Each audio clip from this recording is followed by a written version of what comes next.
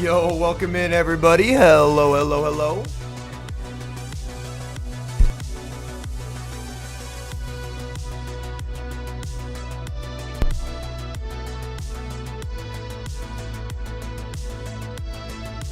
Just broke 2400s with the Steelix team. Let's go. Good stuff.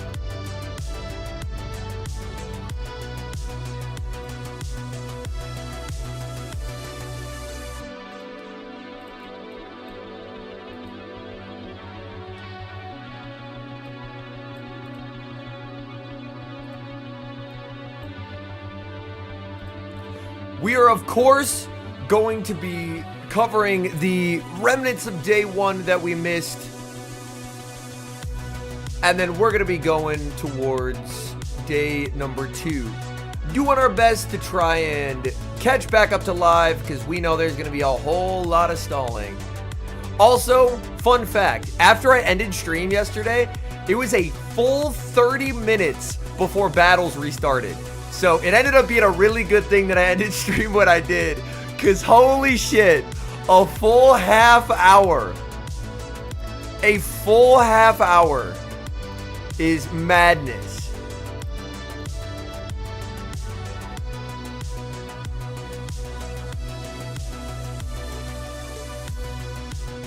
But we're here. Yo, welcome in Tiger, Navalar, Mark, just a veteran, congratulations.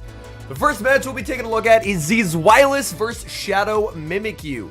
Zilus rocking Shadow Scizor, Acid Credilli, Greninja, Corsola, Galarian Weezing, and Lapras. And for Shadow Mimikyu, Dedenne, Diggersby, a Tentacruel, our first Tentacruel sighting of the day, Dusclops, Shadow Annihilate, and Galarian Moltres.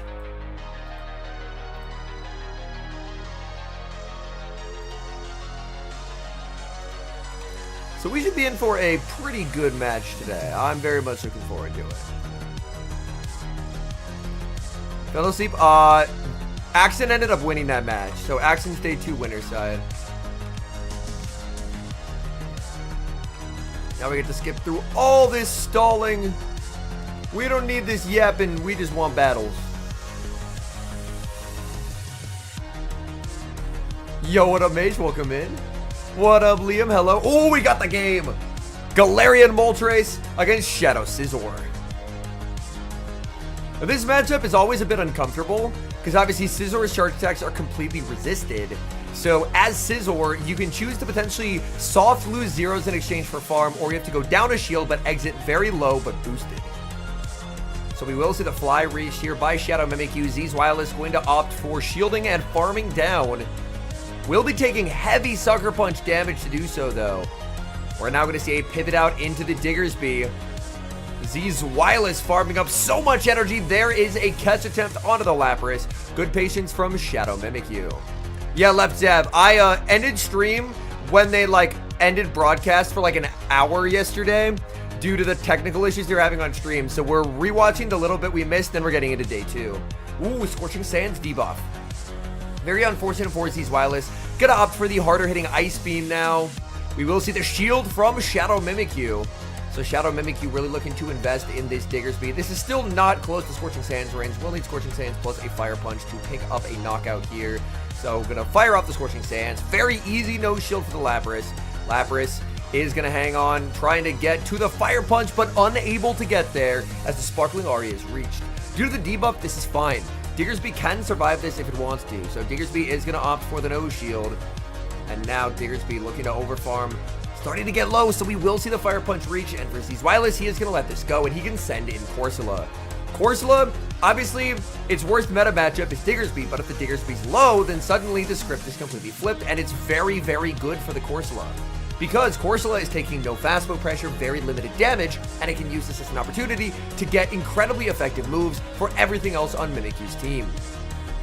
We're now going to see an aggressive switch in a Tenta. We do see the Scorching Sands debuff. It is an Acid Tenta. There's the switch back into the Scizor. Scizor firing off this Trailblaze. Trailblaze will be hitting for neutral damage in this matchup. Trailblaze is going to connect. That is some pretty solid damage. These bullet punches are resisted. Even at +1, they're not doing a lot. The Scald fired off by Mimikyu. Scizor going to let this through, just fully sacrificing the Scizor to try and set up Galarian Corsola for the sweep. Galarian Corsola now at the back-to-back Nightshades, and this is bad news for the Tentacruel. Tentacruel in a world of hurt. Tentacruel is going to end up committing the Shield. Switch Clock not available. The Scald is available, but Z's Wireless throws immediately, and that means this Scald is now lost energy as Tentacruel will get knocked out. So Nightshade picks up the KO. There's still the Galarian Moltres. Galarian Moltres, I think it's just going to get farmed down here, is it not? Oh my goodness. Moltres. It does get farmed down by the Galarian Corsola. Galarian Corsola taking out a Galarian Moltres and a Diggersby. What a turn of events. Oh my goodness. Z's Wireless said, nah, Corsola, noted flexible Pokemon. And he's going to take game number 1 here. Oh my goodness. What a game there from Z's Wireless. We can fast forward through all these replays. Ooh, Greninja into Dedenne. Greninja obviously does have the pacing advantage here. 9 turns versus 10. Hydro Cannon will inflict big damage. It's survivable for Dedenne, but Dedenne pre any boosts is a pretty glassy Pokemon, so we will see Shadow Mimikyu look to invest a shield. Shadow Mimikyu gonna farm up here. There's the switch into the Galarian Corsola, and he brought nothing for the Galarian Corsola. Oh my goodness. Oh man. That is so unfortunate. He has a Diggersby. He has a Moltres. If he had Diggersby, that would be catastrophic. But Z's Wireless makes the read that he benches the Diggersby, and it's a correct one. Oh, man. That is a devastatingly good prediction by Z's Wireless. I guess Z's Wireless is making the read that if it's a Dedenne lead, it would be very ABA to Credilli. So therefore, unlikely to have that Corsola punish of Diggersby in the back. So a nice read there by Z's Wireless, and it pays off handsomely as Parabolic Charge will pick up the KO. However, the bad news for Z's Wireless is there's a Shadow Annihilate, and he ran ABA weak to this Pokemon. In comes Greninja. Greninja going to get outpaced here. Yeah, All-Star, unfortunately I didn't have time to add the emotes. I will be adding the emotes prior to day number 3. But yesterday, I ended stream, I ate food, and then I went to sleep. So, unfortunately, I have not added the emotes there. Because the emotes have to go through an approval process, and that does take a bit of time, unfortunately. Yeah. So, like, once they get submitted, it takes a bit of time for Twitch to say, okay, these are like TOS approved, and it's the Annihilate in the back. So Z's Wireless making the read that Corsola was free, but unfortunately, he ran ABA weak to Annihilate, and now Annihilate is going to absolutely shred here.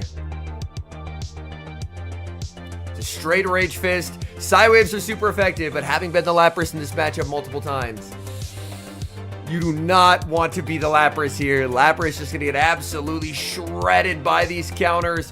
Will get to the Sparkling Aria, but it's just too little, too late for the Lapras. There's still a full health Tentacruel. Down goes the Annihilate, but the damage has been done. In comes Tentacruel. Tentacruel should get an Acid down here. Lapras trying to make the Aria, doesn't get the Aria. Scald probably KOs, but he's going to guarantee it with the Sludge Wave here. Saying, you know what? I'm not risking anything. I know a Sludge Wave knocks out, so I'm firing off the Sludge Wave. Down goes Greninja, and we're going to a game number 3. So the equalizer here from Mimikyu. Z's Wireless with the risky Corsola save switch that ends up paying off. But in neutralizing the Corsola, that made Annihilate very free. Game number 3, we have Dedenne staring down Galarian Corsola. Unfortunately for Shadow Mimikyu, he now knows it's... Oh, he tries for the catch out of the Diggersby. Doesn't get it. So much energy banked on this Corsola, and that's going to be such a problem. Oh, man. Shadow Mimikyu, realizing that the Diggersby probably doesn't have a lot of play in the back, tries to get the best use out of it, which is catching a move, but ZZ is just too patient. He doesn't let that happen. And now this Diggersby is going to be aligned into Lapras. This is a terrible matchup. And on top of that, The biggest issue that you're going to have in this moment is going to be the fact that where do you take this Galarian Corsola energy? You have a Tentacruel and a Dedenne. You no longer have a Ghost resistance with Diggersby getting burned in this mid-game. Scorching Sands is going to come through. Lapras is going to farm up quite a bit. Sparkling Aria will easily pick up the knockout. And for Shadow Mimikyu, again, this is such a tough spot to be in. The undercharge on the Sparkling Aria, it will still KO. Wanted that to not knock out. In comes the Corsola, but the Dedenne will fire off the Parabolic Charge. Zilus knows he cannot concede the farm down here. Conceding the farm down to the Dedenne would be much too risky. So now we will see the Nightshade being reached. This Dedenne, having already lost 40% of its health, the Dedenne is now in a very awkward spot, whereas the defense boosts are significantly more powerful when you have more health to hide behind. This is a great throw on alignment here by Zilus, as now he guarantees the Nightshade to land instead of Mimikyu being able to do one in the move with the Parabolic. Back-to-back Parabolics here. Parabolic, I don't think will knock out the Corsola. A good Corsola should hang on here. ZZ has to decide, is it the play rough? He says no, it's not the play rough. The switch into Tentacruel. Tentacruel gets the farm down and the wince of pain from Zilus as Scizor hits the field. Scizor does not like to be in this matchup. Obviously, Bullet Punch is how Scizor likes to primarily deal damage, and it's resisted here. This is not looking to be a comfortable situation whatsoever, and it's made even tougher by the Scald debuff. It was slightly favoring ZZ, but still a tricky endgame, but that Scald debuff may have just flipped this matchup back on its head. Now this Trailblaze gonna do basically nothing. The Bullet Punch is back to normal damage here, and we will see another Scald come out from Shadow Mimikyu. Shadow Mimikyu, I believe, does have a move on the Dedenne. Dedenne really needs this move to land on Scizor. Switch Clock not yet available. It will be up after this move. So for Shadow Mimikyu, when do you switch? How do you make this call? Does ZZ predict the switch in here? He does not. Content to make the move. In comes the Lapras and snipes down. He needs the farm down to win the game. Dedenne, can it Thundershock down? No, it cannot. And ZZ takes it. Oh my goodness. The snipe by the Lapras into Lapras, farming down one of his hardest counters of Dedenne. Zilus masterclass, and he's moving on to day number 2. What a game. Oh my. That was sensational. So well played by Zilus. Absolute brilliance on display. Next up, we have Elim versus Will Hud. Elim has Lapras, Shadow Drapion, Dusclops, Diggersby, Golisopod, and Dedenne. And for Will Hud, he has the first Pangoro that we've seen at this tournament. Shadow Drapion, Shadow Dusclops, Pangoro, Azumarill, Shadow Scizor, and Diggersby. For Will Hud, he's had some pretty massive upsets to get here, and my guess is that Pangoro pick has been core breaking a lot of teams. Outside of Dedenne, there's a lot of teams that are very, very soft to the Panda's unique coverage. Elim, he's a Drapion player. He will always default to relying on Drapion to try and take home wins for him.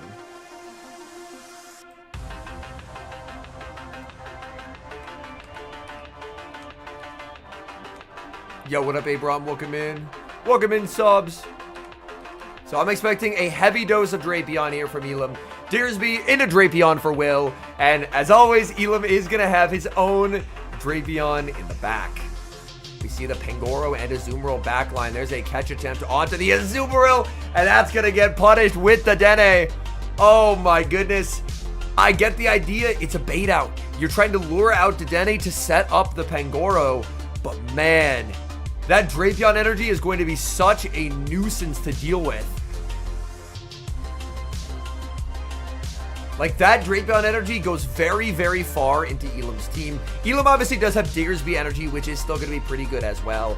I think what this is going to come down to is I don't believe Elim will have to burn a shield here, which is very, very nice. He exits with this energy, and this is a problem for Will.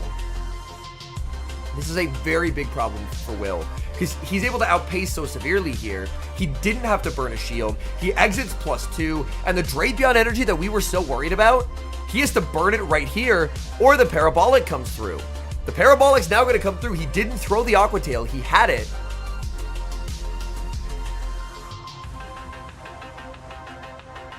In comes the Diggersby, and that's such a nice play. He now has the shield in order to save this energy. He saves the Dede as well. Yeah, Will did get one turn there, which is unfortunate, but this Drapion is now so low. And for Elim, Elim loves nothing more than a shield advantage Drapion. He's gonna switch into the Pangoro. This is a really awkward health range for the Pangoro because you have to Karate Chop it into Night Slash range. He's just switch locked himself. That's the thing to keep in mind here. He's switch locked himself, so you really don't want to have to rely on close combating, but a Night Slash doesn't KO here. This is a bad Night Slash from Will because Elim will always call this. Because if it's a close combat, then he can sting down. If it's a Night Slash, he just doesn't die. So it's kind of a lose-lose scenario for Will here. Will is now forced to double shield the Panda. And for Elim, everything's coming up roses here as Fire Punch burns the switch clock and in comes Drapion. Drapion farming up. That's a charge attack priority tie. He's gonna shield and guarantee the knockout here. Yeah. Because all shields are down now. Like, this is a really nice CMB tie because it means Panda cannot threaten any more moves. Even if it's a bait, obviously it wasn't, it doesn't matter here. Back in comes the Drapion. Drapion has a ton of energy, but Elim still has the shield. Because of how he played, he was able to force that first shield by aggressively pivoting in the Diggersby, taking a look at the team and just saying, okay, Diggersby's fine here. Even if it's Panda in the back, which it was, they have to CC me. So it ends up working out very, very nicely. Unsurprisingly, masterful Drapion play from Elim. He's going to take the win. Ooh. Diggersby into the Shadow Dusclops. Yo, we got a Hydrate redeem. Yeah, I got you. Oh, the Ice Punch catch onto the Drapion. Yeah, Will needed to not let the Dene get that move. Yo, what's up, Buster? Welcome in. Oh, he tries for the catch, but mid-hex, you're not going to be able to get that catch. Yeah, hold on, Tiger. I can just... Yeah. So, once we catch up to live, I will do predictions, yes. Because obviously, if people have watched ahead, then people will be able to just know the answers, so...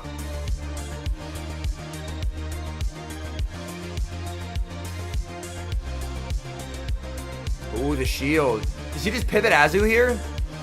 I'm very surprised he didn't just pivot Azu, but I guess he's afraid of clock being up and getting the Denade. But this crunch does huge damage to the Dusclops, and he gets stung down. Oh my goodness. Yo, welcome in, Super Broker. Yeah, we'll catch up to live in no time. Don't you worry, chat.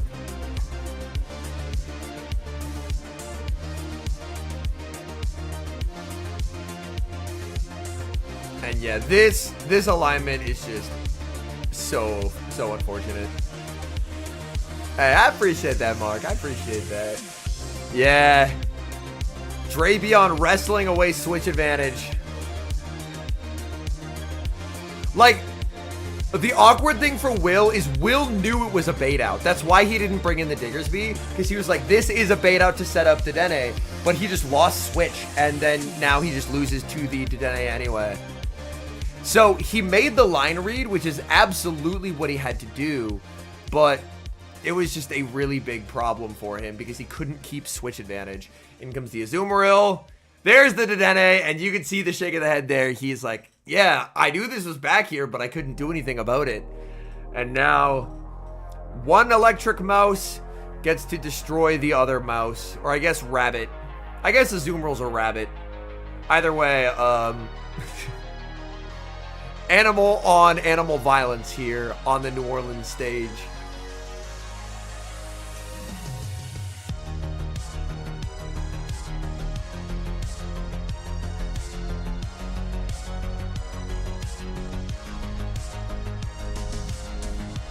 Yeah, and how you play it out doesn't matter excessively in this moment because he just capsized here. Elim's too good, man. Elim's too good. You know what's the craziest thing right now? If Elim wins this tournament, he will have won the last 3 tournaments that he participated in. Somehow still fewer accolades than Marto has this season, but that would mean that if he wins the whole thing, he will have won the past 3 tournaments that he participated in.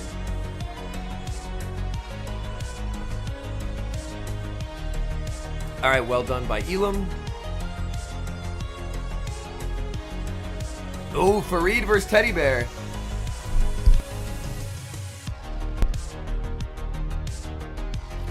Yeah, Bill on a generational losers run. Azumarill, Shadow Scizor, Galarian Corsola, Shadow Quagsire, Credilli, and Mandibuzz. And for Teddy Bear, he has Lapras, Gligar, Dedenne, Shadow Quag, Moltres, and Shadow Primate.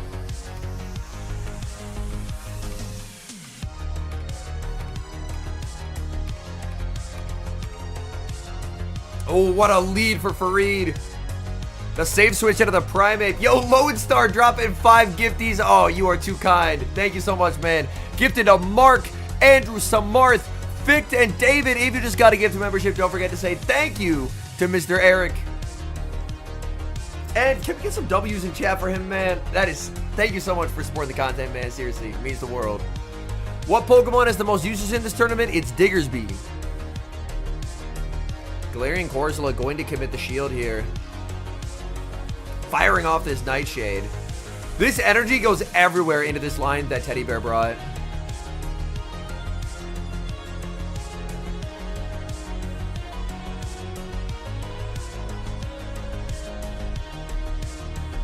Did he just let this go? Yep. Oh, man. Teddy Bear's AVA. He's AVA to Credilli. He needed that switch advantage. Like, he needed, that shield advantage, not switch advantage. And instead, he got shield advantage. Sorry, yeah. He got switch instead of shield, and now he's just cooked. Because Credilli just throws Grass Knot at everything, and everything is hurt by Grass Knot. So he just can't do shit now.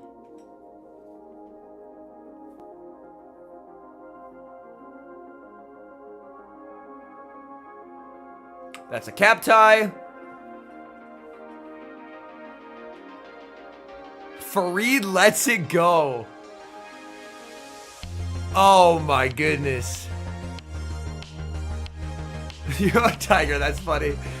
His third answer was LA. Oh no.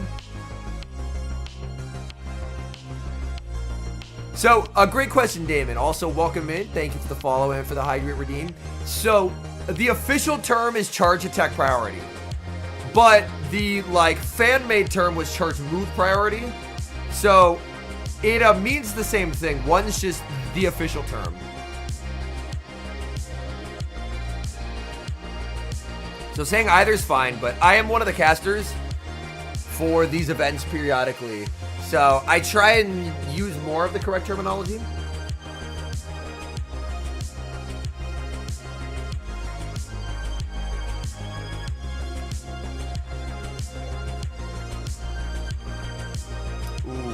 Quag into Scizor. This matchup is so bad for Scizor.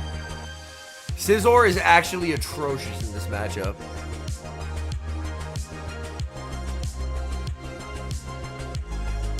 I'm surprised he let that go. I don't think that's the... Oh, because he just wants to force 2 shields. That's why. That's why. Because I was going to say, I think Scizor can double shield and farm down. Yes, Kevin, that is correct. Yo, what up, Kelcamp? Welcome in. So that's why he's doing what he's doing. Because if Scizor lands a move, it bullet punches down.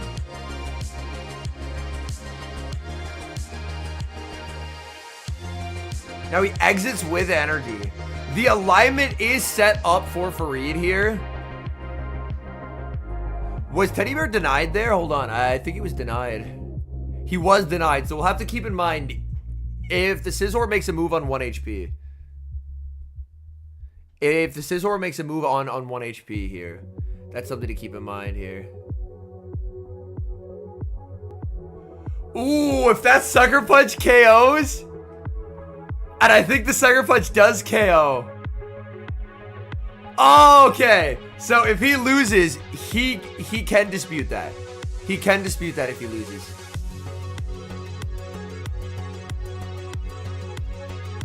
I don't think he loses though. Moltres is pretty close to a bird. I don't think he loses. Maybe I am just mistaken.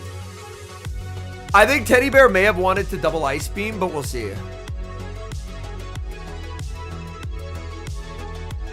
Maybe he knows that... Oh, he thinks Arya knocks out here. I would always Ice Beam to be safe because I am a scared child. Does Arya KO? It does KO. Okay, that is good matchup knowledge there. The issue for Fareed is he has to throw a Play Rough at the Lapras. And if you throw a Play Rough, you're always 2 off of your move. So there's no way for Fareed to win this game because Galarian Moltres has too much residual energy. So at this point, this game is completely over. Teddy Bear has won. There is no way for Fareed to win this because it doesn't matter how much he farms up here. His only hope is like this doesn't knock out and Teddy Bear doesn't know to just switch. But Teddy Bear is just going to switch and outpace here because he's 2 off. Look at that. Look at that. Right there. That is an understanding of how energy residuals work by Teddy Bear. That's nicely done. That's very nicely done. Like, in that moment, Fareed does not have a win con unless there's a huge error that occurs. It should have been a lot cleaner if Teddy Bear didn't get 1 turn, but he still wins anyway because Moltres energy is too good. Oh, buddy. Primeape into Credilli. The save switch Scizor going to be answered with Quag. Yeah, the Damon one. It is called... hold on. Let me see if I can find it. It is called Glitchscape by Bearded Beats.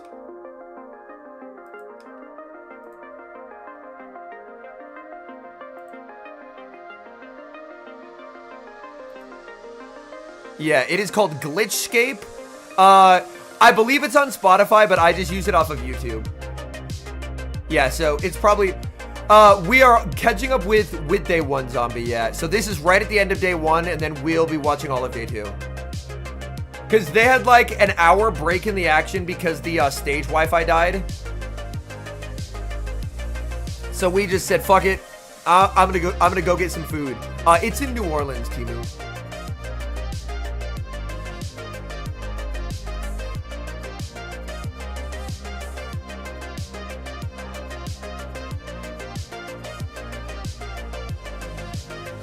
Moltres energy again is just gonna go insane.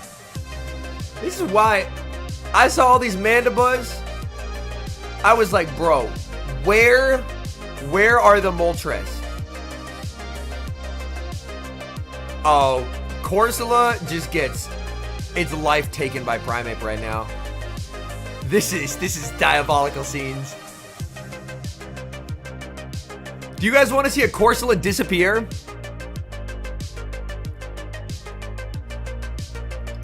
He forces the shield, but it doesn't end up mattering.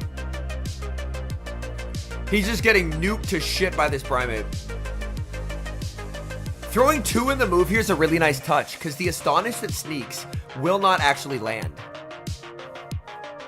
Because the Rage Fist KOs. I need... Oh, I stand corrected. It actually did survive, but not enough to have another Astonish land. Because now this is just a heavily boosted Ice Punch, and it's just going to rock the Credilli. Oh my goodness. First good use of the heavy damage graphic. Moltres farms down. Teddy takes it.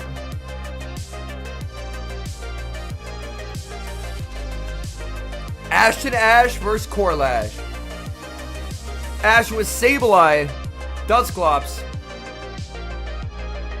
Golisopod, Mandibuzz, Diggersby, and Credilli, and Corlash with Lapras, Shadowclops, Tinkaton, Mandibuzz, Shadow Drapion, and Swampert. My first initial thought is, how can a team be this weak to Mandibuzz? Look at Ash's team. It has one Mandibuzz check, and a whole lot of things that are neutral to good for Mandibuzz. So this is a little... Uh-oh.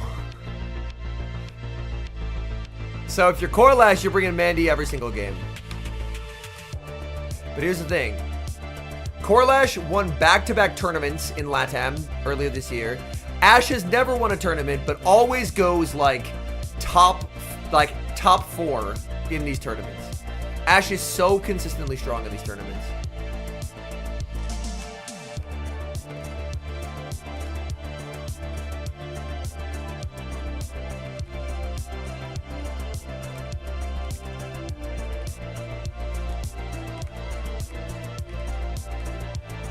Leads are set. Golisopod into Mandibuzz.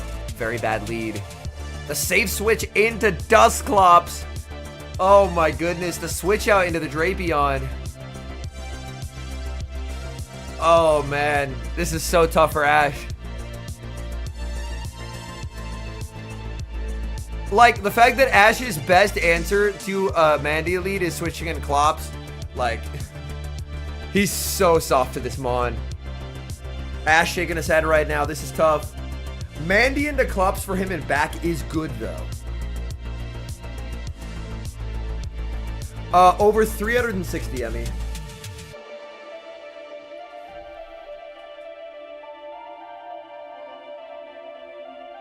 Really nice cap tie by Corash. Corash not letting Ash force a shield here is very, very clutch.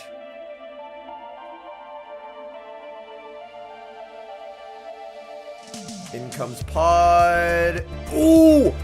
Hold. That's a really good farm down for Ash. Wait. I didn't think he was getting that farm down. Because he just X-Scissors now. And then goes Mandy. Or sorry, not X-Scissors. Aqua Jets and then goes Mandy. And then Corash is going to be in a Mandy mirror down health.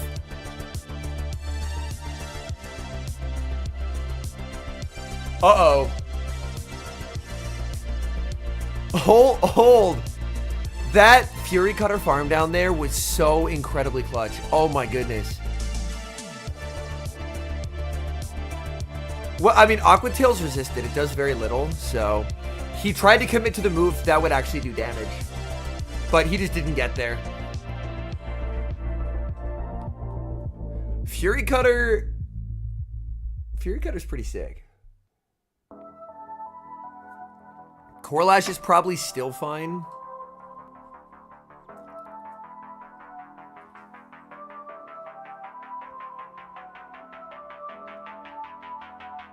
Actually, nah, I don't think he is. I think Clops is gonna be a problem here. Sorry, Clops, like Mandy's gonna be a problem for the Clops is what I meant to say. Corash has to shield this, yeah. He has no way of farming down otherwise. Cap. Ooh, Corash wins it. Does Ash shield here? No, Ash lets it go. Yo, what up, Jamal? Welcome in. Pod has the clutch against... The Dusclops being Shadow works against it in this endgame. Because 2 Aqua Jets probably KO. He needs 3 Shadow Punches. Oh my goodness. This is going to come right down to the wire. If he can throw 2 in the move here... Okay. Wait. Oh my god.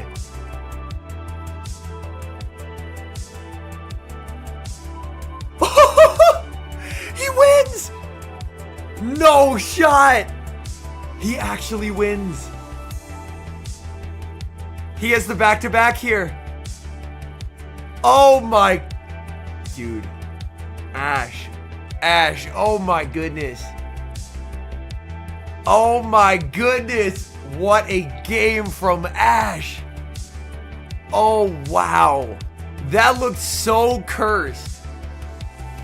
That looked so cursed. Yeah, so well played. So well played. Oh my goodness.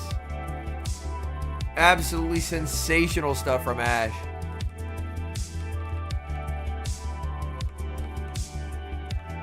Well, we got Mandy and Mandy. We know Corash wins charge tech priority. We have Tink in the back, but Tink dodged the Mandy, which is unfortunate.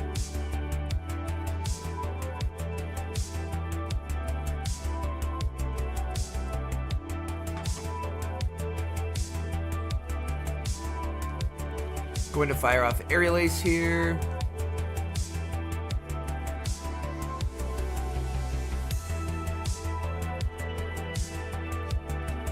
This is tough. Ooh, the charge stack priority. The goalie being Fury Cutter means that it's actually extremely fine into Drapion.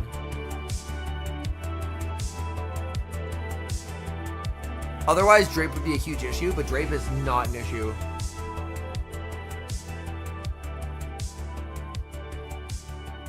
Obviously, next move not going to knock out here either. Ash, so much energy. Ash and Ash, yeah. Ash and Ash is so good, man. He's absolutely unreal. All right. This is awkward for Corash. Because do you end up throwing the move here? Oh, he's going to catch. So he saves the Mandy energy. But now this just gets potted. Look at the Fury Cutters here, by the way. Watch Drapion's health bar get absolutely eviscerated by Fury Cutter. Oh my goodness. And now he just farms up to 2. If Corash shields, he can just farm him down. Yeah, watch these Fury Cutters. This is the difference in this matchup. I mean, if his CMP ties, Ash just lets it go and gets farm on pod, and that's also bad. Ash is just farming down. He knows. It's a show 6 environment. Looking across the team, he knows his energy will always have value into what Corash could have in the back. Oh! He tried to snipe with the Aerial Ace, but he accidentally threw an Air Slash. Oh, a rare misplay from Corash. Corash almost had him there. He tried to snipe, but he accidentally clicked an Air Slash, and that didn't let him click the Aerial Ace.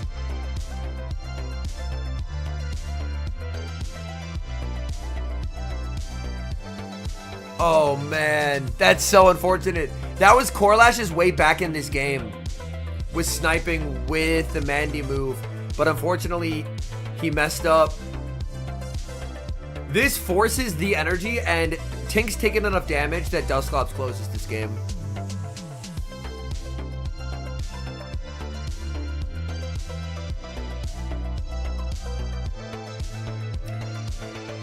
Drape comes in, but the issue is Drape has to throw into the Mandibuzz, because Mandibuzz will not die to 2 stings.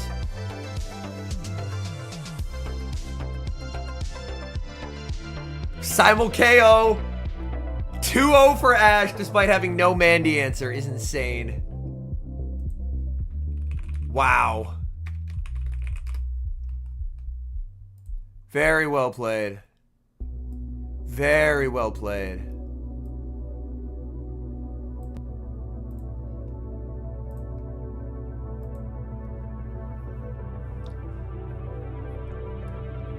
Ash is feeling it.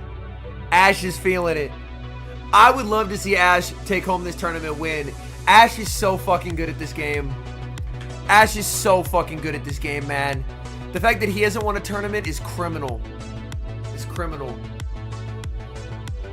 I believe that is the final match of day 1. No, it's not. We have one more. Okay, chat. Before this match,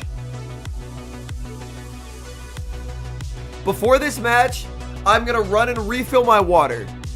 Give me 60 seconds, and I'll be back, all right? We good? All right. Yeah. Give me 60 seconds. I got to refill my water. Run the rest of the call back.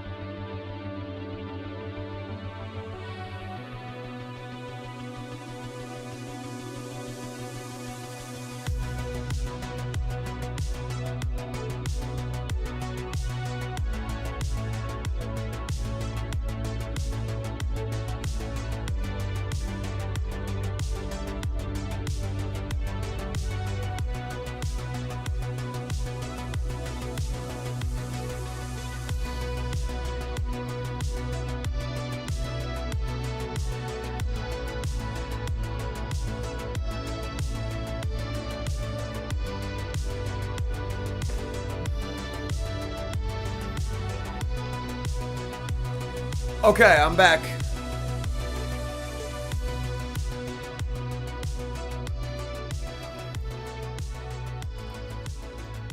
I refilled my water. I still have a little bit of coffee left.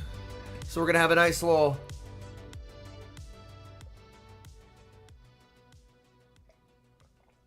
sip of coffee. And let's go through teams. Yo, what's up, Vix? Welcome in. Okay. Oh, okay. Let's take a look at these matchups. Richie versus Bogish. Credilli, Shadow Annihilate, Diggersby, Jelly, a rare jelly, 2 jellies, Dedenne, and Mandibuzz.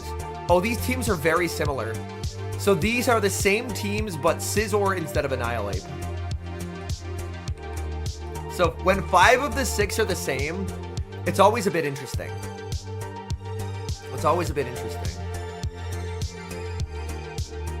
Klops does beat Jelly, yes. You just outspam Jelly.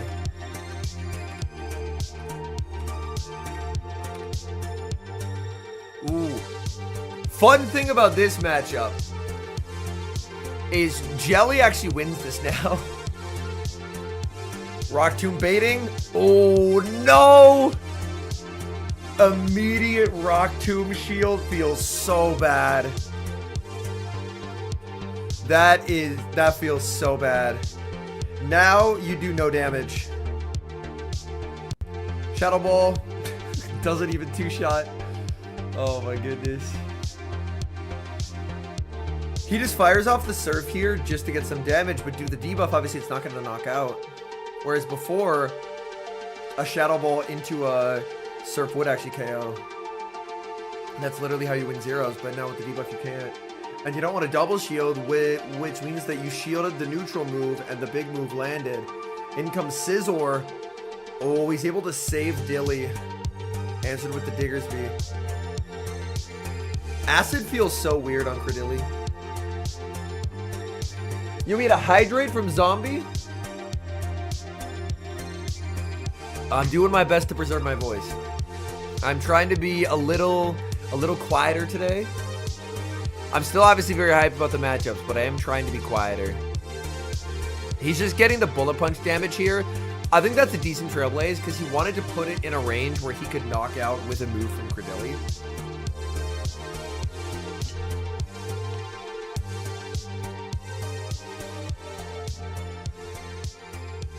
Is Acid better than Bullet Seed? In show 6, people are liking Acid more. I'm not sold on that, but we'll see, obviously. We'll see.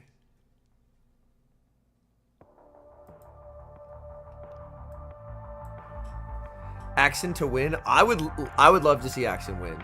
An Axen win would be incredible.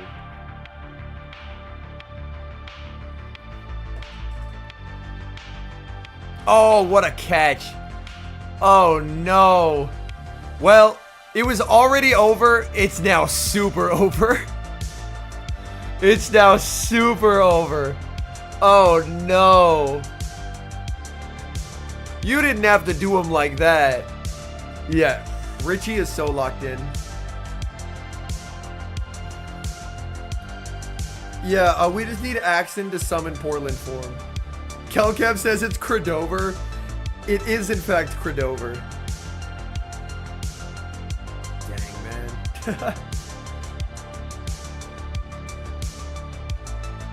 Very well done. Just fires off the move because you only need a little bit of damage here.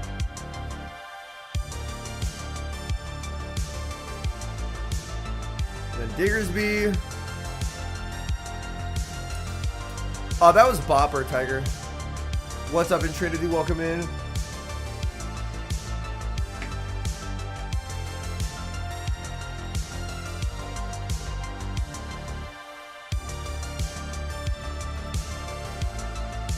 Stealing the term Credover?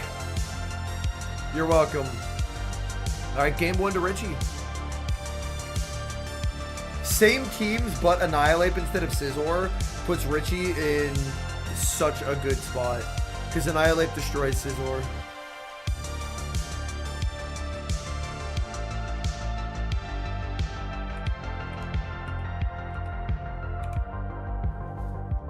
Oh no, Credillion to Ape. He's forced to bring in Scizor. Oh my goodness. He just... Vix, day one stream should go public. As far as Twitch, I fixed it, so hopefully the VOD should go up.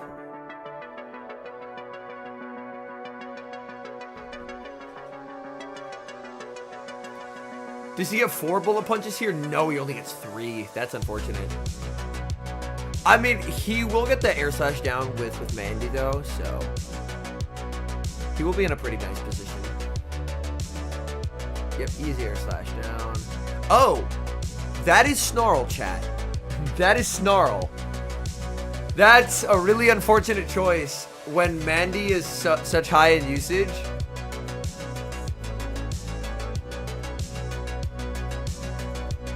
Air Slash gives you better play into Drapion and also the mirror.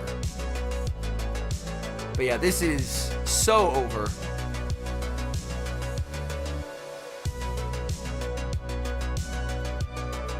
Yeah, Shrum, after today's stream, I'll be able to put the Spice Bowl VOD and the... Yeah, I'll be able to put the Spice Bowl VOD and Day 1 VODs live. Yeah, day 3 is tomorrow. It'll be the final 3 competitors.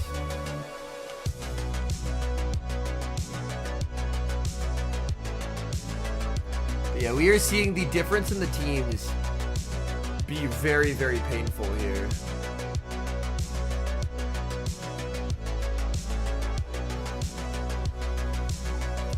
And since you're acid, you can never farm down here. So that's why Richie's fine letting this go. He baits as well. Yes, Tara. So it is tomorrow. Like final 3 will be tomorrow.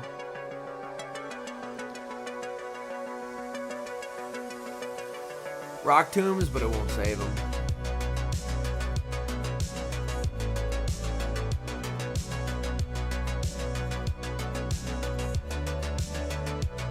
Nice overfarm by Richie, and yeah, Bogish knows. Yeah, it is just top 3 tomorrow. So we're at top 32 today, and then we go until there's only 3 left. Diggersby just outpaces. I'm so happy to hear that, Yolk. Glad to hear it. Everyone deserves their charge TM.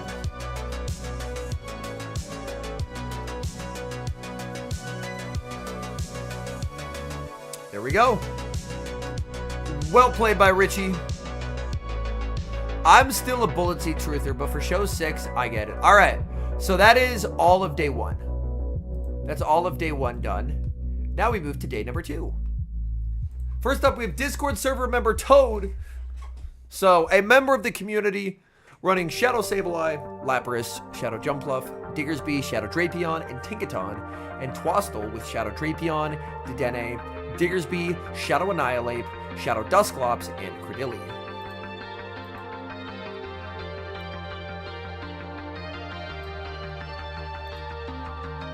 Who am I backing to win? I would love to see, I think, Axen or Elim.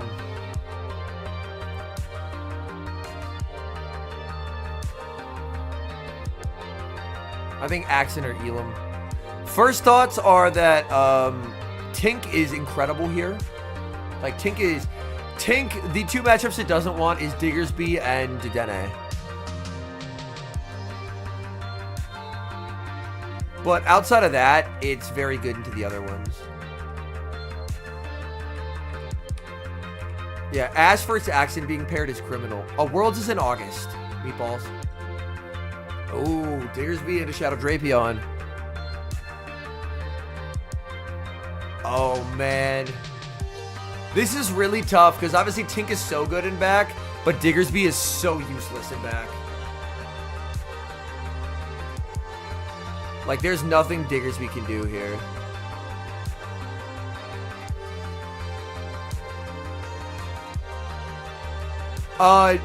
Dedenne beats Tink just straight up. It's very awkward.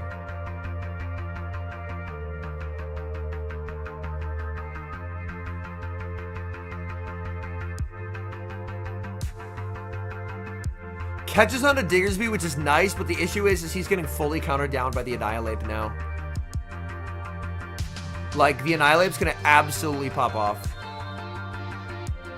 Yeah. The Annihilate shields nothing, fully counters down, exits with 2 Rage Fists, and then the game is kind of just over, unfortunately.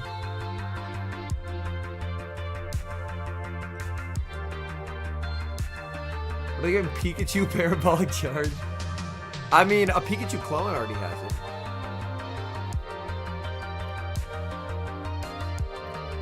So, like, Toad's doing what he can, but it's very miserable.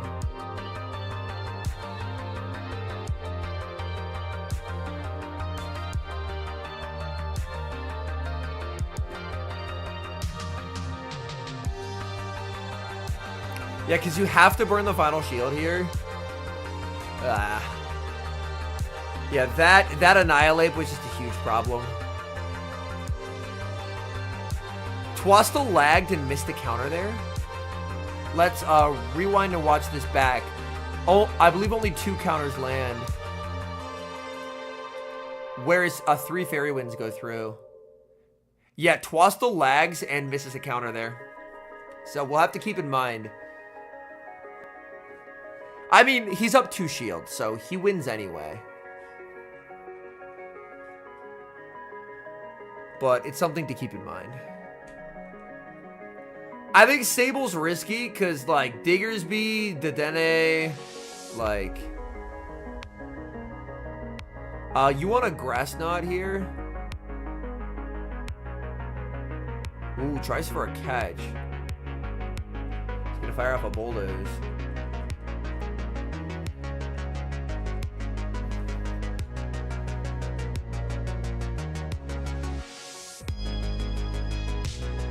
Gets farmed down.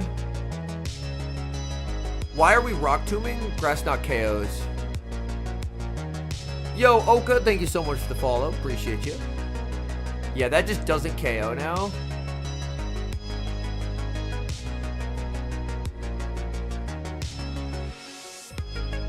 But there's only a tail loaded here. Yeah, it's just not enough.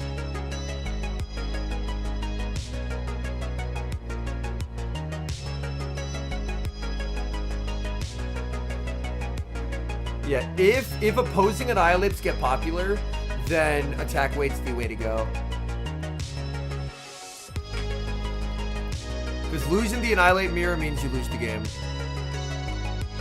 I guess, yeah, maybe Rock Tomb to cover for a catch. Yeah.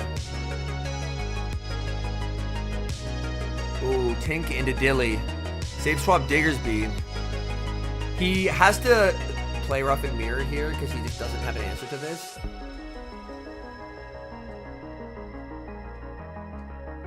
Ape has performed really well at this tournament, though. So Ape very well could be a thing in this meta. Because the interesting thing about how metas develop is the GBL metas are in large part shaped by people testing things, and then people who are better than the GBL players, which are these guys, figuring out what is good. And then once that's figured out, then people run a lot of what the people in tournaments are running.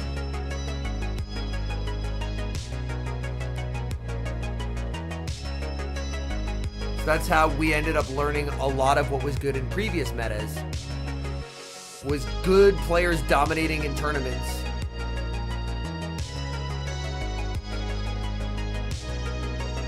Did get the Sands debuff there. There's been some spice, but the thing about spice is it, like, the only spice we've seen is Greninja, and that's like anti-meta. Because like, I would normally classify Spice as, like, a bad mon, and I don't think Greninja's bad. I just think it's anti-meta. Bulldoze is here. This is uncomfortable just because you have no fast move pressure into this in the back.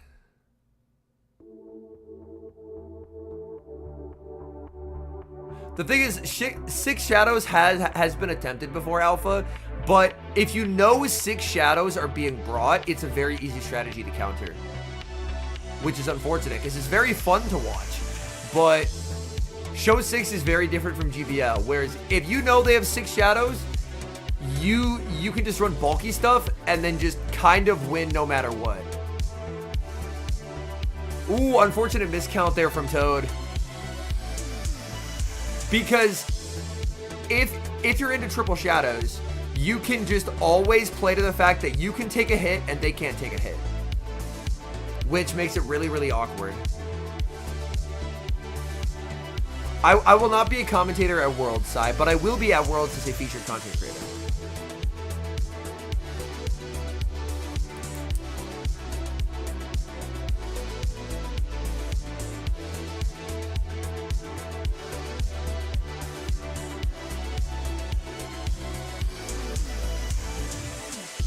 Just continues to get really nice damage here.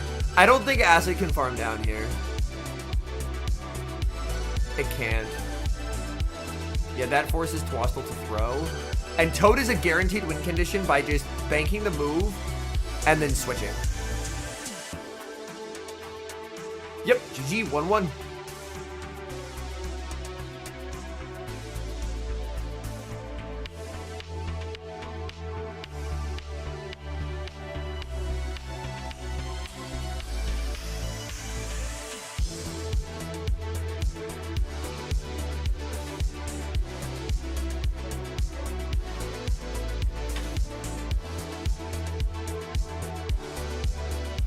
Yo, what up, Grungy? Welcome in. All right, we're going to game number 2. Let's get through this replay. Axen, he'll be in one of these winners rounds. Ooh, tough lead. ABA again to Diggersby. Oh, no. Oh, no. He brought the jump bluff for the ape, and the ape wasn't brought. Oh, no. Oh, that's devastating. That's actually so devastating.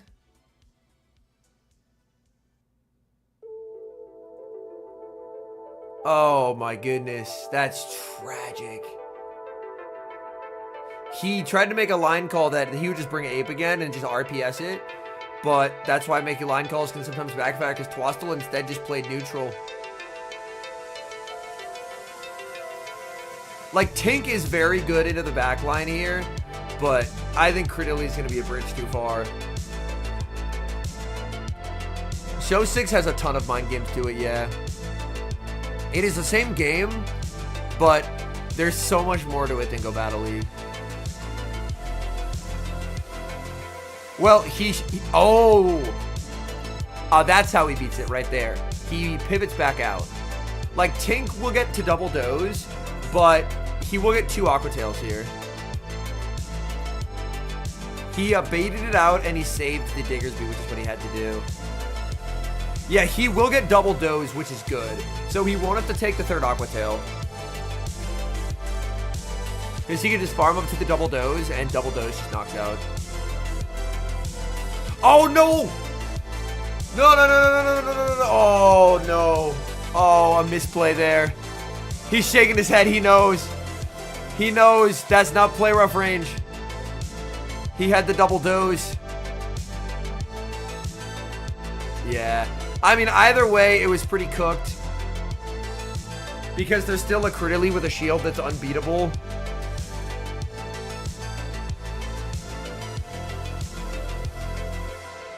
There is energy on the... Drapion here. Acro, wait, hold up. Oh, no, but there's still a move on Diggersby. Oh! If you want the CMP sack there, you have to pause a turn and then swap. And he just loses his crunch. I mean, to be fair, it was over anyway, because, like, Diggersby has a move. But, yeah. He tried what he could there. He tried what he could.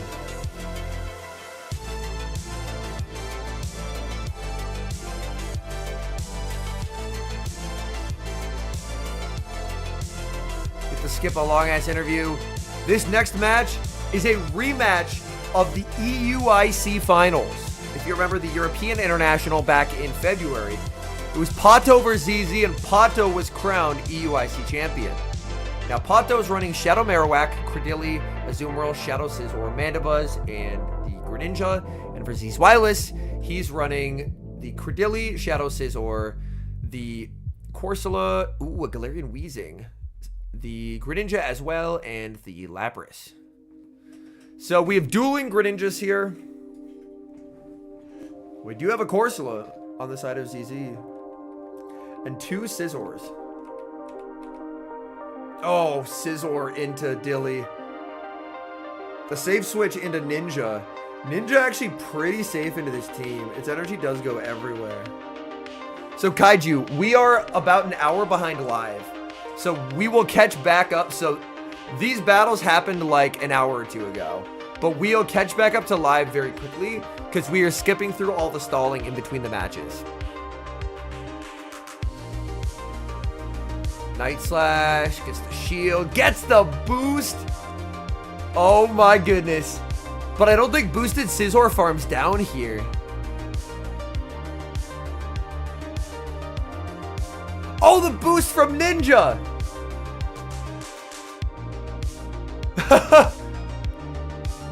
2 Night Slash boosts to start off a game. He turn waits, which lets a Bullet Punch land. It is anti-meta, Sai. It's anti-meta.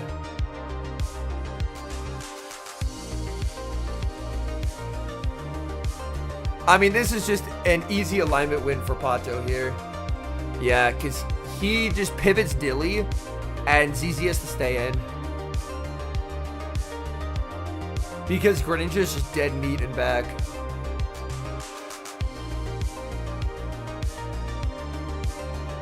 Yeah, they're in top 24, and by winning, they advance, I think, to top 12.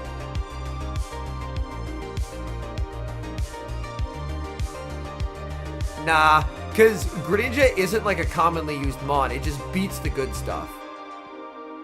So that's why. Yeah, ZZ intentionally not throwing because he wants Greninja farm. Because if it's most things on Pato's team, Greninja farm can win him the game, but it's Azu, so it can't.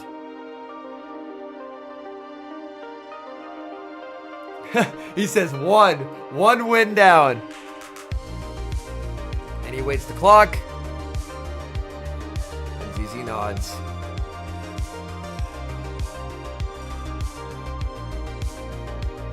Sweet Tarts, yes. Rise made day 2. He is on loser side, but he did make day 2.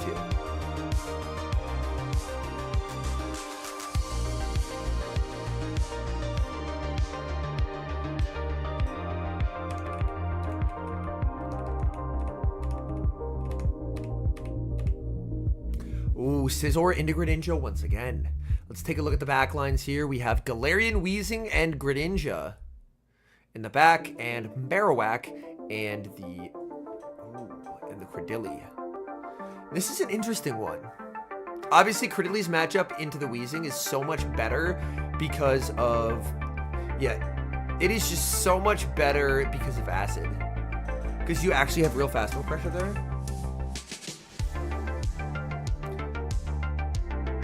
Night Slash, will we see a boost? No, we do not.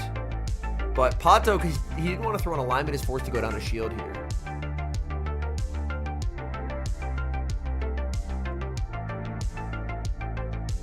Ooh, the catch onto his own Greninja, making some plays.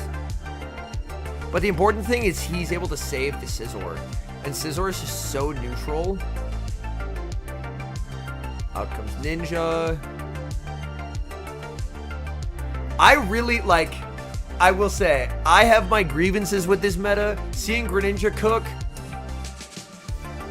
I will grant a lot of latitude to this meta because I love Greninja. Oh, Pato has to undercharge. This is going to set up an insane farm for Scizor, and he does. That's really good recognition for Pato because Pato needs to get knocked out here. He can't get the Scizor farm, but ZZ is now undercharging because he knows he wants to get the Scizor farm. Oh my goodness. Go Scizor. This is so dire. Oh no, this is so dire. His only hope. The slap down. Does he get it? No! The Scizor lives on 1 HP. And that's good night, Marowak. Bang. In comes the Wheezing. And ZZ will take it. We're going to a game 3, folks.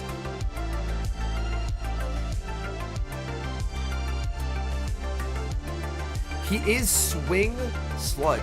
Good info to have for the next game.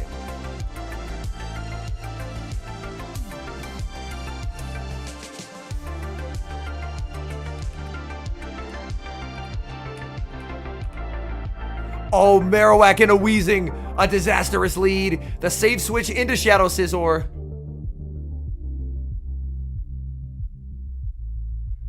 But look at the damage he's already taken.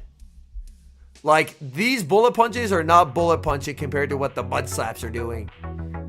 Oh, the boost! Oh my goodness, this Scizor keeps boosting. This Scizor keeps boosting. Yeah, Scizor heard me saying that the bullet punches weren't hitting hard, and he said, huh, are they hitting hard now, Mr. Henry? Yes, Scizor. Jesus Christ, calm down, buddy.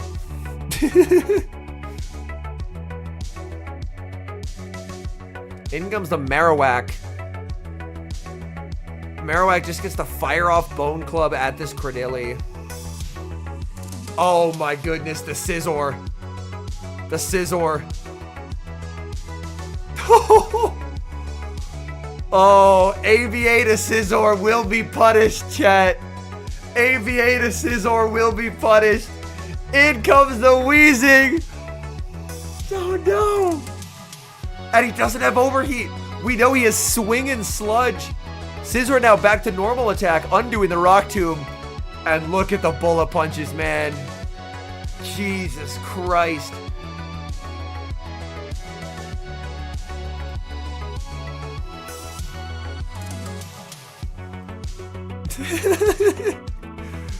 God damn, these bullet punches are devastating. Yeah, well, this is very over. Yo, what up, Zeus? Welcome in. I'm having a good weekend. My voice is a little shot from all the streaming yesterday, but other than that, can't complain.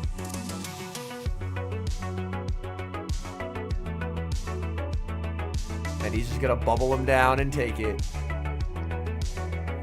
Oh my goodness. Well played. Well played.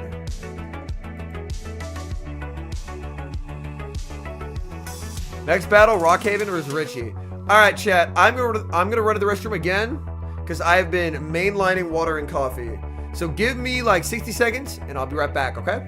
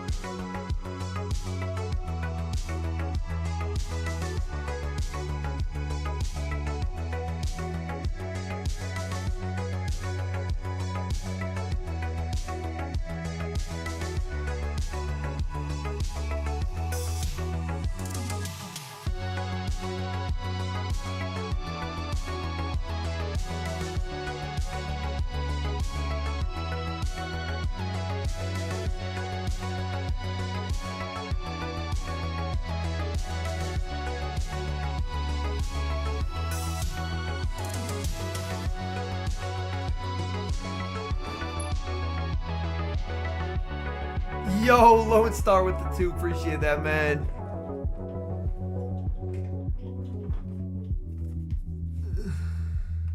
Does chair no move counts? The chair absolutely does no move counts.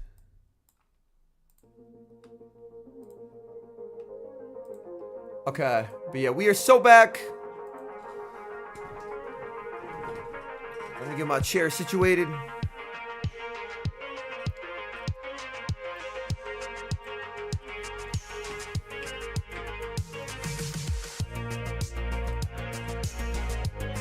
Okay, how we feeling? Rockhaven versus Richie. Another Scizor. Scizor, Dedenne, Blastoise, Diggersby, Mandibuzz, and Dusclops.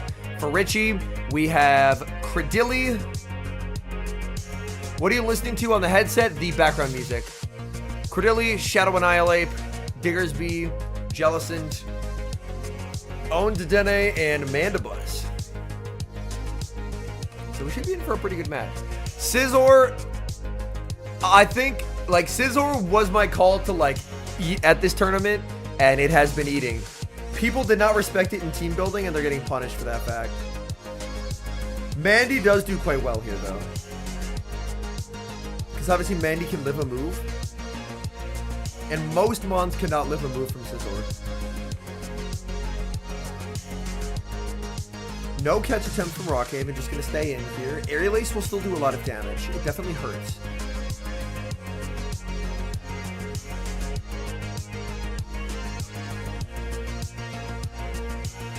Ooh, there's the catch. Rooting for Blastoise, just having Scissors on the same team. Nice. That's awesome. Ooh. Luring out Dedenne is good for Rockhaven.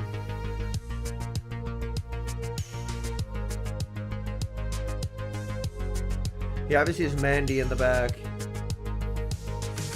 Early shield from Dedenne as it wants to buff of its defense before it takes any moves.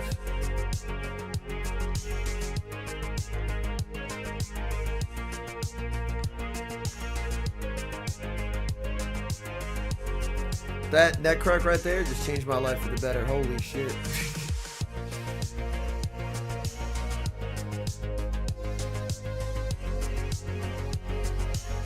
Yep, Rockhaven always going to be letting this through. Rockhaven did store a bunch of energy on Scizor. We'll have to use it into the Dedenne here. Ooh, the Trailblazers. We the basic structure of team building in Delightful Days meta. I think what we're learning is Scizor, Annihilate, and Araquanid are better than we expected.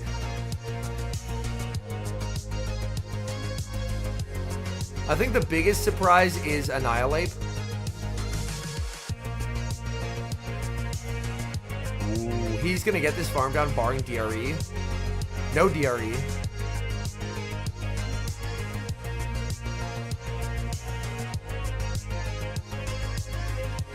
Well, Bulldoze was a very bad move beforehand. Like, Tinkaton thrives because of its good pacing. Like, Bulldoze is one of the things that makes it good. Well, Dusclops is a means to an end, but I think you can play without it.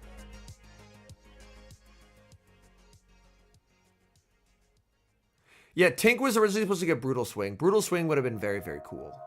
I would have been a big fan of Brutal Swing.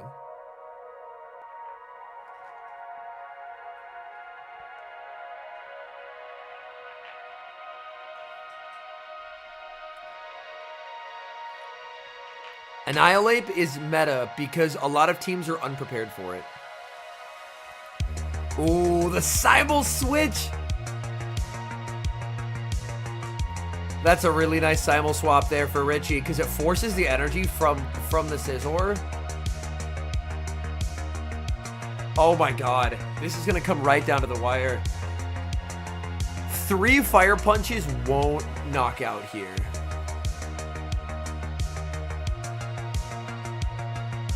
Yeah, like, look at that. 2 more will not cut it. I would say Shadow Scizor prefers to have attack weight IVs, but if you only have a rank 86, then you build it, yeah.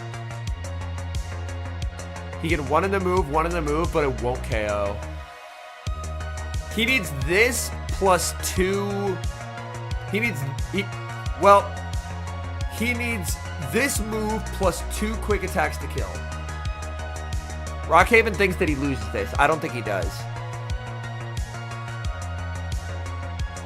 Oh, it's a tie.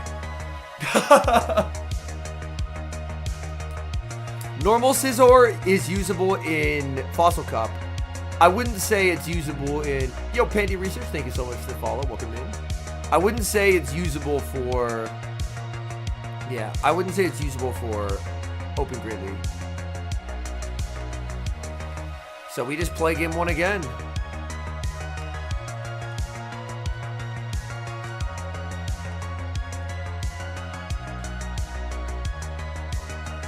Save switch Scizor. Answer with the Diggersby. Diggersby switching was fast enough that the Fire Punch is reached before the Trailblazing. That's a really important distinction there. Yeah, Dig was a lot better of a move before. Dig is kind of cheeks now. Remy, it runs Shadow Punch because Poltergeist in a tournament like this is a deeply useless move. Because if you know when Nuke is coming, then you feel a lot more fine. You feel a lot more fine shielding it. It works in a Go Battle League sense because people don't know the moveset you're running. But if you know Poltergeist, the reason why Poltergeist is bad is because if you have a Poltergeist and it's shielded, you automatically lose the game because you've wasted so much energy on a move that was shielded. That is why expensive nuke moves are never usually worth it. Rockhaven should go for the catch here. Oh, good patience by Richie. That's why, like, in a competitive sense, moves like that are not viable.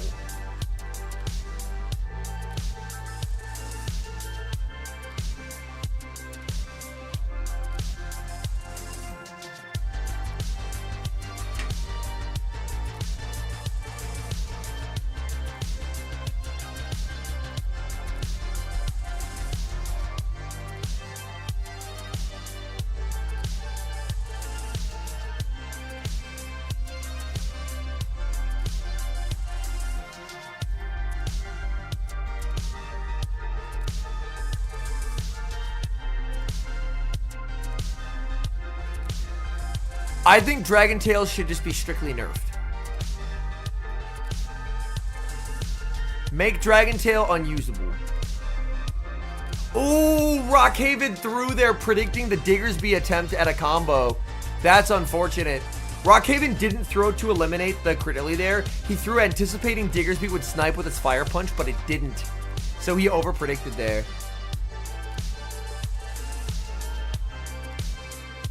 What do you have against Dragon Tail? What is the only what is the viable Pokemon that uses Dragon Tail? And then you will have your answer. You will have your answer. It's Zygarde that must die.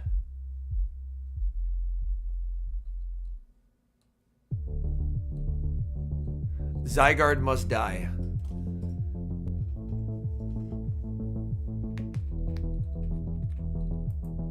Dragon Breath Zygarde? No. We want to nerf Dragon Tail to the point where Zygarde is not a playable Pokemon.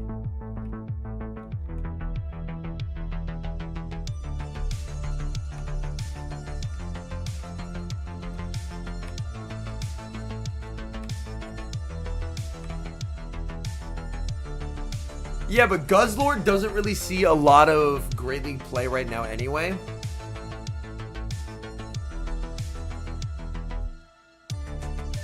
This matchup is actually so painful for Jelly.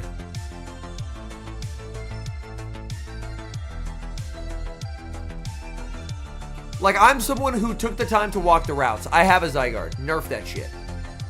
Nerf that shit.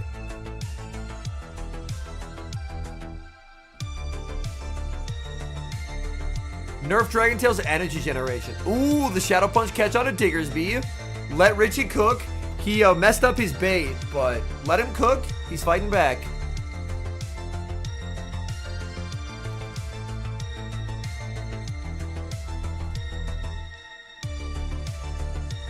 I am willing to sacrifice Guzzlord.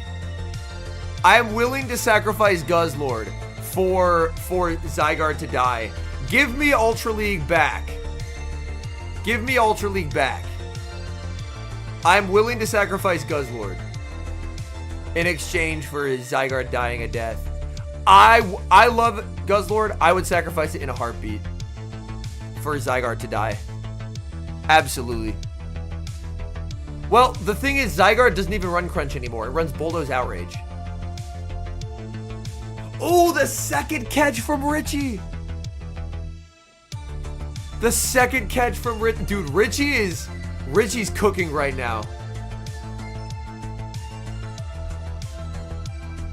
Richie's cooking right now. Oh my goodness. This doesn't knock out. If Rockhaven's counting, he knows it's only a surf.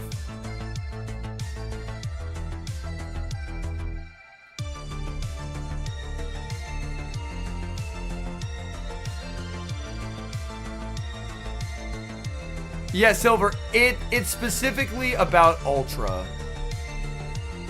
Yes, Zygarde is like, Zygarde was, last season, Zygarde was legitimately bad. But the problem is, Zygarde is so bulky that people can play it in a way, like, Zygarde does not encourage skillful play. Zygarde is what's called a tap-tap mon. There is not skill involved in using Zygarde. It is just insanely bulky. It has good coverage and good pacing. However, it's a deeply inflexible mon. So, it hard wins its hard wins, it hard loses its hard losses. It's inflexible, and it is not a mon that requires skill to play. Rockhaven should have this just off. Oh no! I was gonna say boosted bullet punches, but he might have just thrown. He might have just thrown. He switched out of his boost.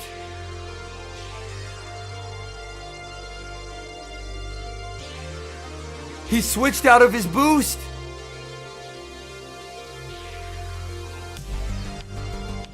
Oh, that cost him the game. No. Oh, no. Yes, KJX. Easily. Easily, yes.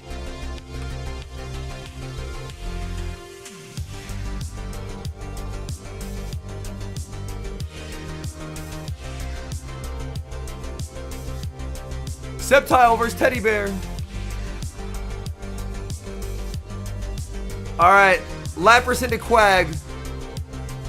No Dedenne from Teddy Bear surprises me. Oh.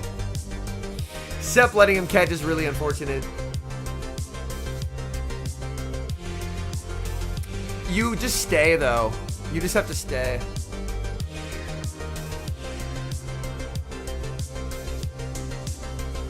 Yeah. But the issue is there's a Quag with 6. Oh, interesting. He banks 100 energy and then just throws away the Tink. William, I am okay sacrificing Guz if it means... Because, here's the thing. This current Ultra League meta is extremely unhealthy. It's extremely unhealthy. Because you have hyper inflexible things like Belly Bolt and Zygarde being ultra strong and Gastrodon.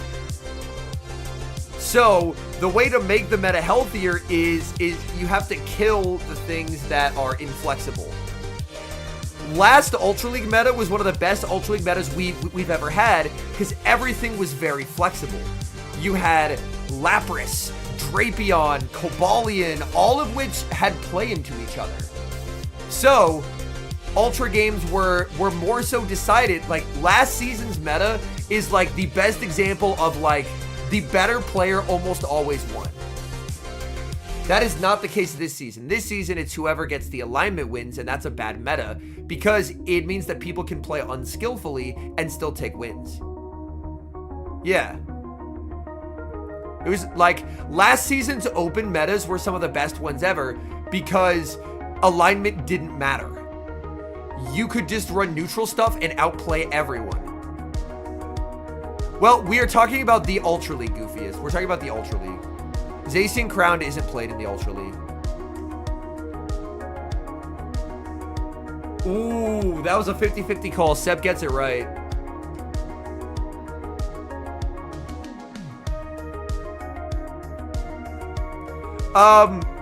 Were they on Sucker Punch, Tiger? Because if they were on Parabolic, then... Sorry, if they were on Thundershock, then they would have cooked. Yeah, they have to throw here. Air Cutter gives Corviknight fast pacing. Air Cutter's a very bad move, so it'll be interesting to see.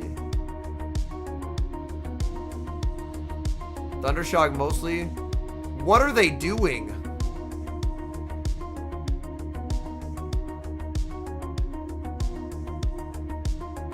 This will be an interesting one here, because obviously this doesn't knock out. Air Cutter will be Legacy, yeah. Ah, Teddy Bear didn't get the catch. The issue is Lap has a ton of energy. Lap's very low, but it has a lot of energy. Oh! He survives! He survives!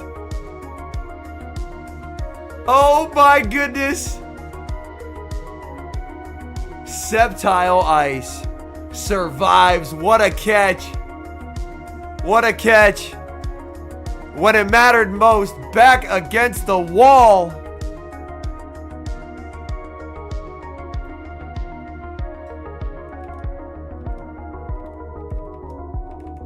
Let's go.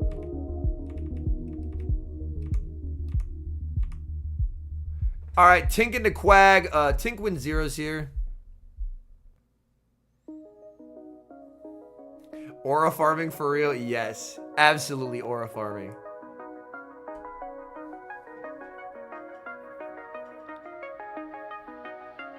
Lands the player off. That's really nice.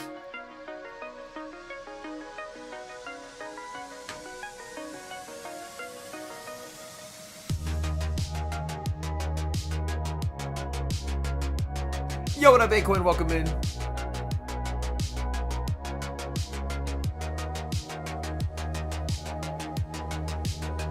We'll get the Doge, because he is a good Tink. Teddy Bear probably just lets us go for farm.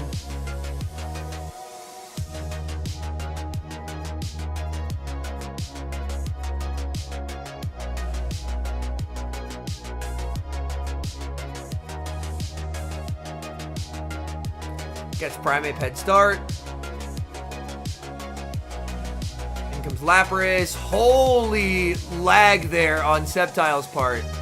You could see him say to the judge, I got one turn. Let's pause this shit for a sec. Oh, holy. Okay, I just made this really full screen. Oh, shit, you can't see it. You can't see it. He missed Psywaves there. He missed Psywaves. Yeah, he should have 2 more Psywaves here. He should be at 14 Psywaves instead of 12. Yeah, he missed two full Psywaves.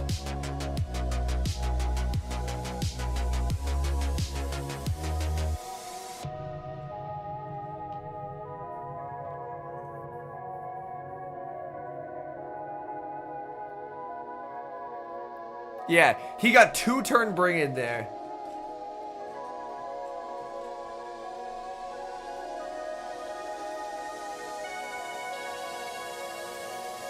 And he gets a move on 1 HP.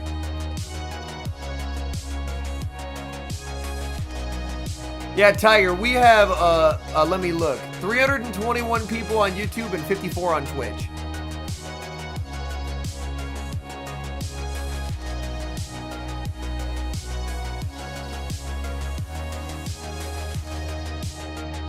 Yeah, he just can't win here.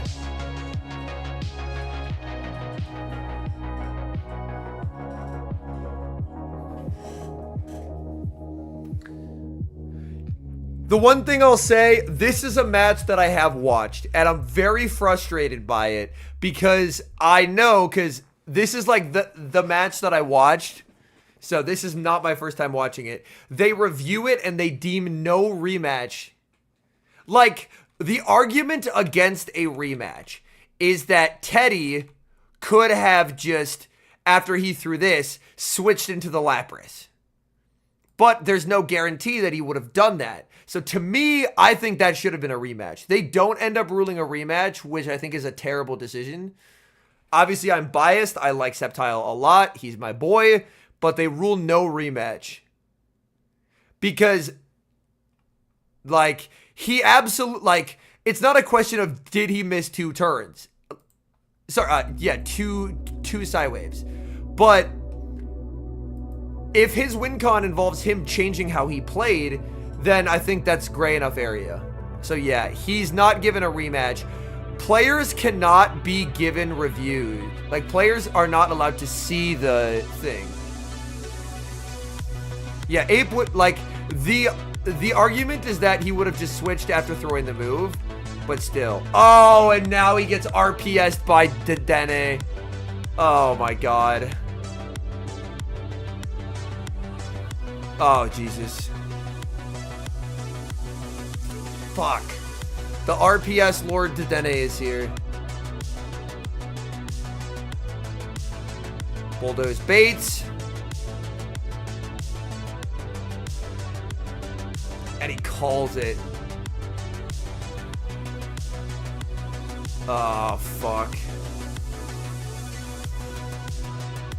He's just gonna try and leave with 100 energy to fuck up the Lapras. Yeah, this is just over. Yo, Elodie Colo. Welcome in, trainer. We are now a dual streaming threat on 2 platforms.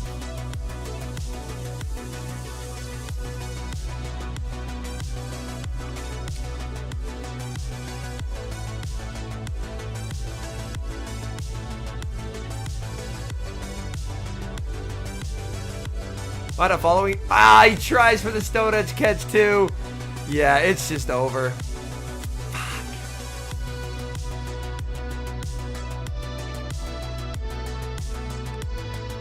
Well, Elo, up until 2 days ago, I did not use my Twitch, so that's probably why. Now I'm actually using it.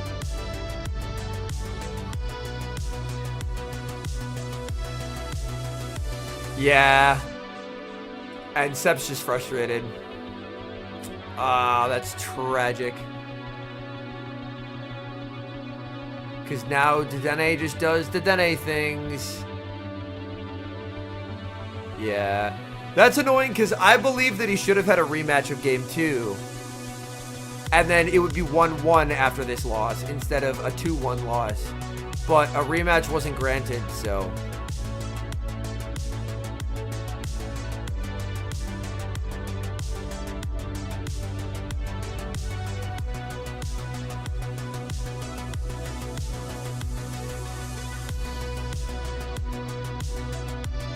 Very, very unfortunate. But yeah, YouTube people, if you're enjoying the watch party, don't forget to hit that like button, please and thank you. We got 328 people over on YouTube. We got 54 people on Twitch. Sitting around 400 total viewers. Why no rematch? I guess they viewed it as it didn't matter, but it... Like, he definitely lost 2 turns there. He definitely lost 2 turns there. That's really unfortunate for Septile. Alright, Dune versus the Masked Asian. Dune rocking the Araquanid. So Diggersby, Dedenne, Shadow Drapion, Araquanid, Shadow Dusclops, and Shadow Gligar. And for the Masked Asian, we have Shadow Drapion, Shadow Primeape, Diggersby, Mandibuzz, Dusclops, and Swampert. Ooh, alright, Shadow Clops into Swamp. I'll be honest, I'm not familiar with the Clops matchups. Other than Dedenne looks really good in the back.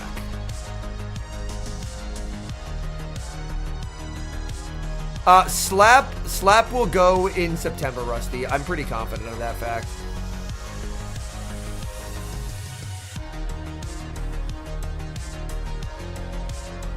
That is one thing that will help Ultra a little bit, is Gastro does need to be checked. Like, Gastro, it's not that good in Great League, but in the Ultra League, obviously, it's very good. So that's one thing that will help the Ultra League, is Gastrodon going away. Oh, did Dune wait here? Let's look at this.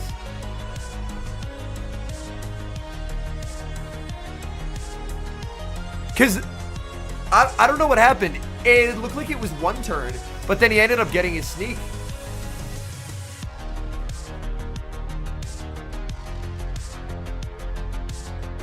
I think for Slap, you nerf the damage.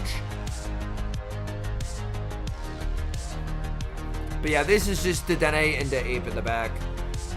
It's just unrecoverable. Dusclops was too good for Dune. Here, he desyncs the timers.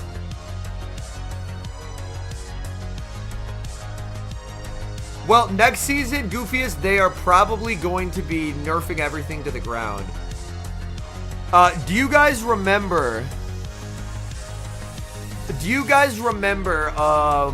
this past September?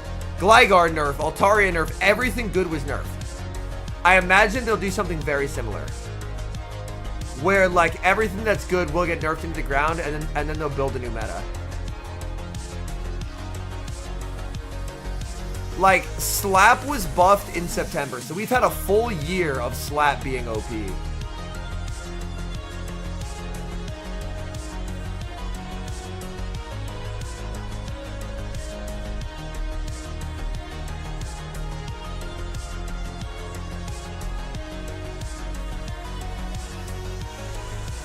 Counter was good for quite a while.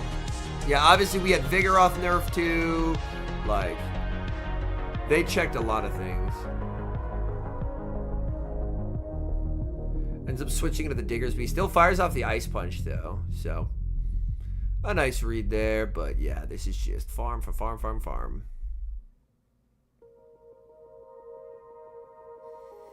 Fire Punch reached. GG's. No Araquanid being brought here from Dune, but... Okay. Dune has not brought the Gligar on stream yet. I mean, Pekko is not even good right now.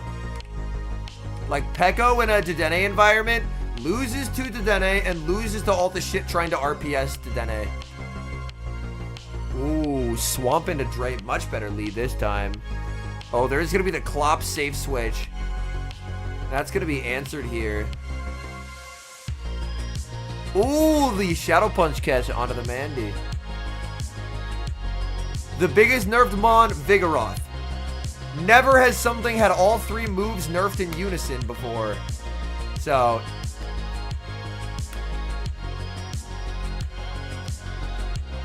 even last season, it didn't see competitive play.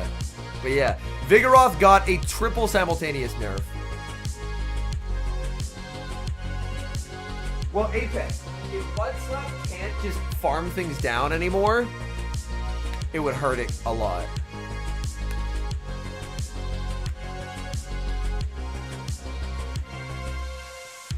Ooh, Dune is fighting for swap here.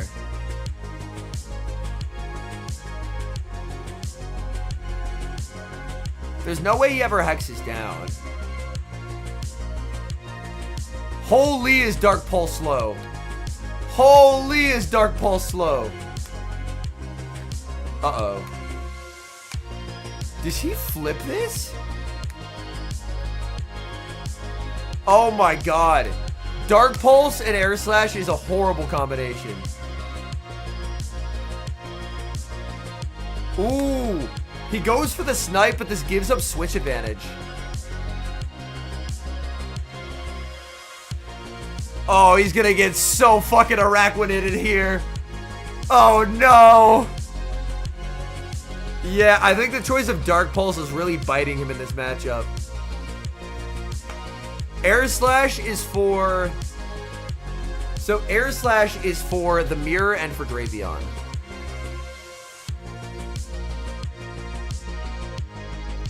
This is why if you Air Slash, you foul play. But yeah, this is so over. I would also be annoyed if I got my cheeks clapped by an Araquanid.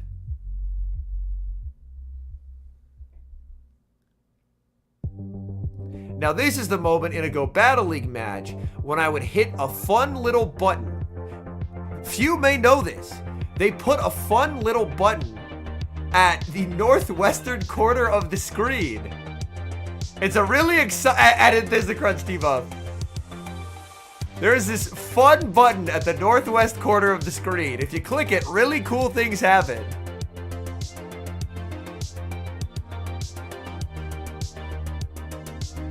And, I mean, he knows he needs 2 Shadow Punches to kill here because an Ice Punch won't do it.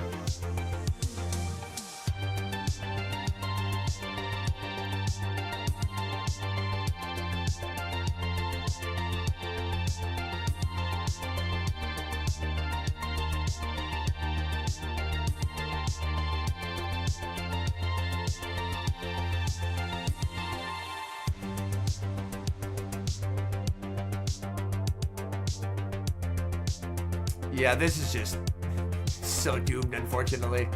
If he brings in Swamp, he just gets Araquanid here.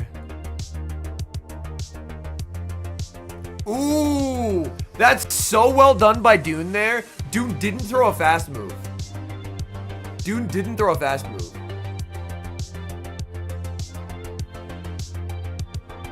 Because if he throws a fast move there is a world in which he loses this. But he played it really well to not let that happen. Because obviously that puts it in sludge range. Well done, Dune. Roberto versus Elim. Ooh, Dedenne into Shadow Annihilate. If you have a good Dedenne, you can win 2 straight parabolic and you don't have to shield the first Rage Fist. You can just let it go. Yo, Beck, thank you so much for follow.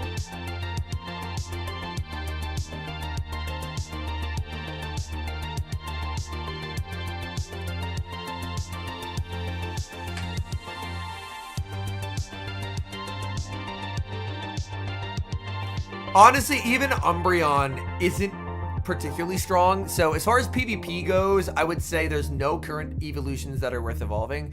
Obviously, Umbreon is the best one, but it's still not really played currently.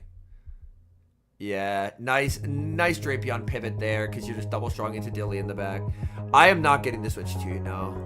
So if you're going to get anyone, I would get Umbreon, but even Umbreon doesn't see play in this meta. XX Dread, thank you so much for follow.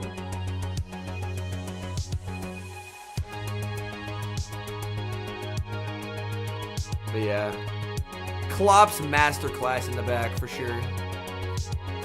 Let's just... Elim's the Drapion master. What do you do? He's just so good with this mon. Yeah, exactly, Bobber, yeah. If you need shinies, just play for the shinies.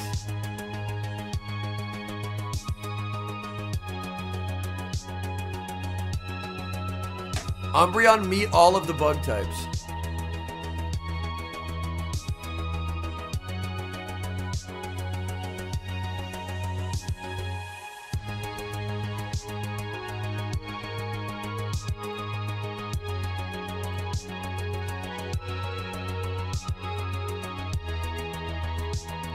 The interesting thing is we already know one of the mons that they want to shape the next season meta. They want Air Cutter Corviknight to be a thing. Aries, they just invite who they invite. Anytime I'm invited, I go. People are opting for the bulk of Klops over the damage of Noir. Klops never does any damage, but it's a very safe, flexible, it is very safe and it has really good pacing. And people don't want to run double Ghost for the fear of getting Mandibuzzed.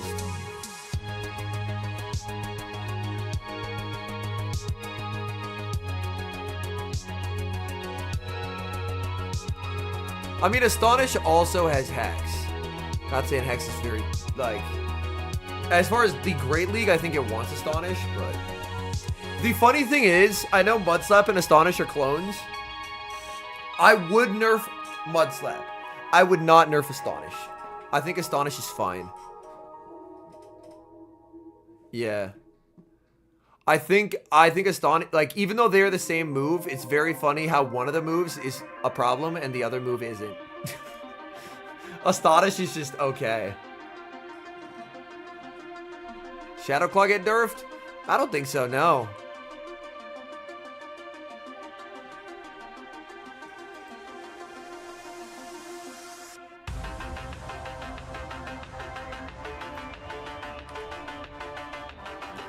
Mandibuzz into Lapras. Elim should have... Okay, he does have Ice Beam. Yeah, Dusclops is way more prevalent than ever before. Because Diggersby is #1 in usage. So you need a Ghost that has play into Diggersby.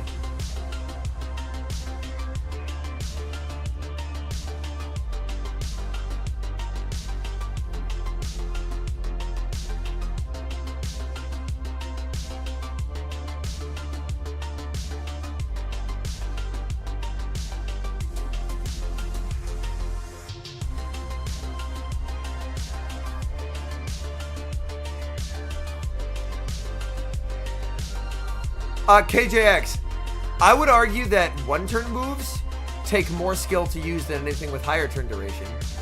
Because with one-turn moves, you have so much more ability to catch and stuff like that. And it's all about, like, timing a one-turn move is something people immensely struggle with.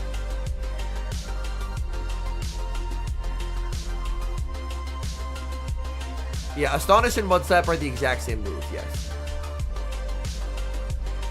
Honchkrow would still be glassy as shit, which is a limiting factor. Like, it would be improved, but I don't think it would be good. If that makes sense.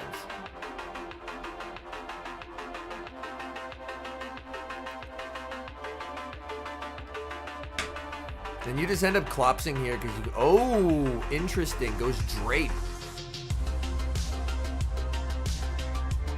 Yeah, Lap got insane value there.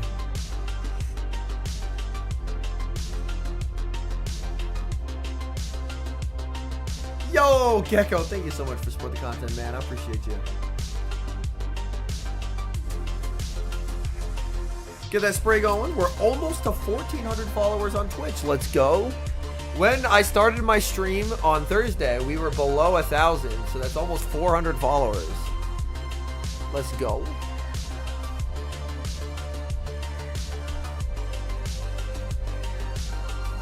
Even though it's double debuffed, Drapeon's still making his presence felt. I don't... Like, they could nerf Jump Bluff, but realistically, like, in a competitive sense, Jump Bluff is gone already. Well, my question is, out of the top usage mons, what is using Shadow Claw in the Great League? The answer currently is nothing. Like, Gator's fallen way off. Ferallet, like, Pod is, at least for the competitive sense, on Fury Cutter. But I guess you could say Pod. Sableye is not really seeing much usage anymore. But even those, usage is so down. And I'm not going off PV Poke rank. Chat, PV Poke ranks are a computer's best estimation. I'm talking about the things that are actually played. I'm talking about the things that are actually played. Gator is basically gone from the Great League. Pod is like... I think Pod is the closest to a Shadow Claw user, but there's still a lot of people running Fury Cutter.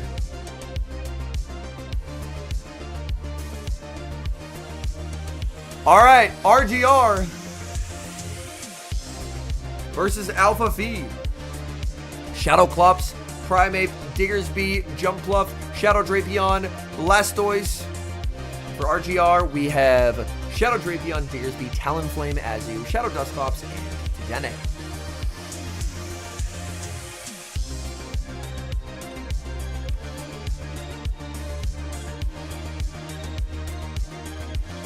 Alright, Diggersby and a Drapion.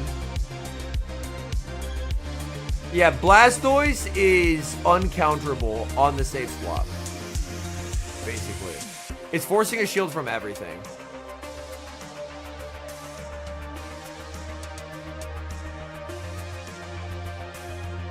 But even just across the teams that we're seeing here, we're seeing no Shadow Claw usage.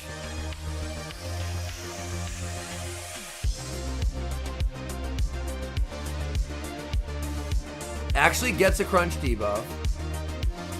Oh, RGR could have had an opportunity to throw on good timing there and didn't take it. So now he gives 2 free turns to a Blastoise, which is not something you want to do. And hey, what do you know? Those 2 free turns, they matter.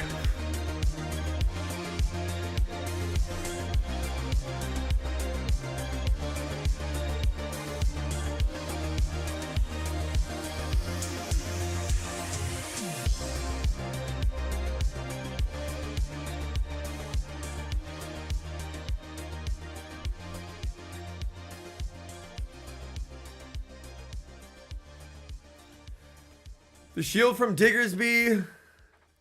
It's still like favoring RGR though, because Azu is unchecked. Azu is unchecked. Holy bubble swipes by RGR there. Ooh, gets the debuff. Azu answered with the Drapion.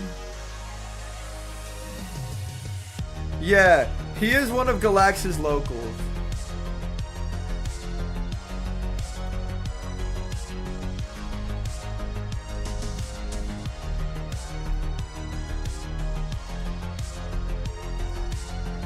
Oh, the defense drop. That's unfortunate. Only a 20% chance of that defense drop.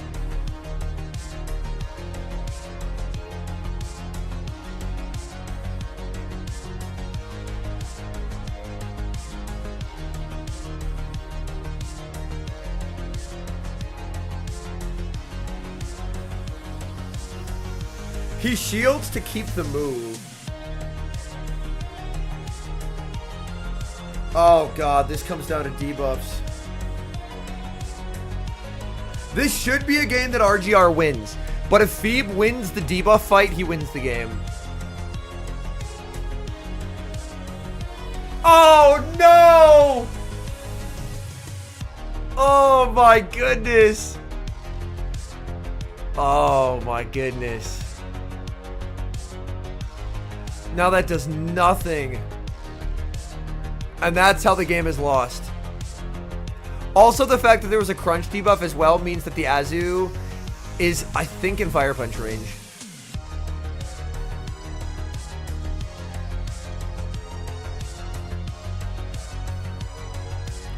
Feeb never shields because he knows his shield is spoken for here.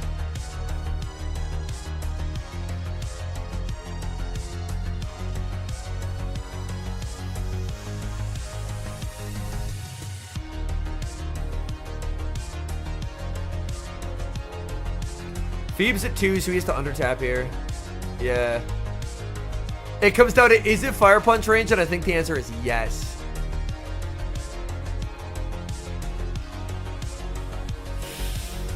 Moment of truth.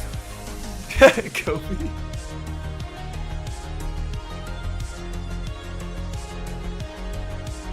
Does KO. Oh my goodness. Feeb survives. He's shaking his head. He's like, holy shit, those debuffs.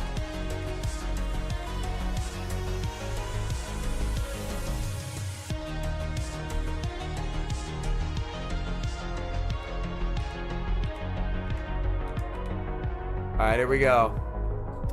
Diggersby into Talon. Blastoise safe swap. The counter with Drape. I think the play from RGR is just to... Like, you've already seen the Blastoise. You just play for Talon energy.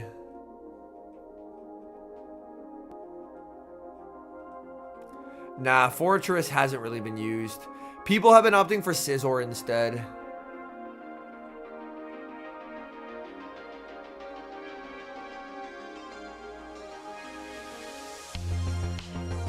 Ooh, a crunch debuff. A bit of good luck for RGR here. But that still shouldn't make the Aqua Tail knockout here. It should still be a survive, and it is. If he shields this, I think he's in trouble, but he lets it go. Yeah, because the nice thing here is he only takes one rollout on Talon in exchange for 20 free energy. Oh my god, he one-turn lagged and takes 2 rollouts. That's so bad! That's so bad! Oh my goodness. Fix the game, man. And here you just fly and then pivot Azu.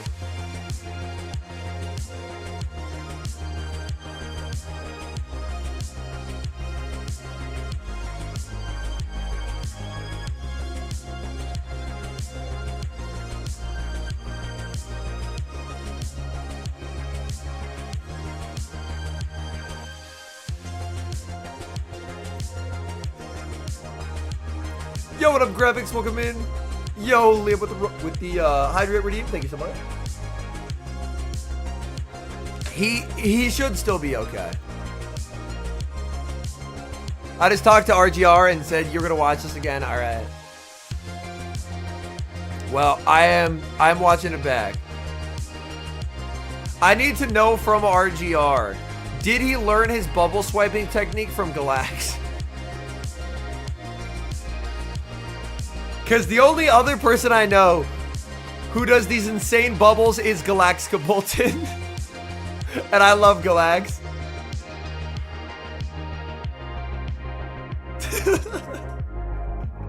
Just the figure 8 constantly.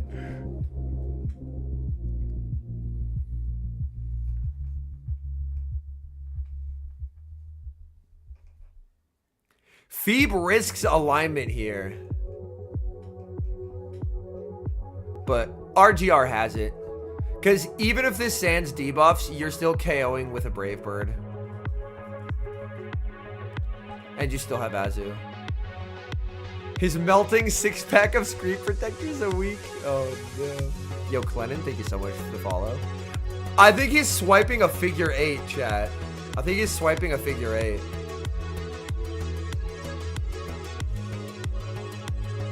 Brave Bird connects. We're going to game 3.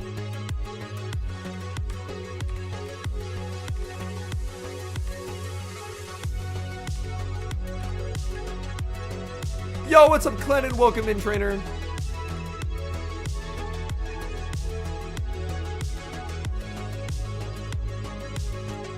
Ooh, drape into drape. Is anyone gonna catch out of this on the second tail is the question.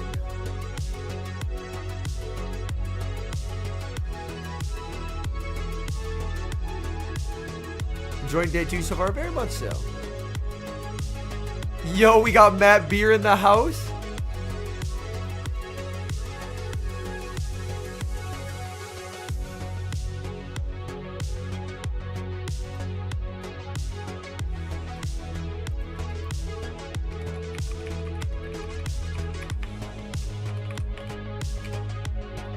Holy shit. Actual streamer.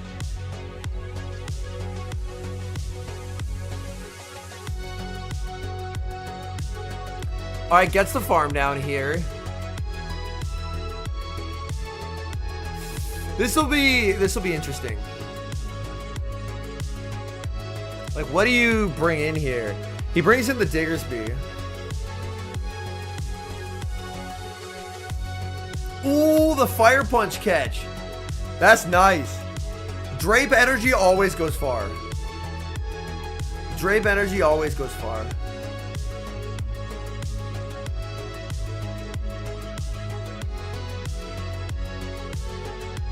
He throws right away. This will allow Feeb an ability to just pivot into the Blastoise because he threw instantly.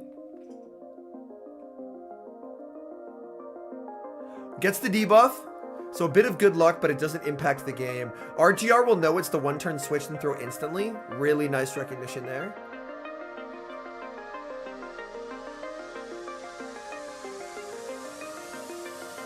Why not drape with Sludge Bomb? Sludge Bomb is just kind of needlessly expensive. Tail is too good of a move, and its pacing is insane. And then, like, if you're slow to moves, you're useless competitively, unfortunately. Ooh, gets the Azu catch. Feeb frustrated with that one. It's all about speed.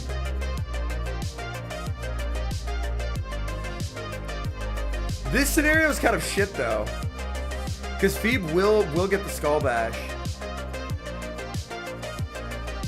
This is, I don't like this scenario here. Like, you have the player off, Ice Beam won't knock out. And Feeb shields, and now if you're RGR, you just have to overfarm a shitload. But it's still a problem, because this bash will basically put you in Sans range, more or less. Ooh, no. Oh, we don't want that. We don't want that. Oh, no. He has head in his hands there for a second. Oh, my goodness. Because this doesn't KO. He lives this. He reads the switch out there, but he could have just play roughed and it would have KO'd. Ah, that's really tough. That's really tough. He has a shitload of energy on the Drapion, though.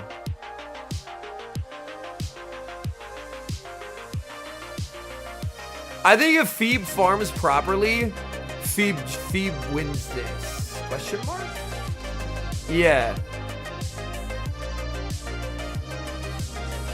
Feeb could have farmed more here.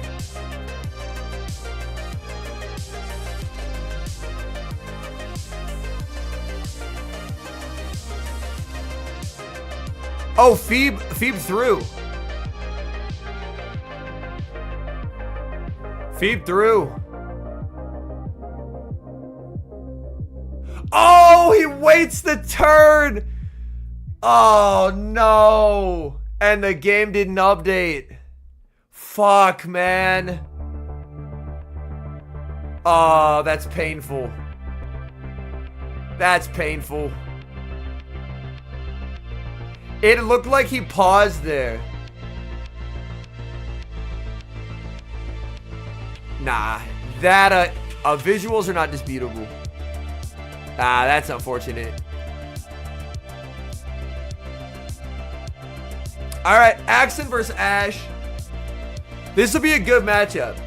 They are two of the absolute best. Yeah, Feeb said you have two, and RGR said yes. Yeah. This is gonna be such a good matchup right here. Holy shit.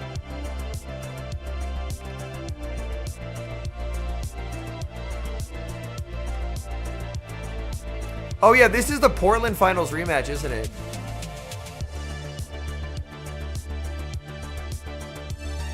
So we'll have to see. Axen's Araquanid. It has targets here. It has targets. Oh my god. Look at the bug bites here, by the way. He didn't bring a single Araquanid counter. Oh my god. Look at this line from Ash. Which of these Pokemon beat Araquanid? It's a trick question.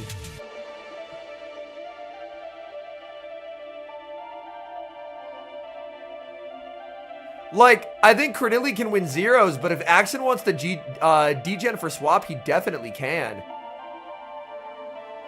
Oh, this actually sets up a nasty... Yeah, he is just going to degen for switch.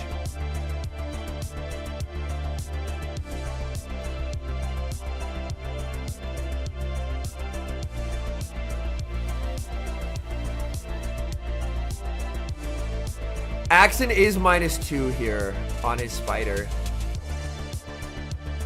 Oh, Ash locked himself. So that's why Axen debuffed here. Because Ash didn't concede the farm down. This puts favorable endgame alignment for Ash, though.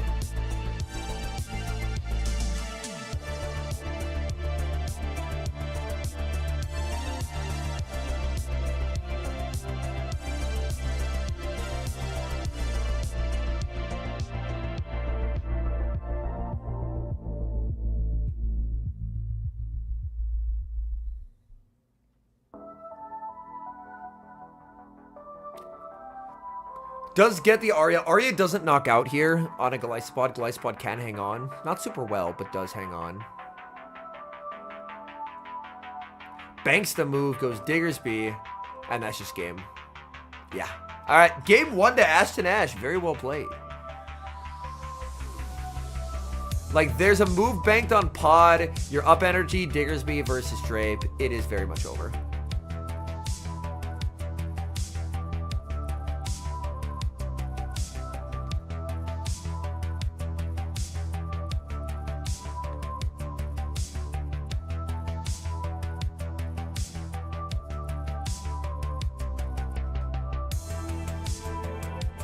Axen overfarms because he's being very cautious about a potential catch here. There it is. Good God, those bug bites. It doesn't matter because Drape doesn't have the fast move pressure. Those bug bites are criminal.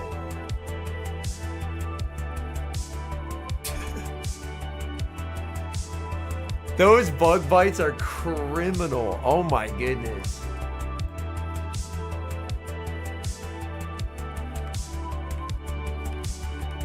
Ash up 1-0. Will Axen stay with the spider? Ooh, Clops, and this is regular Clops. I think versus regular Clops, Fury Cutter only does 1 damage.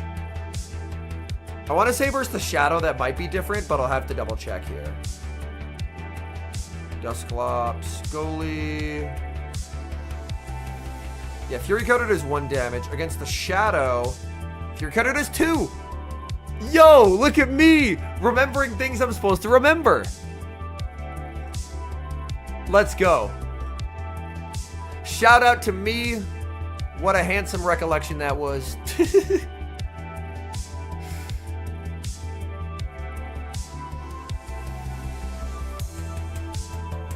But yeah, only getting 1 damage per Fury Cutter here is just atrocious.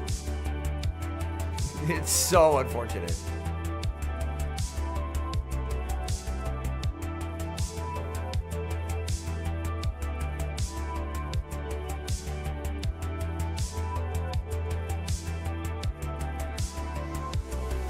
Does he just play to alignment or does he pivot drape here? He's playing to alignment.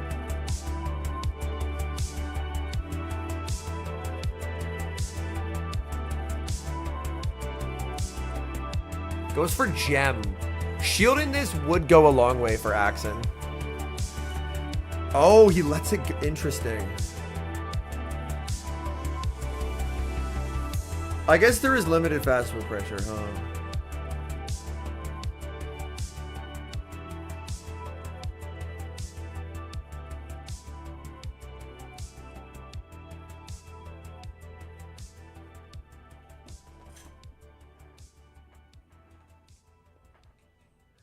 Pod has put it, like Fury Cutter Pod has put in some really, really nice work for Ash, but yeah, against normal Clops, it is heinously bad. Tail, not knocking out. Lapras.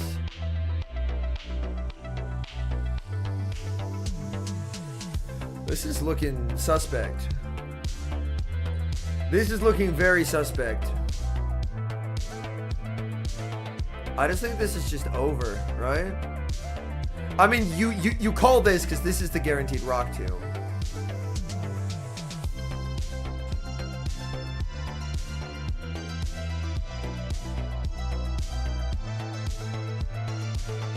But this is so bad. Yeah, this is so cooked. I mean, you have to shield the Lapras. Now you're -2. Does Drape have a move? Can you like CMP sack something? It doesn't have a move, but he switches out into the Drape. Oh my god, he stings down. Jesus Christ. Yeah, Ash fed him the energy he needed. 1 HP Drapion right there. God damn. That's unfortunate for Ash there. He had that shit. Oh, and now it's a Rakwood and Diggersby. It's never been more over than a Rakwood and a Diggersby. Oh my god.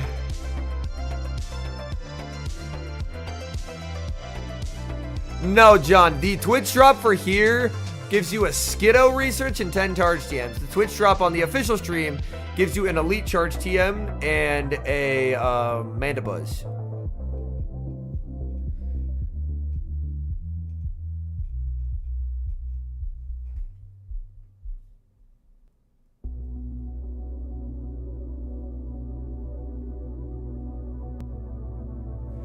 Yo, I was just gifted a ticket to an event. Thank you so much, Liam. That's very kind of you.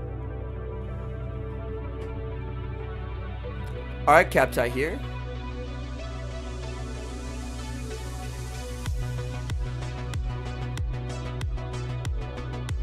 Don't worry, chat. We are rapidly catching up to live.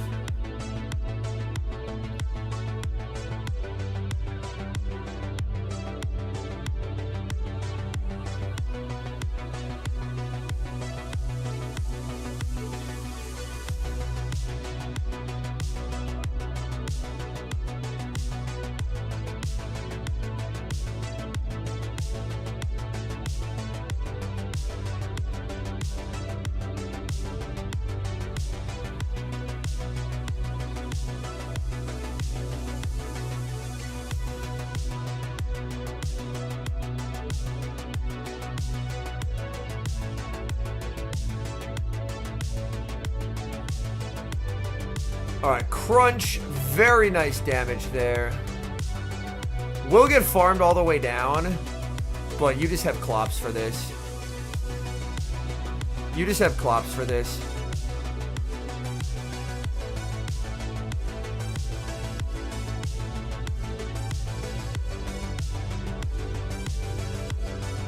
Yeah. Spider time, and Spider just eats Diggersby alive.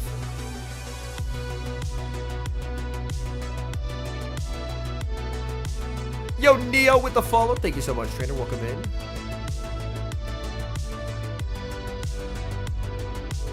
Rise is on loser side, Jahan, and they haven't played any losers matches today. The Spider.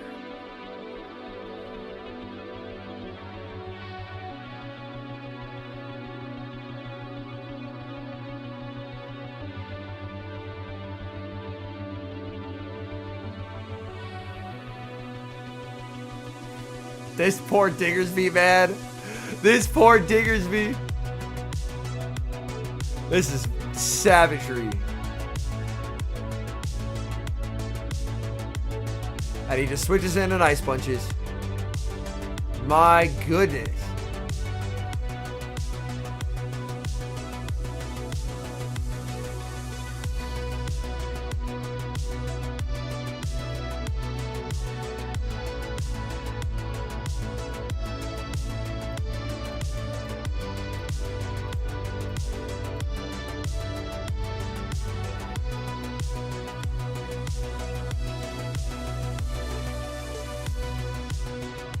Debuff applied. Dusclops just cooking. Ice Punch lands at a Hex, and good night.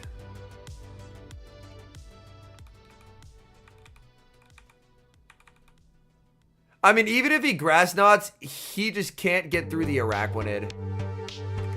Like, Araquanid still just destroys him with fast move pressure.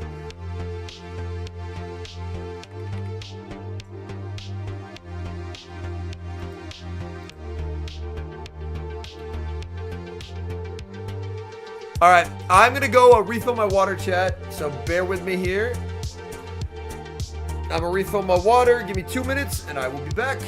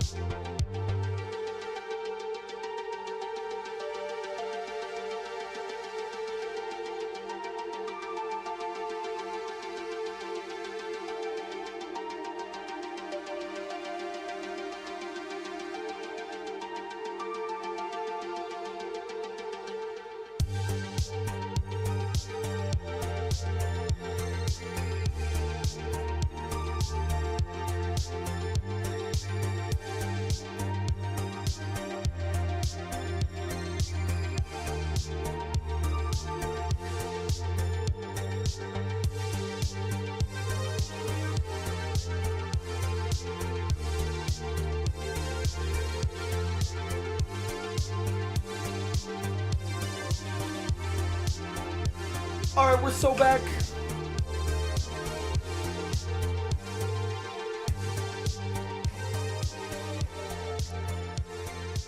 Drew, after you claim the code in your Twitch drops, then you'll go to rewards.pokemon.com, sign into everything, and then it'll show you the actual code, and then you take it to the Niantic Redeem website. All right, here we go. Twostel versus Pato, man. We know the teams. Yo, Greninja's pretty sick here. Greninja's pretty sick here.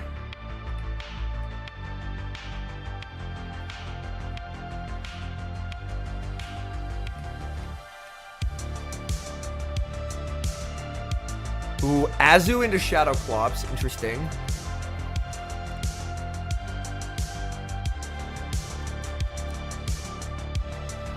Credilli needs energy to do anything in the back. Without energy, Credilli is very useless in the back.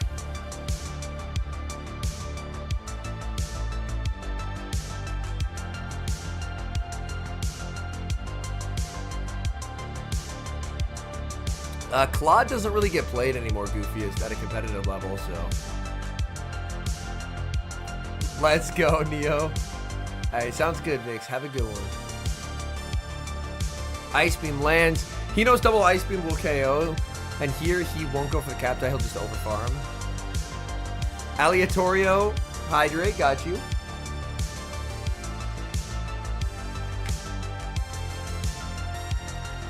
Yo, Tiger, that was probably the other one. That was probably the other one. What I had to do was go back into the drops and then actually hit claim in the drop inventory. And then it looked normal for me.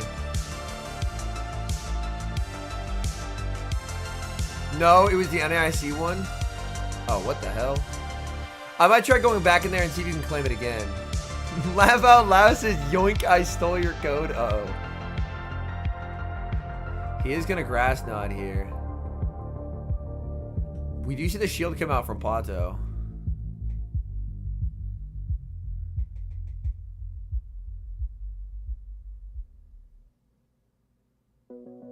Now we rock tombs. God. I was going to say, if he calls this, he might be the greatest to ever do it.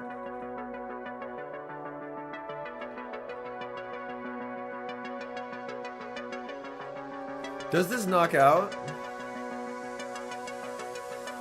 I don't think it does. Yeah, it doesn't. Oh, Grass Knot catch on Scizor? Oh my god. I mean, I think you're still just getting aped here.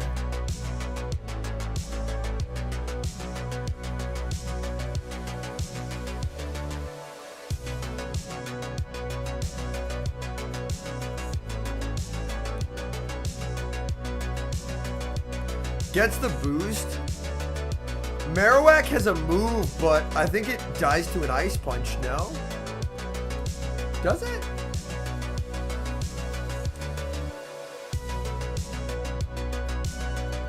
Oh, that's smart. That's smart. That's really smart from Pato. He brings in the Azu, knowing that Twostel has to either counter down or get to a Rage Fist plus an Ice Punch. That's really well played.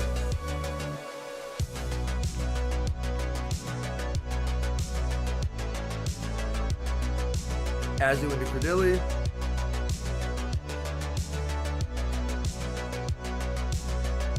Marowak.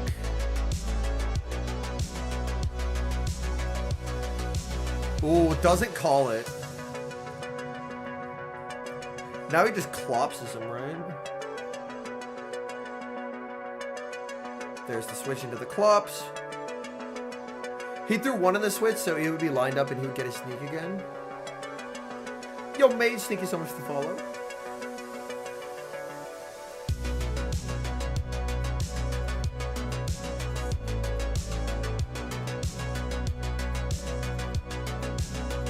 I mean, this doesn't knock out, so Marowak can hang on here. The issue is the clocks are not desynced enough for him to like aggro pivot. Yeah, he really would have wanted to get that move. Now he just goes for a bubble down with Azu.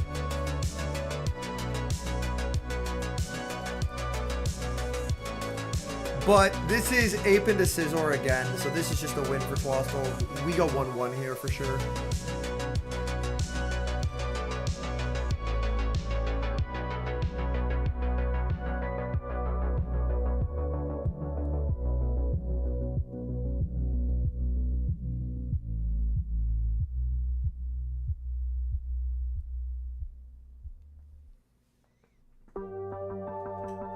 Yeah, Scizor just gets countered down by Ape, and we're done here.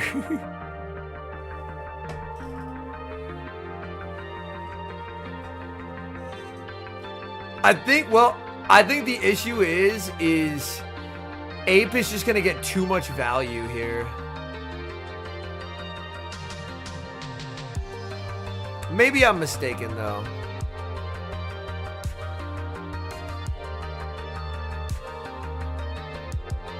Because the issue is Dilly is outside of a range where Ice Beam KOs, so that's why it's a loss. Like Ape gets the move into Azu, which peels the shield. And like Azu gets the bubble down, but it doesn't have the energy lead that it needs. Because this just doesn't KO.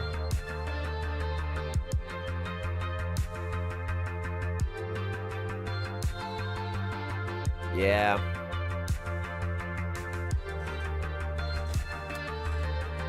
It should discrepancy, yes.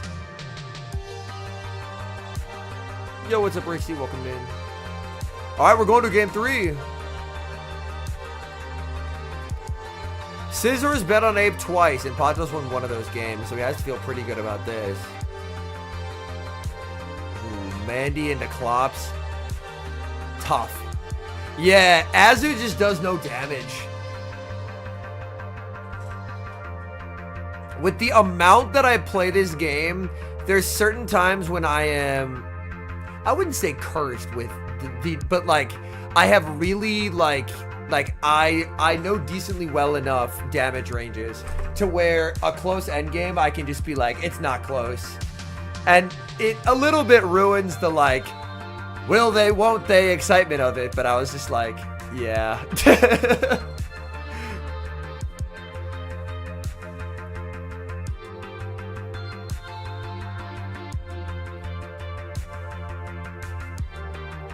Twostel wants swap. Yeah, Pato's just fine letting that go. What fast move actually does more here? Is it Bullet Punch or is it Mud Slap? Because you want to bring in whatever does more, because you really want to KO in 6 turns. Oh no, I didn't think they were one off there. That was my fault. Yeah. Now it's just Ape time. The thing is, you're behind. You throw this, you get the shield, then you bring in the Marowak, right? Or do you just... Yeah. Yeah. Like, this is the only line that really makes... I don't know if banking that... I think you had to force the shield. I guess he's banking it because he wants extra counter damage into the Scizor later.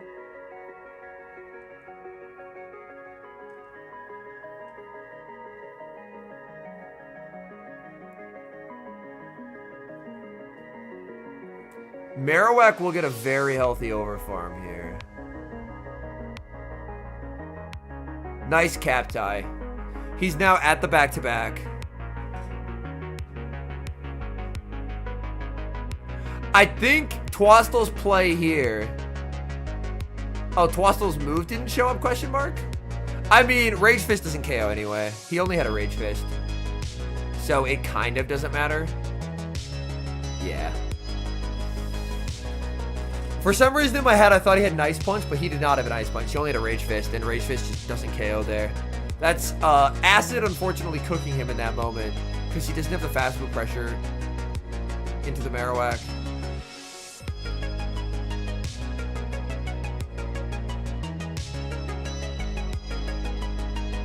Yeah, Pato is so good. We got Richie versus Teddy Bear.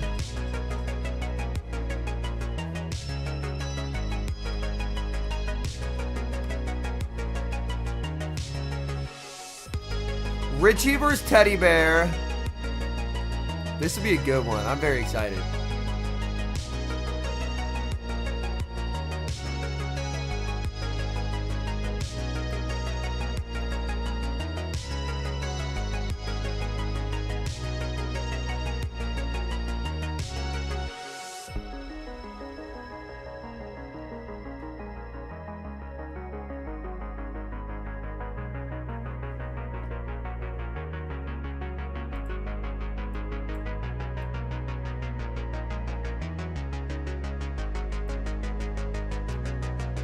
Ooh, Gligar into Ape. This is the first time we've seen Gligar on stream. This matchup, you want the regular Ape. Because this is another situation where regular Ape is better, if I'm not mistaken.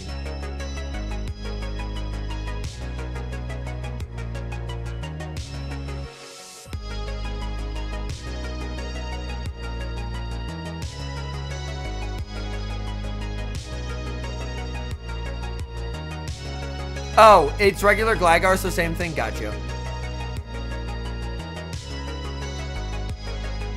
I couldn't remember what... Yeah, so if only one of the two is Shadow, Fury Cutter does 1 damage. If both are Shadow...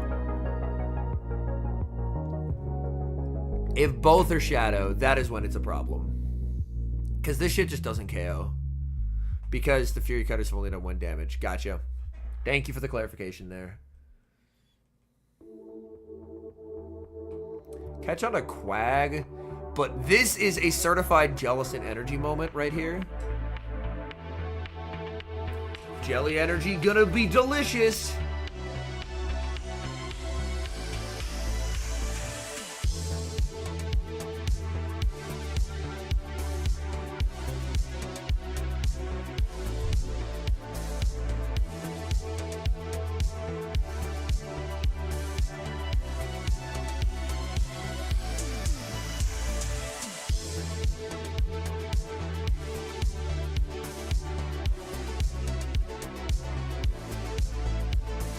Oh, look, it's the RPS mouse. We love the Dene. Oh, RPS mouse getting smacked around by a water type. Woo-wee. You love to see that. It brings a smile to the face. It brings a song to the heart.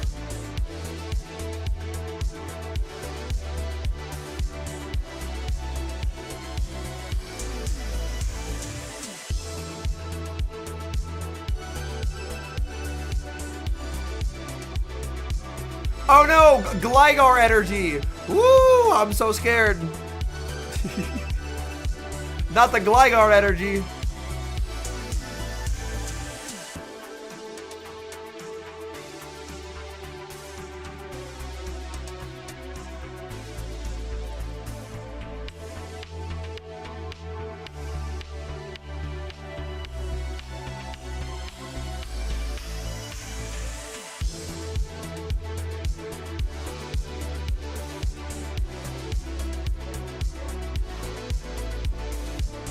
All right. Game 1 win. Jelly looked very nice there. Oh my god, we're back.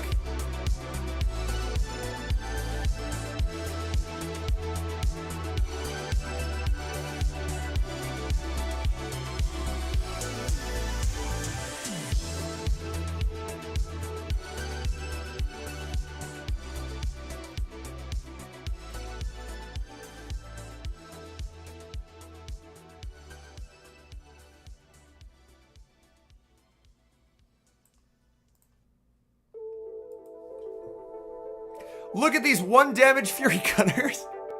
Fury Cutter has never looked so sad in its entire life. Holy shit. This is painful.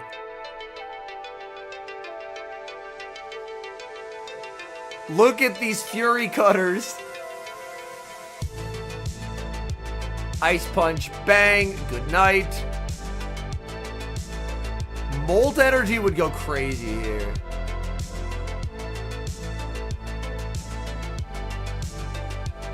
Because this could...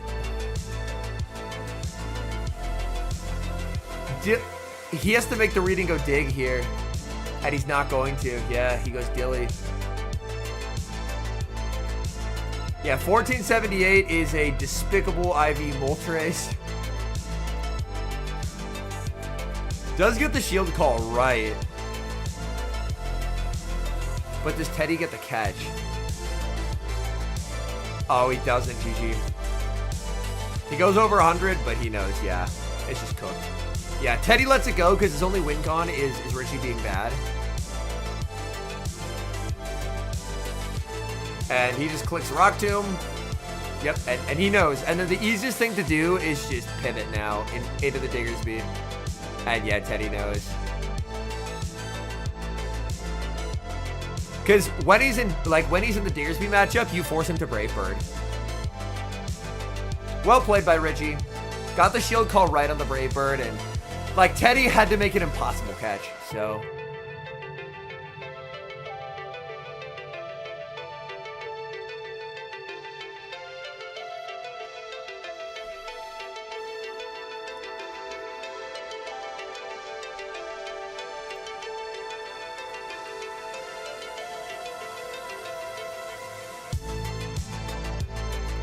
All right, holy heavyweight matchup. Dune versus Elim. You know what's crazy? Every year prior to this one, I would have said Dune's the favorite here. I think Elim's the favorite. I really do. Any disagreeers in chat? Any disagreeers? I think Elim's the favorite here in this matchup, which is a crazy thing to say. Elim won the last 2 tournaments he was a part of. I actually think Dune's an underdog here, which is wild.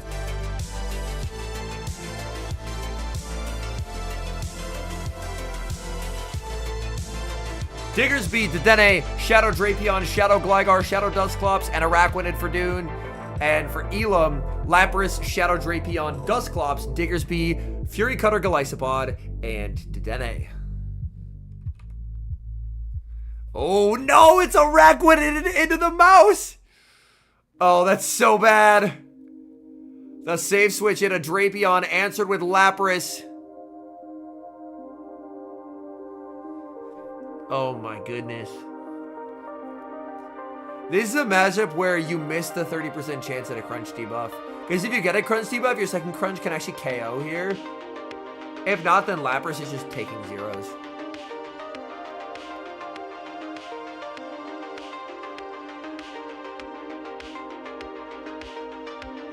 The issue is, it's his own Dedenne in the back, so he can't even like go down shields to win it. Yeah. This is playing out about as well as Dune could hope. Oh, Elim's just gonna pivot though, isn't he? He saves the energy and pivots, and that's how he wins this game. God, that's so well played. So Dune has Shadow Clops and Shadow Gligar behind my head, Gambino. He just saves 100 energy.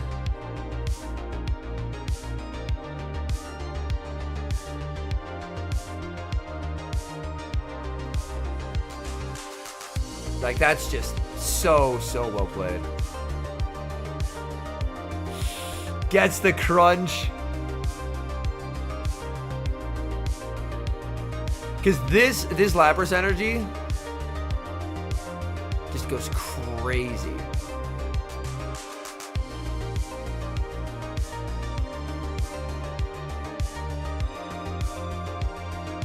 He snipes down with the Psywave.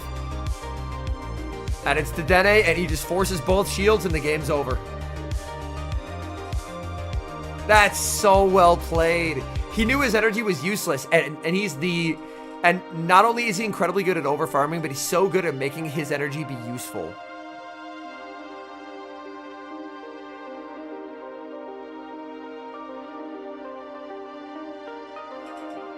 Now it's Dedenne versus Dedenne, but Elim has a shield, so he wins. Yeah, Elim is so good.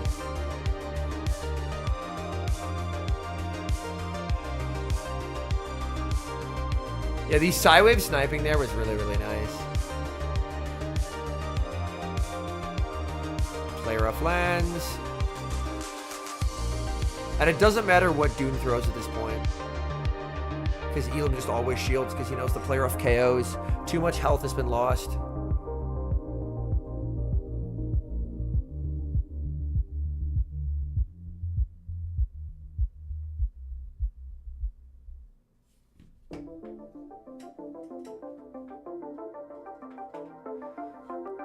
That was really well played by Elim.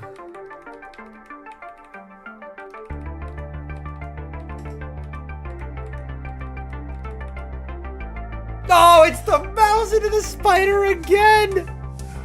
And this time it's Diggersby in the back for the Dedenne. Oh my god. Oh my god. Oh no. He just said, you're gonna run that shit back. And I'm so confident you're gonna run that shit back that I'm just gonna run a line that RPSs you.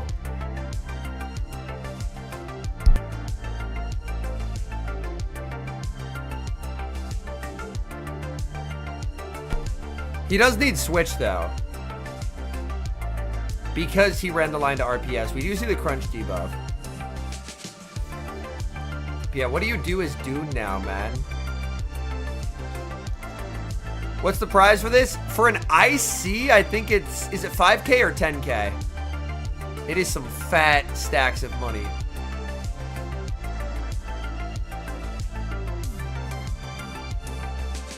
Good evening, Tail of the Pup.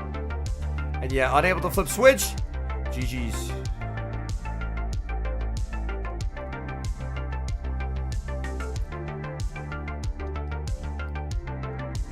In comes the Dedenne. Just to have it not matter. Oh, he just top lefts. I can't fault him for that. I can't fault him for that, man. He just top lefts. He's out. Nah, Aquatail wouldn't KO at -1. I mean, what's he gonna do? Play out Araquanid into Dedenne and Dedenne into Diggersby? Nah. He just doesn't want to waste time.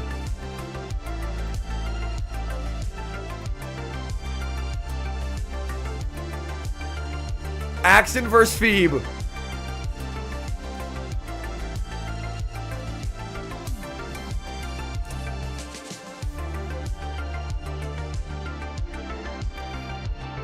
Axen definitely a favorite here. If, oh my god, I think if this means if Axen wins, it's Axen versus Elim. Holy shit. Let's go, Axen. In that scenario, I'm so fine with it, Burden, because it just saves like 2 minutes of everyone's time. Denver, you would be greatly mistaken. This is a game that requires incredible amounts of real-time skill and mathematical ability. It is a game involving an insane amount of math where battlers have to constantly keep track of their energy, their opponent's energy, while optimizing when they throw their charge attacks to concede the fewest amount of free turns. You bring 6 out of your, you bring 6 Pokemon to the tournament. You bring 3 of the 6. Movesets are known. But yeah, there is an incredible amount of depth to it. But Araquanid and a Diggersby is a dominant lead matchup. Feeb's gonna pivot into this Blastoise as he's done so many times.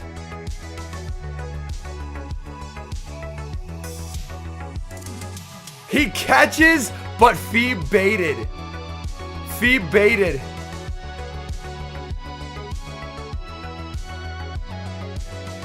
That's a nice bait by Feeb, anticipating that that was going to be Axen's counterplay.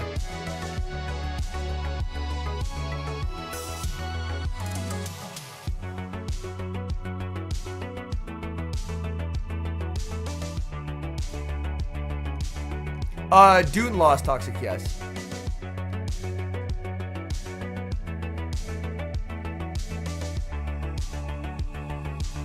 How hard does Axen commit to swap here? He is going to commit to swap. Oh, Feeb has... I was going to say, Jumpluff can sweep this, but then I remembered, he has the bad moveset, chat. Jumpluff is not sweeping anything. He has the bad moveset on Pluff. He has Energy Ball. Like, if you have Acro, Jumpluff up a shield can sweep this game. But he doesn't have it. He's running Energy Ball. And that means you're stuck throwing Aerial Aces. Yeah. This position would be really, really good for Feeb if he had Acro, but he doesn't have it.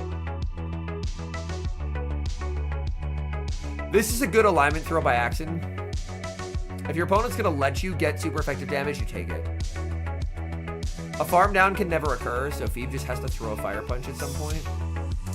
He'll farm to 100 and then fire punch here. Deep breaths for Axen here.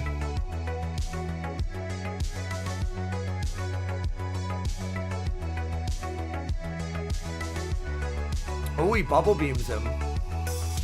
So he desyncs the timer, but what he's doing here is these area laces are now going to do just... If you thought non-shadow jump bluff did depressing damage before, look at this shit, man. Look at this shit right here. Look at this damage.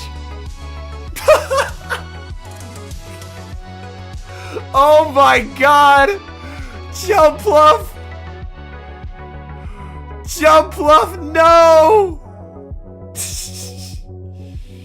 Oh no. A bad jump bluff moveset punished moment. Oh my god.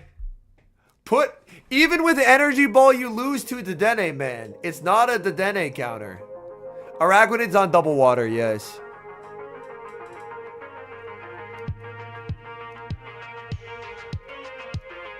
Oh my god. That damage causes me intestinal distress. Yo, Evan, welcome in, trainer. Hope you're having a magnificent day. I am on both platforms, trainer. So we're currently multi-streaming. I am a multi-platform threat. I hope you are having a wonderful weekend, sir.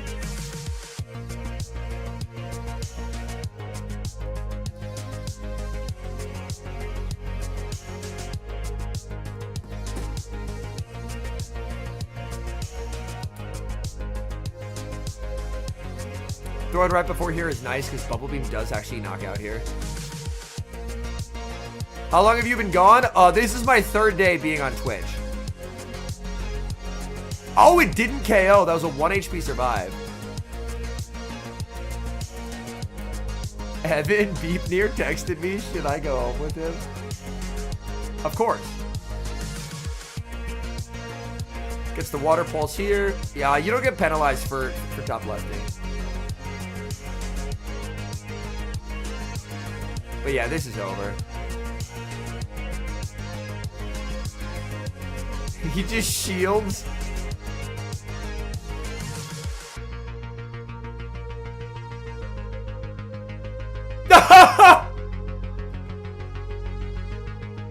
The timer!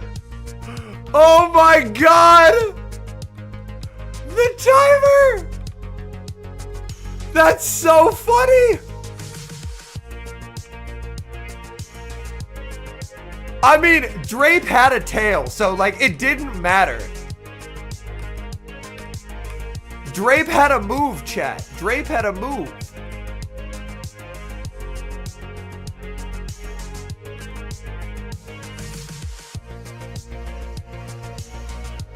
He would have got a few more bug bites, and it would have been tail range, I think. Yeah, he's saying that, like, you could read his lips right after. Yeah, I had Aqua Tail. The timer win. Let's go. All right. Shadow Drapion into Dusclops. Bad lead. Yeah, you just tail right away here.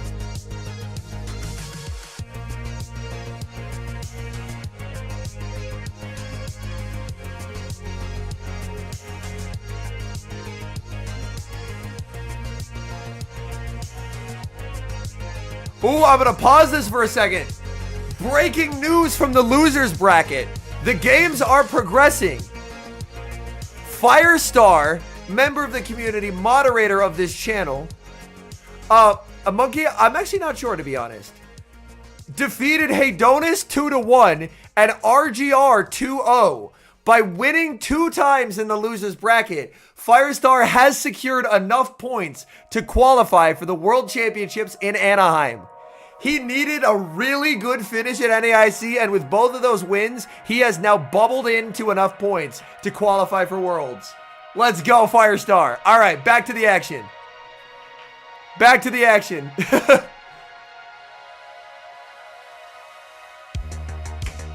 Let's go!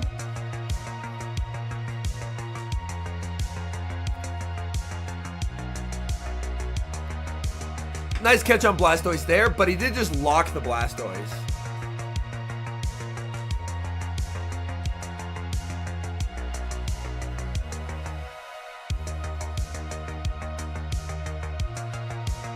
I'm looking up a matchup here while this matchup plays out.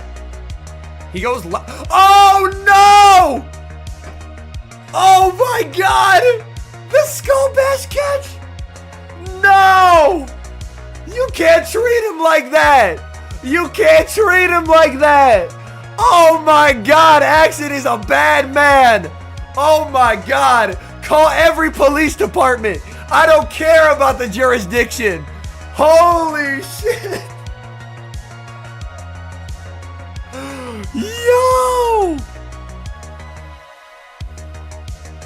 What a game! What a game!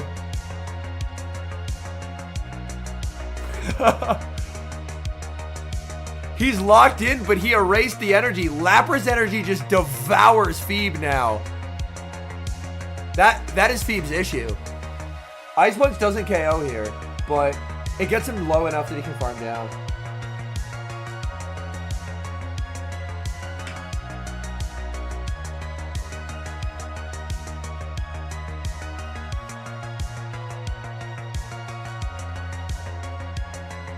This Lapras is too healthy, man.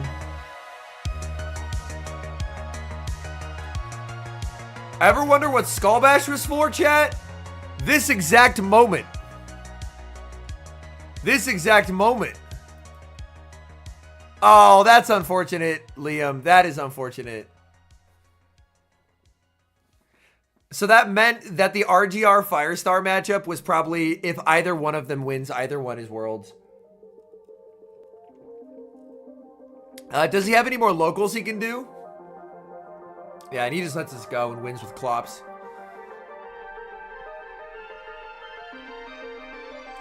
I don't know, Mark.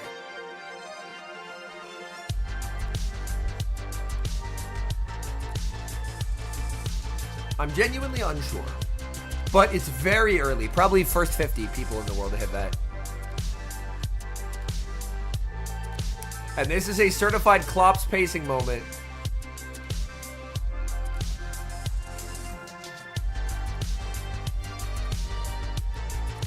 Travel awards are done by championship points. Top 4 get auto invites.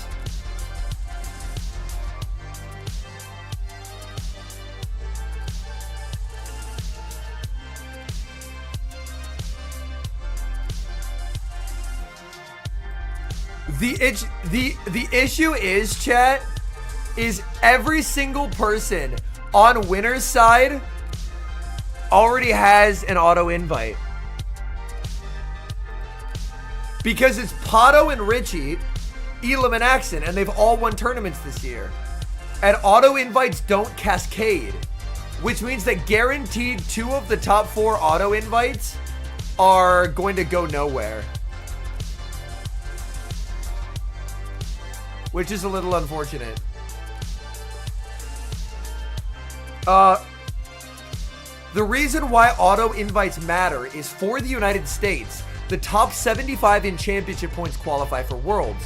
But every time someone gets an auto invite, they're taken out of that list because they've qualified a different way. So we're hoping that people clinch auto invites who don't already have them. So that way more people are taken out and more people qualify for Worlds, if that makes sense. Because let's say someone new, like a Septile who hasn't won a tournament, gets an auto invite.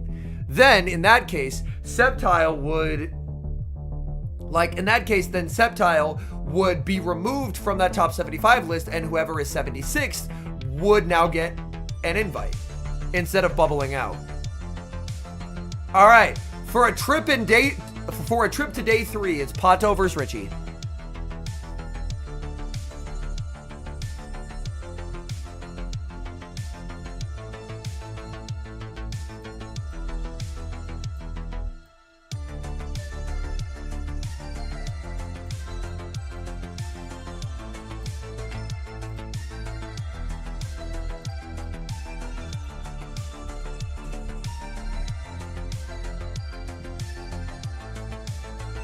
All right, Shadow Marowak versus Shadow Annihilate.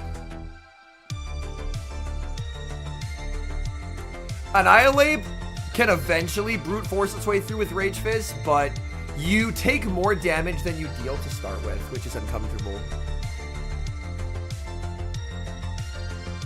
That's very fair, Juanissimo. That's a great question, Ben. Oh, that's really good to know, Kobe. Thank you.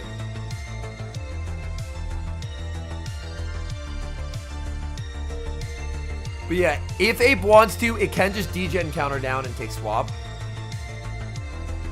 And exit with a boosted move. And boosted energy hits. Oh, interesting. Interesting. Now this is way better for Pato. God, Scizor is going to have to put in a shift in the back.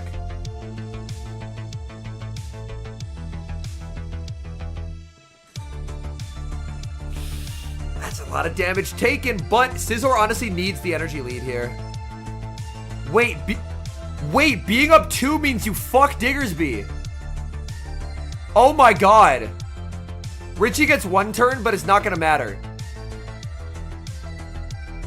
It's actually not going to matter, because being up by 2 means that he gets the Trailblaze into the Night Slash. Obviously, Richie got 1 turn, but even without the 1 turn, Pato would get the Night Slash, and the Night Slash landing anywhere is so bad for Richie, because it's a boosted Night Slash. He just, I mean, either way, it was over. It was just over. Scizor was sweeping. Scizor was just going absolutely ballistic in the back.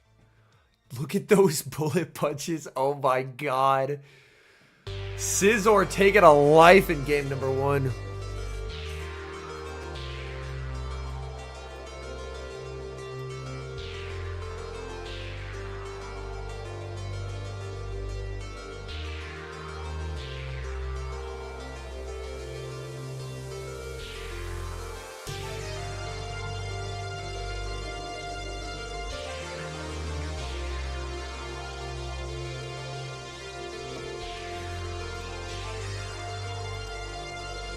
Yeah, Richie had to counter down, but I guess he was worried about a snipe. Scizor's attack stat is like 140, right? No, it's like 137 stock. Yeah, 137 stock, but you can run attack weight all the way up to like 145.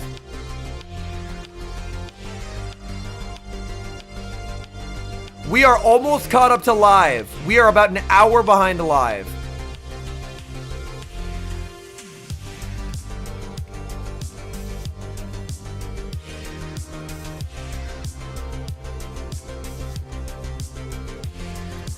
The way I'm just not going to play my sets today is crazy. I'm just going to end stream, record it like once I'm done.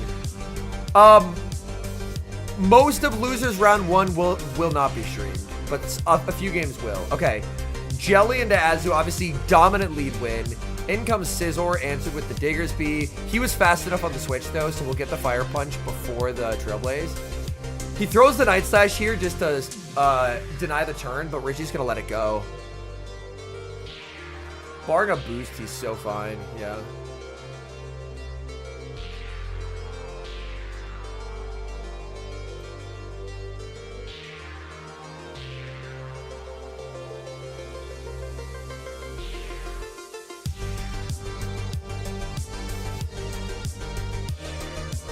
He undercharges here in case he lets it go. Because he wants to farm. These bullet punches are criminal. He did in Caligon, yes. So him making day 3 would be absurd. Oh no! You let him catch! Uh-oh. Uh-oh.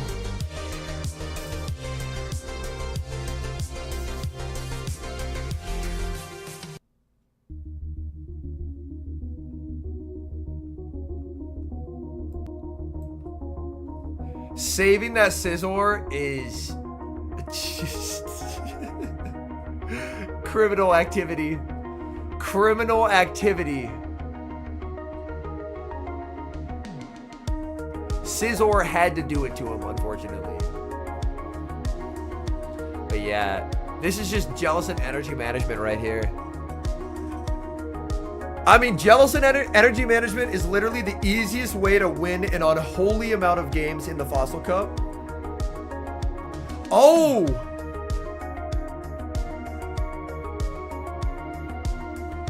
Pato saves a move, but now he just loses the Scizor, and he has no way of knowing how good that Scizor was. And you can see the fist pump there from Richie.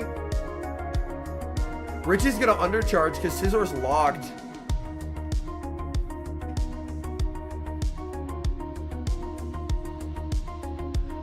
I think does Azu have a move is the question.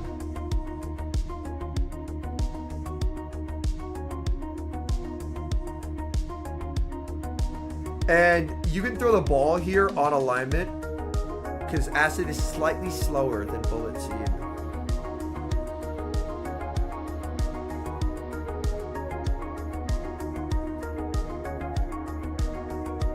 But yeah. I think, unfortunately for Pato, the moment he sees Credilli, he'll know that he threw the game. But obviously, he didn't have a way of knowing at the time how valuable his Scizor was going to be in the back. I'm still a Bullet Seed believer.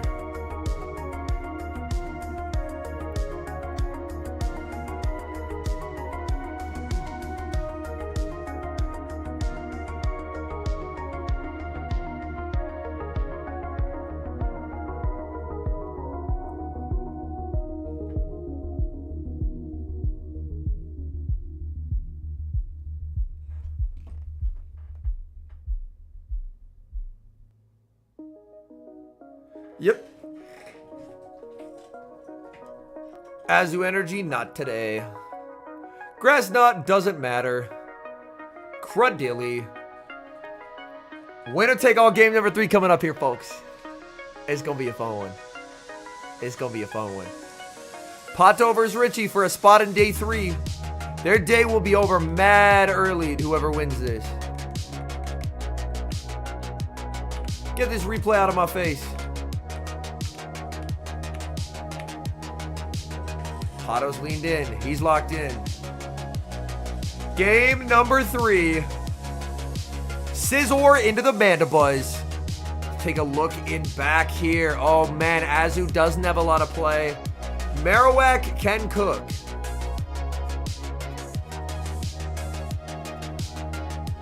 But Scizor's going to try and just be a one-man wrecking ball here to see how much damage Scizor can do to this team. He throws on alignment just to avoid like a one and a catch by Pato, but we've been live for 3 hours, Mahi Man. Never got a notification? Oh, that's unfortunate. YouTube, please. I wish Richie would have thrown that on alignment. Like, obviously, he has to go jelly here.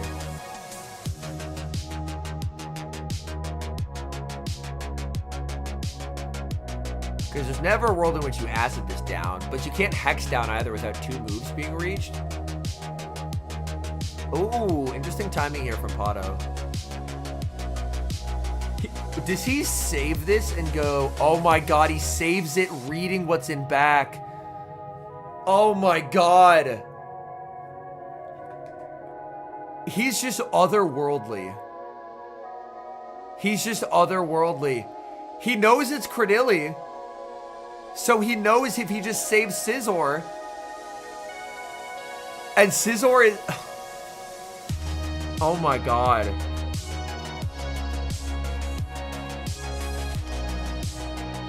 Acid is just gonna betray him here.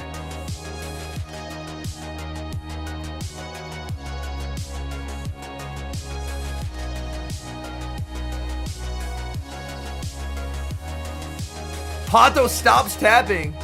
Oh, his screen's not updating though. Uh-oh. Okay.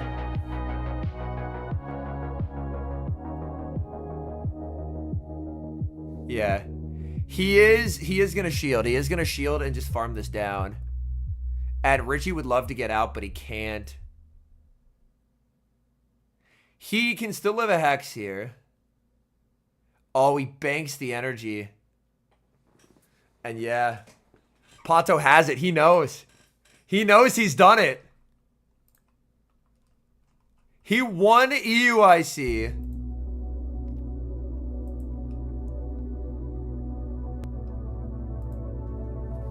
And now, he is guaranteed a top 3 finish at NAIC. My goodness, Pato, man. When the lights are brightest, he delivers. Player off lands. He has the no shield because the Night Slash would do more. And there's just not enough health in the world. Pato with the fist pump. His day is done. He's guaranteed a spot in winners finals.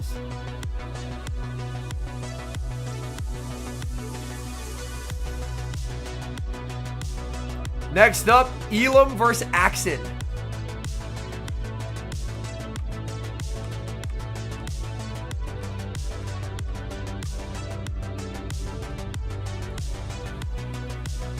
For a spot in day 3. Pato's from Spain, true.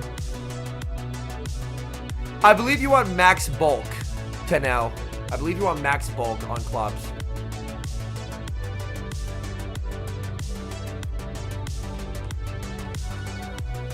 Bracket Link does have some spoilers, 1ECMO. When we catch up to live, I will put it back. We are less than an hour behind live, Hayden, so we'll be caught up very soon. Very bad lead for Axen. Safe switch into Drapion. Ooh, this is tricky. This is very tricky.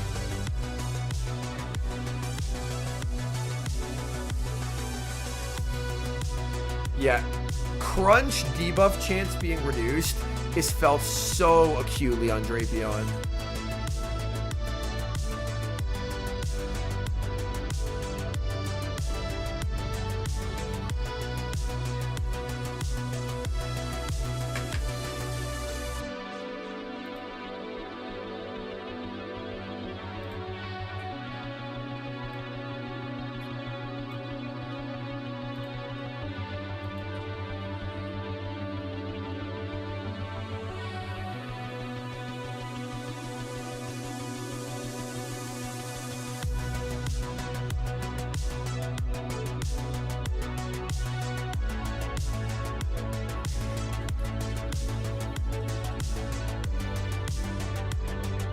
Alright, Diggersby now has the alignment it wants, but not Morpeko, Dedenne, the other electric mouse. Dedenne is kind of a criminal now. Yo, Rixie with the follow 6 minutes ago, thank you so much.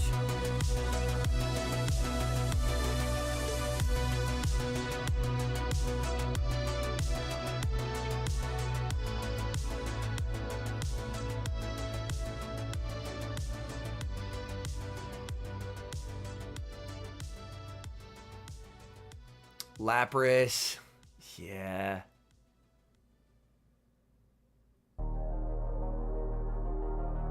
Axen running the stupid mouse. His words is comedy. Yeah. Big crunch damage. Nice overfarm by Axen. He knows it's stupid, but he also knows it's good. So. In comes the mouse. Gets the Aria. Aria won't put it in tail range, which is unfortunate.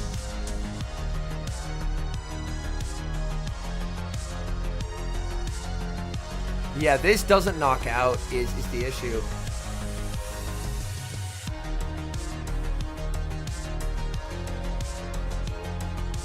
Yep. And he only gets the tail.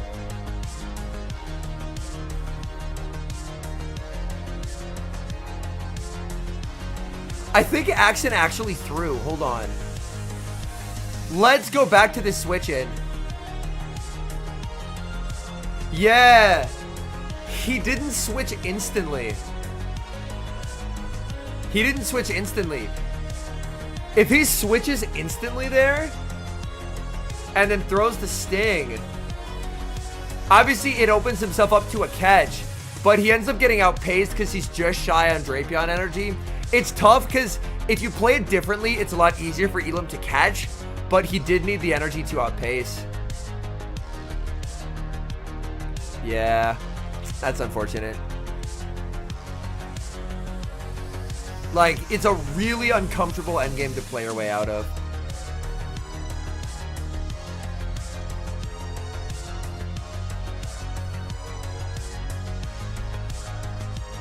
And he banked it. All right, game 1 to Elim.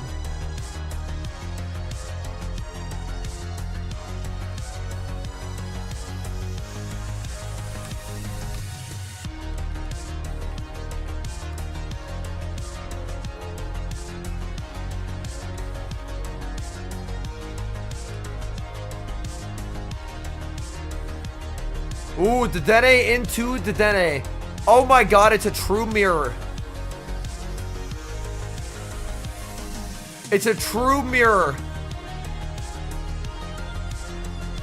I'm curious how Axen wants to play the Dedenne mirror. I always just parabolic instantly.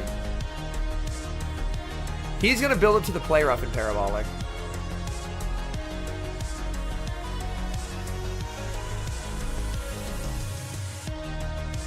Either way, this next play rough doesn't knock out.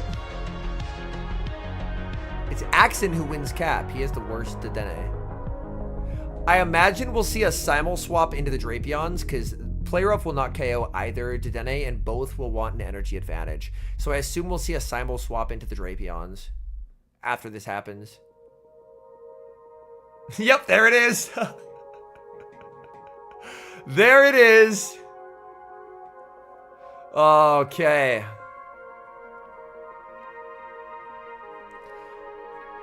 I believe Axen will win this game because he has Bash, right? I'm pretty sure Axen has Bash on his Lapras.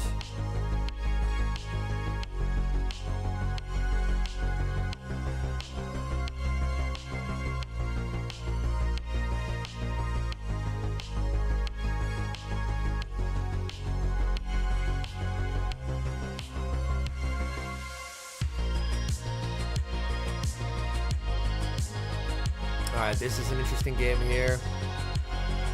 You see the shield come up. There's the switch into the Lapras. Just gets to fire off the crunch now. The no shield. And now he should bank energy here, like bank a tail then switch. Yes, that's perfect. That's perfect. That's really well played by Axen. That's exactly what he wants to do. Yeah, this game should just be won. Because he gets to completely invalidate all of the Lapras energy. With his own Lapras.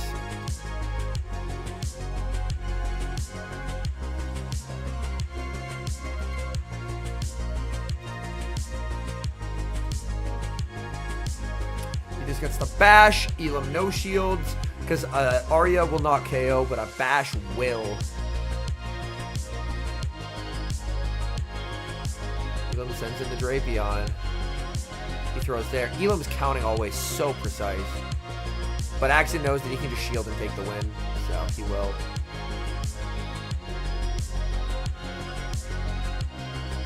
Yep, forces the shield. And then a nasty little combo play with the Aqua Tail that was banked earlier. Or I guess he's just going to stay to force him to throw. Yeah, that works too.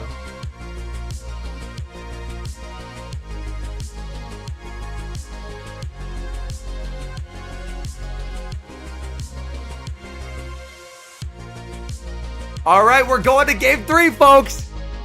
We're going to game 3. My goodness. What a series.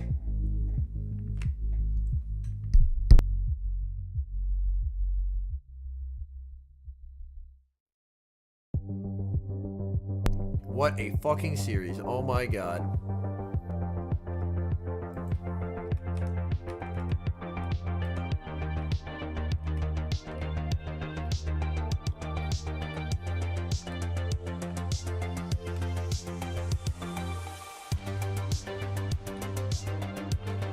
Alright. Oh, Dedenne into Lapras. Bad lead. Save switch. Drapion answered with the Fury Cutter Galisopod. Up energy here does benefit the Drapion, but the Fury Cutters will still absolutely shred. Elim is going to put up the shield here, investing in the health of this Galisopod. We see Diggersby in the back. Axen would love alignment if he can possibly get it. Yo, what's up, Mirwolf? We are pretty close to caught up to live. We are under an hour behind. These Fury Cutters, absolutely criminal damage onto the Shadow Drapion. But it looks like Drapion, I think, can actually flip this here. We'll have to see. Can it actually flip this? It's going to be very, very close. I think Crunch should knock out here, though. Oh, the catch. He saves Galisopod. Elim again. He's trying to lure out a Diggersby potentially. But that's not going to work because Axen just needs to free the Lapras. This is looking solid for Axen now. The issue, of course, being is that the Galisopod is still very healthy. I think that is Elim's key back in this game, is the health on that Galisopod is extremely important. Axen letting himself get low here. He doesn't want to... Oh, that does so much damage! Uh-oh. I think Diggersby's in trouble here. Scorching Sands doesn't one-shot Dedenne. It does not. In comes Dedenne, the snipe down.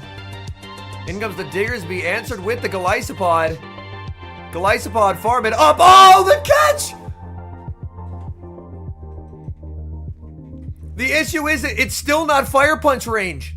The Galisopod is still not Fire Punch range. There's the undercharge in the farm down. Galice is still not Fire Punch range. He outpaces now. Oh my goodness. This will do huge damage. Aqua Jet lands. Axen farming as much as he can. Going for the Fire Punch here. But I think this is play rough range. And I don't think Scorching Sands one-shots. It definitely doesn't one-shot here. Charged attack priority. He just says GG's. Because he knows. Even if the Scorching Sands was reached, it would not one-shot Dedenne there. Yeah. And then he asked him, do you think it would have KO'd? And then Elim said, no, I don't think it would have. Elim advancing to day 3 here. Axen not out of it yet. He will go to the loser side of the bracket. Elim's day is done.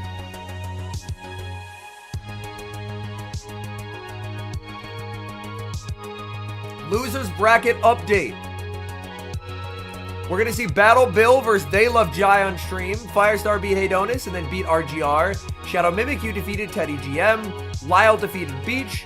Archus defeated Colin. Adib defeated Will. And Rocha defeated Desynct.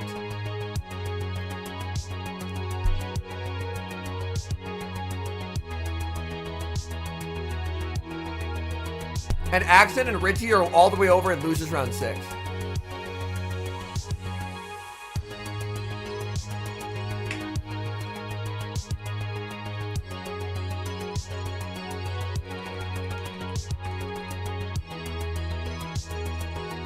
All right, BB rocking the Moltres. They Love Jai rocking the Mandibuzz and the A9. Combat William.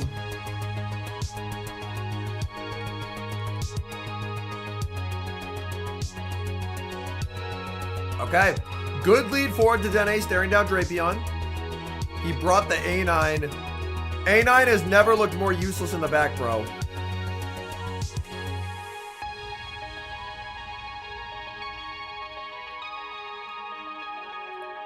Sean, the reason of that is Bill unfortunately has abandoned his wonderful YouTube subscribers. He still streams on Twitch most days, but his YouTube channel has been left behind, sadly. Ooh! Bill failed to catch, but Jai overtaps and lets the catch happen. Oh, but Bill shields it. Oh no! In comes the Ninetales. Quag vs. Quag endgame.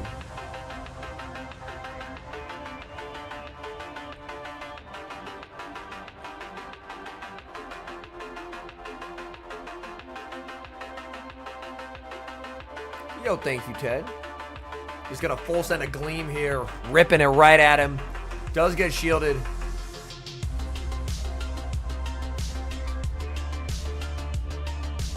Good counting here. Yo, Bill looks locked in. Hold up. Hold up. A locked in Bill?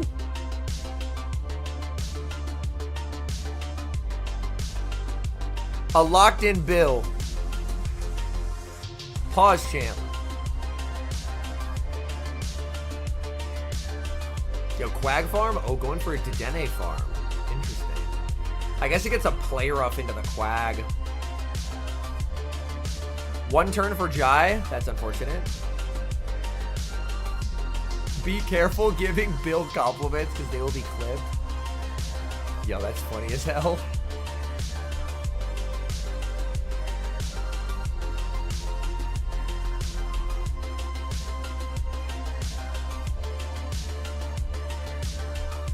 It is a regular Quag from Bill, which is interesting. Yeah. Non-shadow Quag.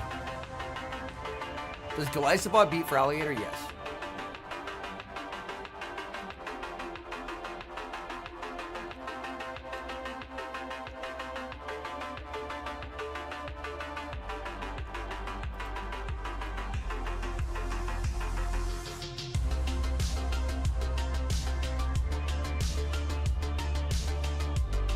Can Bill get a catch here? Or does he just mud shot down? He doesn't. Oh, tries for it. Pause. Mud shots do not KO. And that's going to be a game 1 win for Jai.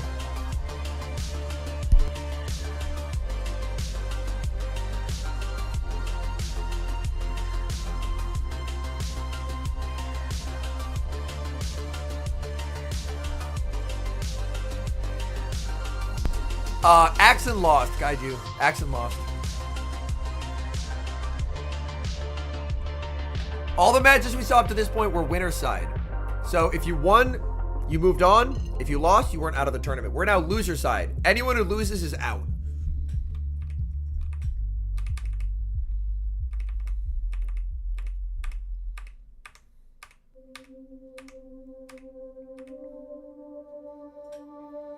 All right, Dusclops into Dedenne.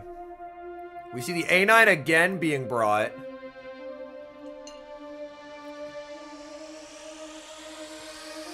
Axen lost to Elim.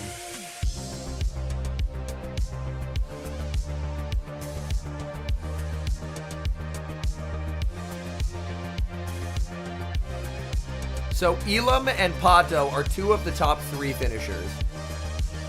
Axen's not out, no. He just goes to losers. Hard pivot Quag here. Layer up is reached. Gets the shield. Quag energy does go pretty far. I mean, he's obviously just going to mirror his own. Ah, he could go Clops, couldn't he? Yeah.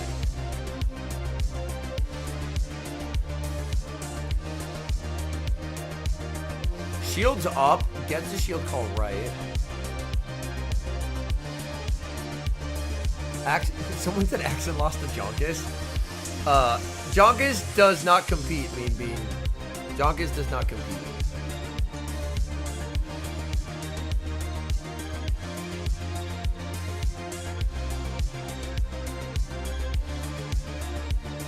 Well, wait, did he compete this season? Jonkus. Did he compete this season? He went 0-2 He went 0-2 at EUIC. And he was 25th at Dortmund. So he's competed twice this season.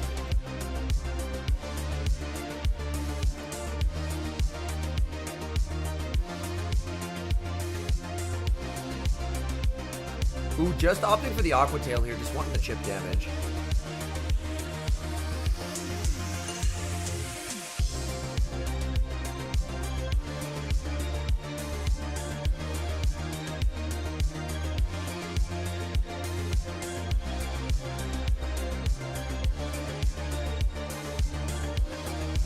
Okay, gets the catch. He's dancing, he's doing his best. I still think Dedenne is going to be mad annoying. And Quag can't be farmed down here.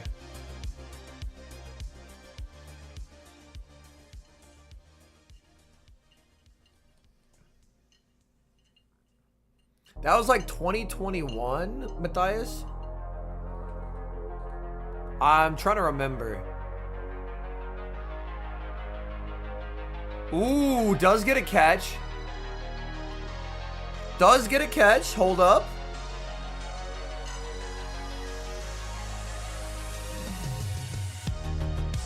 Oh, he does get it.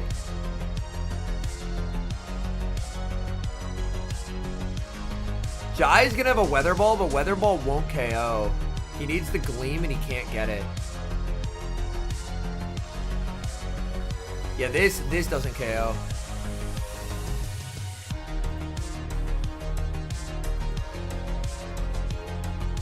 His only ones this season were EUIC and Dortmund. Gambino.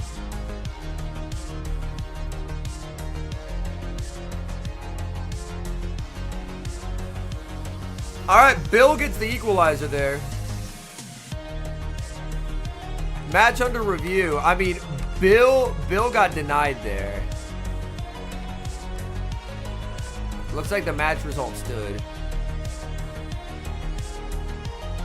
Like, Bill got denied, but Bill won anyway, so. Quag, A9. Go for the Gleam. Bill getting the shield call right. Jai keeps nuking and Bill keeps respecting it.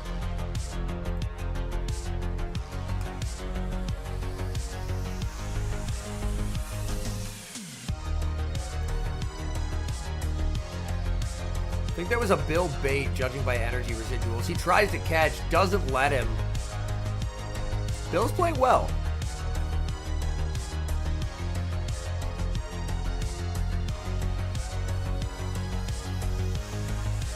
And now he just goes into Fat Boy Dusclops to eat this damage.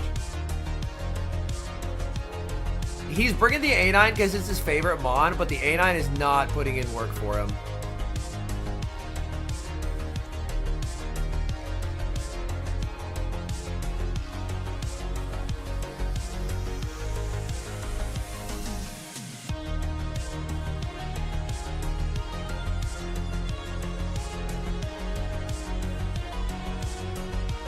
You're so close to a move, but if you shield, you risk getting sniped.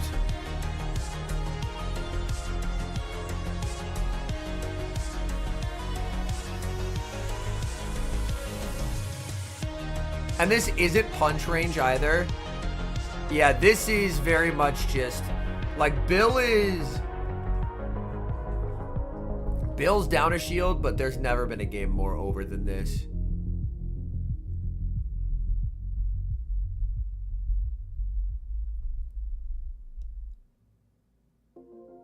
Oh my god, the CMP sack. Bill! This is the first time I've seen unwashed Bill since the Weather Ball meta, bro. Since the Weather Ball meta. It's been years since I saw unwashed Bill. This is crazy. This is crazy work. This is nasty work right here. What the fuck? This is the same man who is 2200 elo in the final week of in the final month of a season. This is that same man. I don't believe my eyes. I don't believe my eyes, chat. My eyes are deceiving me. I need a new pair of glasses. He's just staring him down, too. He's just staring him fucking down.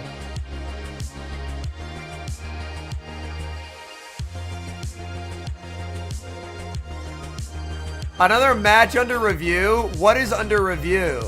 I'm curious. What are we looking at here?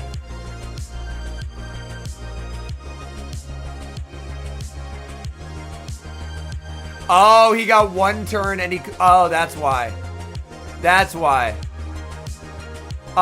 Jai got one turn and had to burn a shield. Yeah. So Jai is disputing because he tried to cap tie the Quag. That is why he is disputing.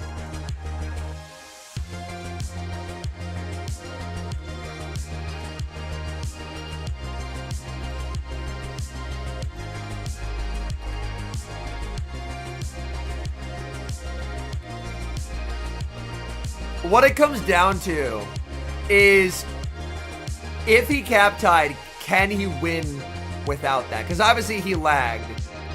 All right, they said that he couldn't have beat the Galisopod even if he had it. All right, we go next here to... Oh, these are practice matches. Dialab versus Rise. Okay. Our second Rise sighting on stream. Very good lead for Rise. Dusclops into Credilli. Made even better by the fact that everyone's on acid for this tournament.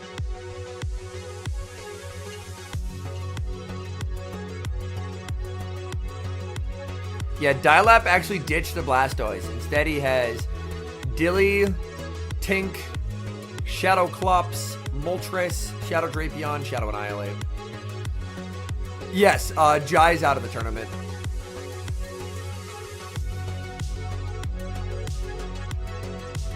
These are losers rounds now, so everyone who loses is done.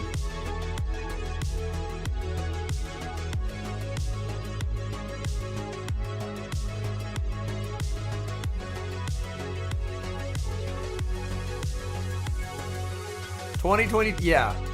This is an old bill. This is an old bill.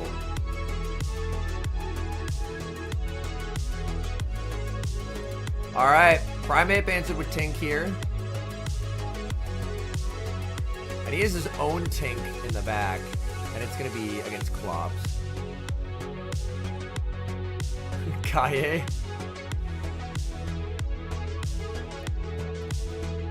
See, Kaye, the thing that I would argue is that Dialab secretly has unlimited aura. Dialab was the first Blastoise believer, and that is unlimited aura for believing in it. Jess said Bill's just done with the school year, so he can actually focus. That's funny.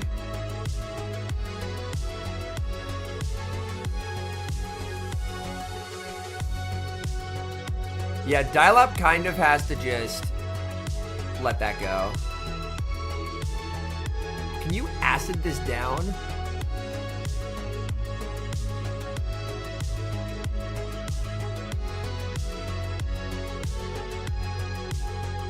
Oh, Rise didn't throw.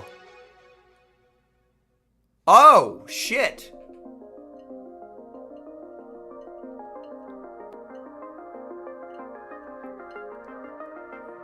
I mean, Tink should probably still just clean, right? Oh, that's unfortunate. He was probably anticipating a catch or something, but Dialab just didn't go for it. Yeah, he was reading the catch, but Dialab didn't go for it. It is a weird 50-50 scenario. The debuff comes through. I think Dialab just wins, though.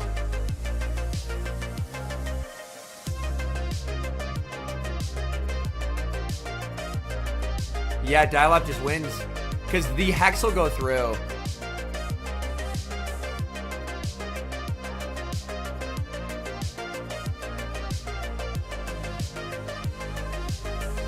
Well, does Klops have a move here? It actually didn't cost him the match because Dialab still had a shield. Dialab still had a shield, chat. So it didn't cost him the match. Because if he throws that, Dialab just wins with 0 shields instead of 1. So it actually didn't affect the outcome of the game.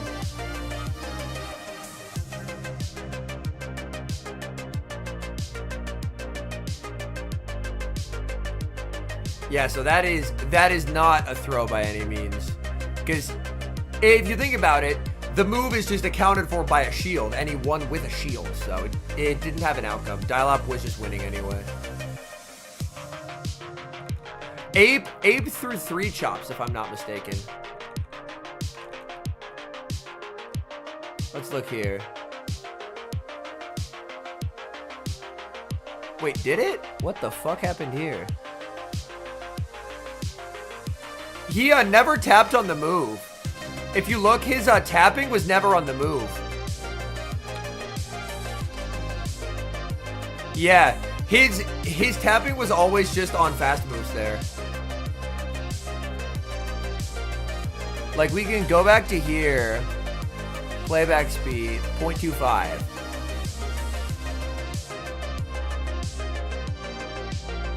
But we can clearly see where his tapping is, and his tapping is nowhere near the move. He just expected a switch out there, and it didn't happen.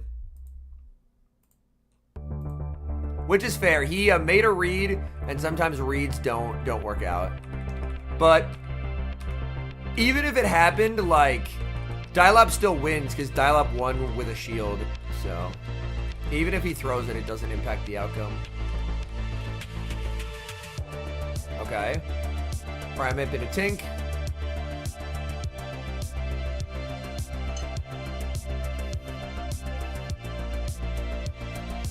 Fortress is like, people are opting for Scizor instead.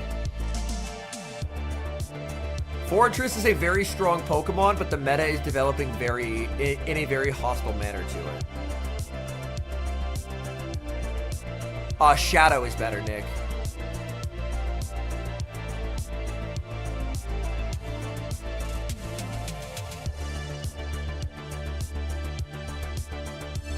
Oh, you said he wouldn't bulldoze a shieldless Dusk then?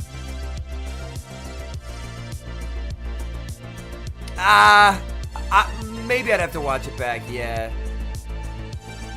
Maybe it did end up being a throw then.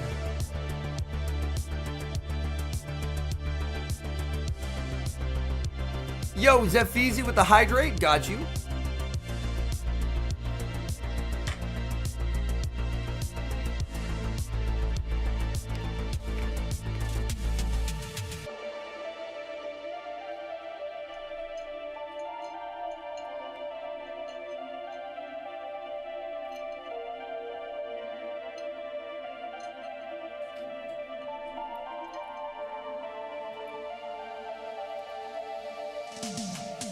Oh, man. Yeah. Rise is cooking now.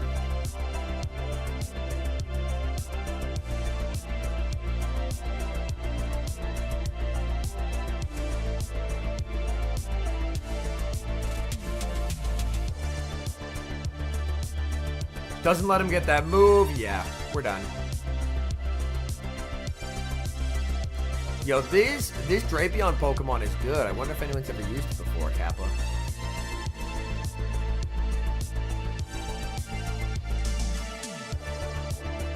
Yeah, we're going to game 3 here, folks.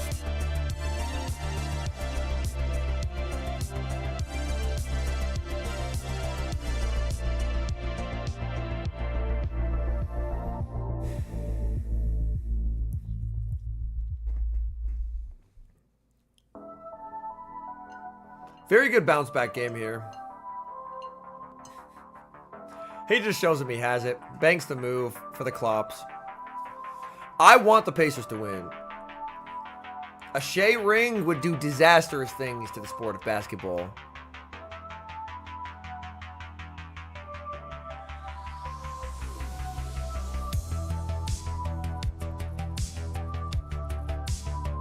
There is a drastic difference, Hayden, yeah. Because if you think about it, the average Legend player is someone who hits Legend, peaks around like 3,000 or 3,100. The people who do well at these tournaments are like 3,500 players. And there's a very large difference in skill there. Like, granted, I don't compete in these tournaments, but if you take the average Legend player, someone who hits Legend towards the end of the season, and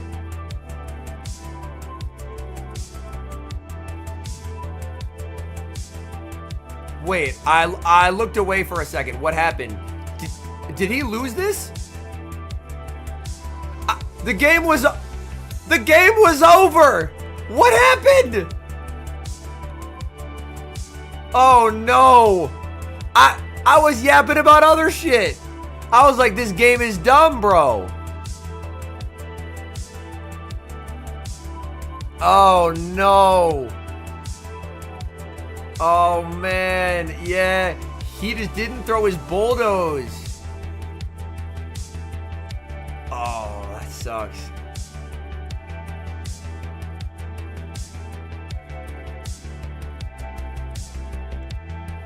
Oh no. Damn, that very easily could have been a 2-0. That sucks. That sucks.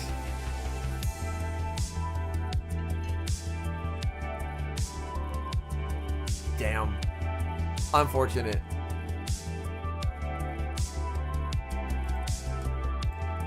Archus versus Rockhaven. Archus showing off. Is that a squid? Like an octopus tattoo on his chest?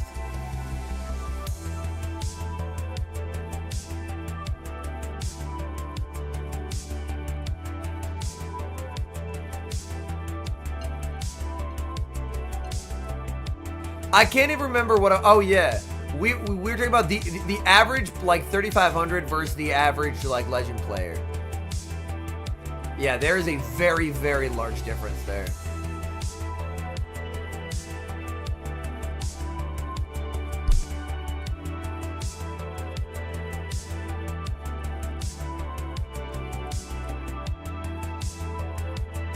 Is that a Rodriguez? I'm sorry.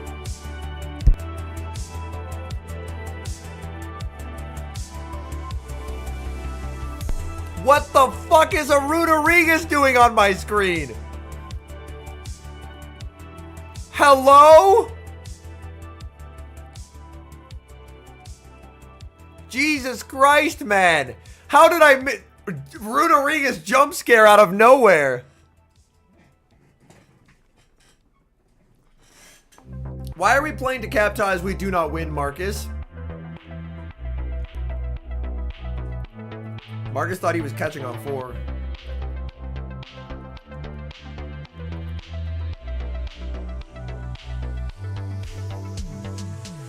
Brutal swing rune.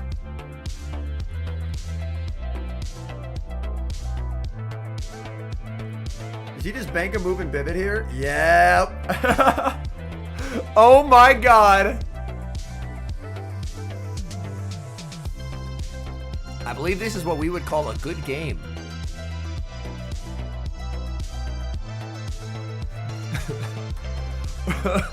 Rune is a crazy fucking pick. Holy shit. Holy shit.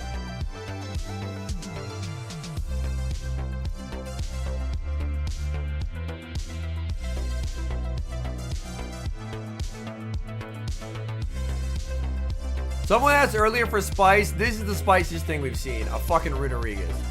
Also, yeah, look at how trash this matchup is for Dusclops, bro. Lapras owns Dusclops.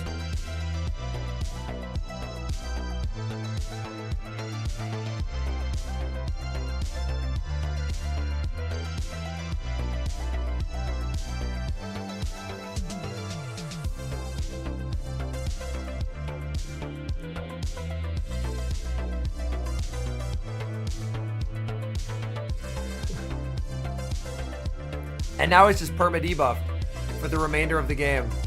Nah, this is crazy. What the fuck?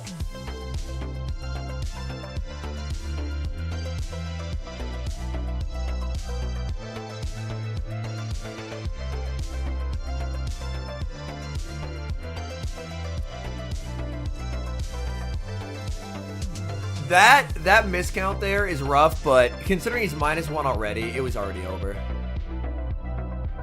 Does it beat Credilli with acid? I have no idea. But yeah, absolute rune jump scare. Holy shit.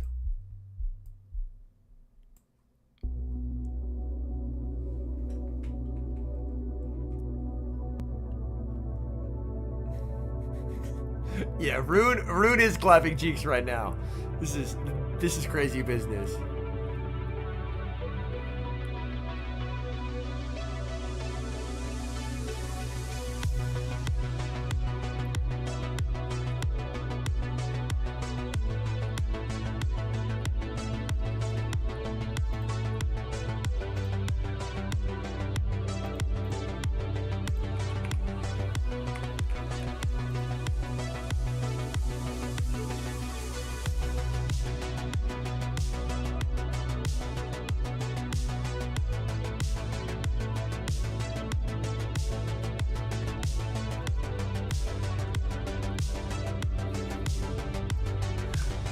Marcus.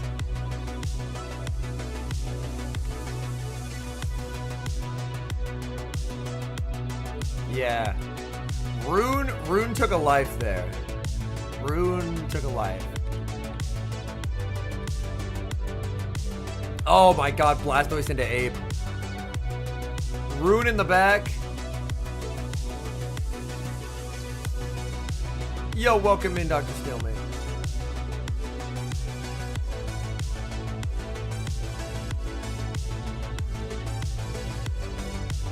Catch on Lapras here.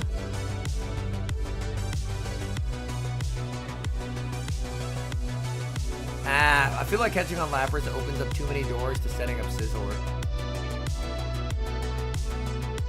He could just shield and counter down, yeah. That feels better.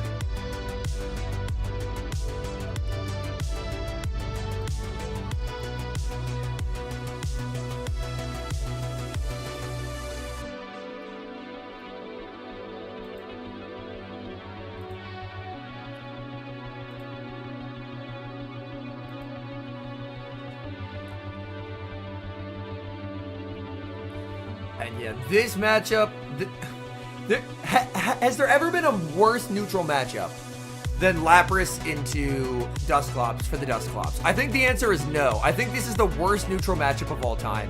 Dusclops just gets absolutely hoed.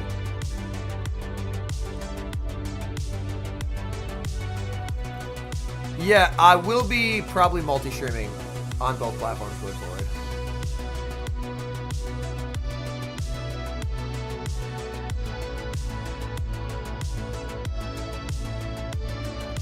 Oh, he wanted the farm down. He couldn't get it.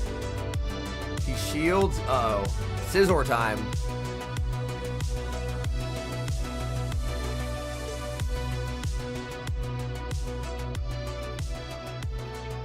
Yo, Jesse, thank you for the follow. Oh, he no shields that. Huh. I will confess to be intrigued by that no shield.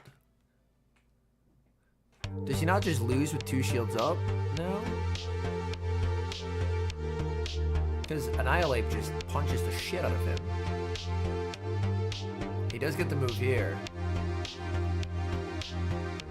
Ooh. Annihilate failing that farm down is actually bad. Yeah. Blast actually just wins here. I stand corrected. Scizor overfarmed just enough to take on that win.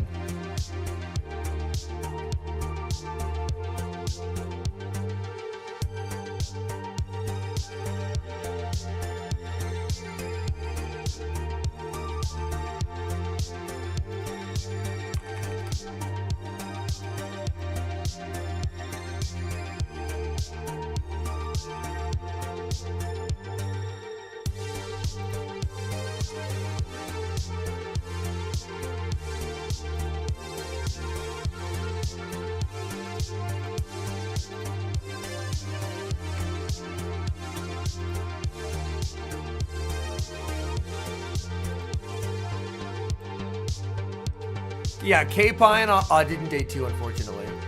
I think that's a very good elo, Randall, yeah. Pretty shocked to not see Furret. Yeah, Furret's been missing.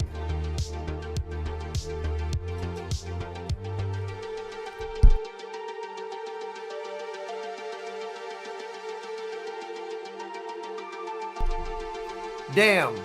I just got baited. I thought I had to sneeze.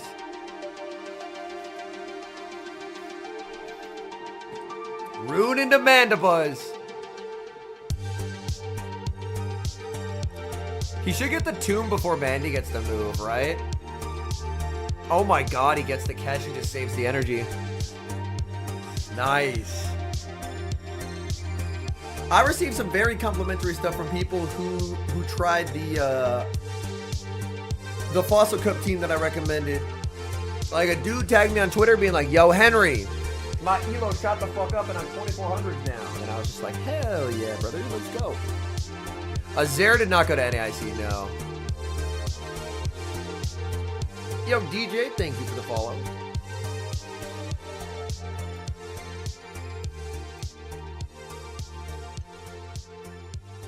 Night Slash gonna be shielded. Miscount there by Archus. What was the team? Regular Steelix with Thunderfang, Psychic Fang's Crunch, Shadow Cluggle I spotted, Jellicent. It's the team. Does he now try and snipe with the Rock Tomb? Oh, he pivots out thinking there's going to be a snipe. Oh my god, he catch... The big brain by Arceus here. Holy shit. Rockhaven predicted the snipe. The snipe didn't happen. Catches the move.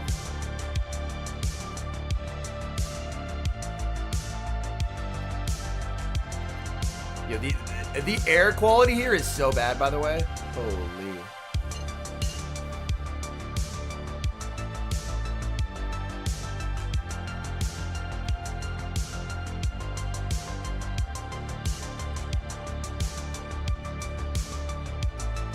I believe there's some Canadian fires going on that are causing it. But yeah, the air quality is brutally bad.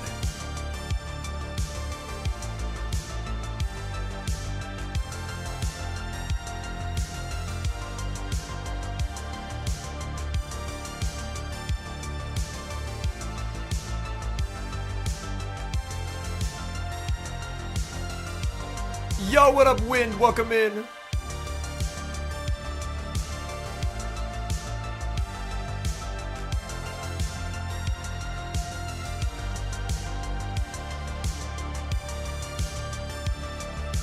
Having something with 5-4 pacing to outpace Scizor is actually so smart.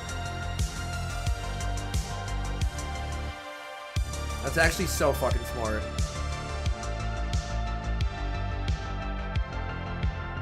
Yeah. Rune is a sick meta read. Rune is a sick meta read. What the fuck?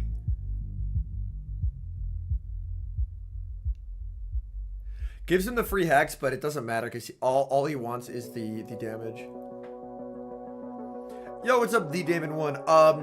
Day 2 are Elim and Pato Man on winner's side. We're playing a lot of losers matches now to determine who's going to be the third person in day 3. But yeah, sorry. Pato and Elim are day 3 already, and then we have to play a lot of losers matches.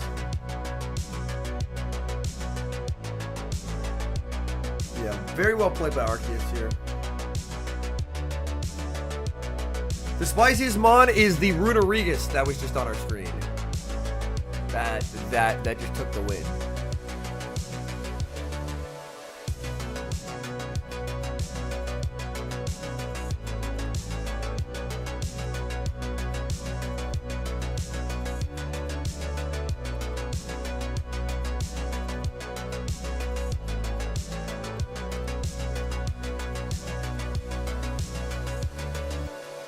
We're almost caught up to live.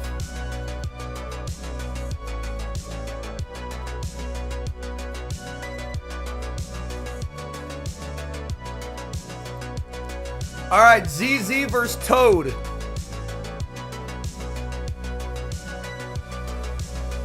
We are almost caught up to live here, chat.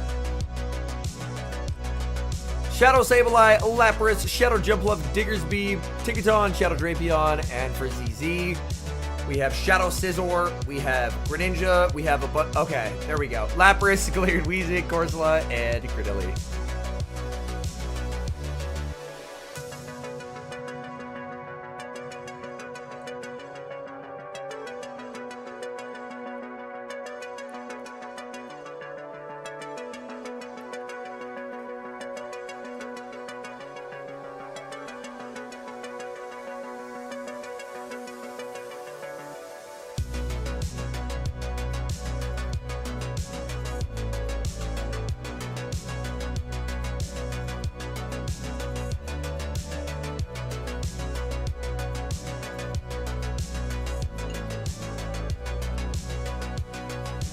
Yeah, ZZ is a very difficult person to bet against.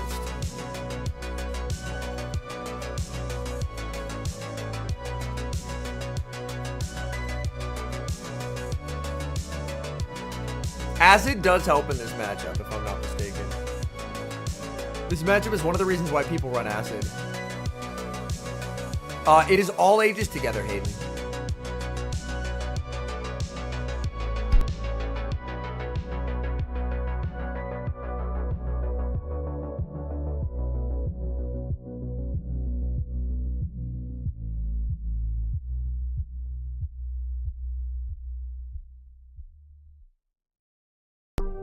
Lapras just being a damage punch here.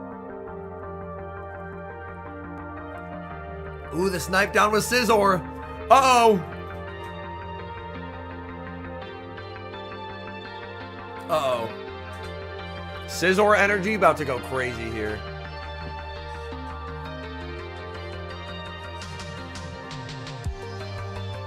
My God, this is about to be just...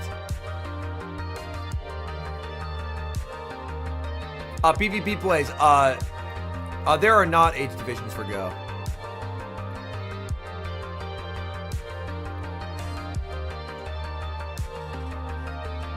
Everyone competes together.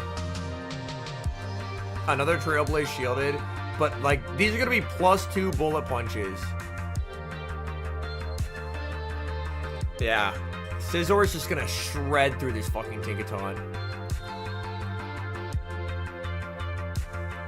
Yeah, he's just shaking his head. He knows it's over. Look at these bullet punches, by the way. Oh my God. +2 Trailblaze. Type resistance. Who?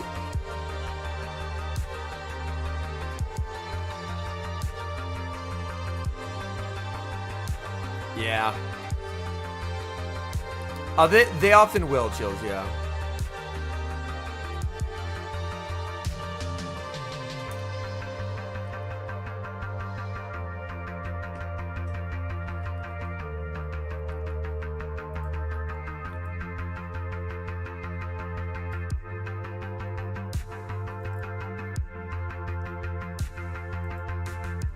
I imagine they'll bring Pocket to the tournaments at some point, but holy man, that game is so luck dependent. Like, they absolutely have to add cards to make it less luck dependent. I mean, I know it's a card game and card games are luck dependent, but holy shit, man. Like, compared to something like Go is so much more like there's such fewer luck elements than a card game. Okay, we hop into the action. It looks like Greninja into a Diggersby lead. Like, I've hit Master Ball twice, and the catch again. But the luck elements drive me fucking insane in that game. I don't know how people, like, play community tournaments with that game, bro. I don't get it. I really don't. ZZ's doing such a good job at just dancing out of matchups.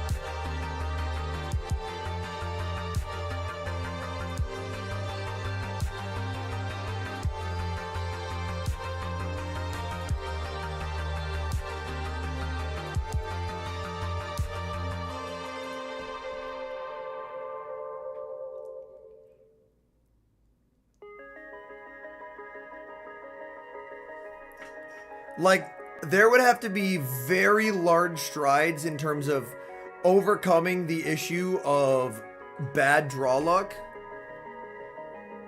And we still haven't, like, really seen that.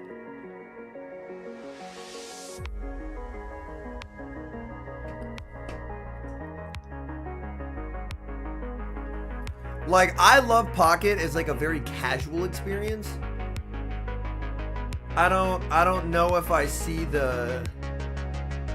And like, maybe they will bring it because they want to try it to see what it does on the tournament scene, but I feel like it's better off suited as like a side event thing to funnel people into the real TCG game.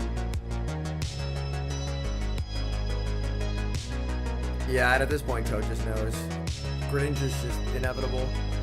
ZZ doesn't make content, no.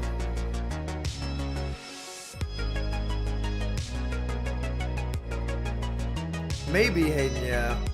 But like, if you brick on your cards, and then your opponent gets Rare Candy Stoke Charizard round 2, like, there's just no way to win that.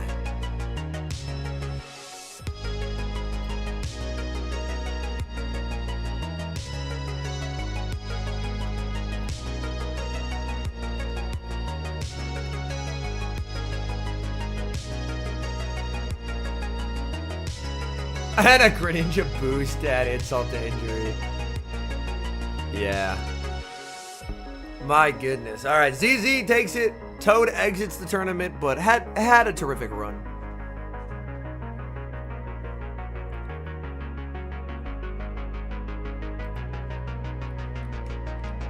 We're almost caught up to live. Oh, bracket update. Also, I just got results from this. Firestar lost to Ashton Ash. Roberto beat Lyle. Septile beat Dialab. So it's Septile versus Archus off stream.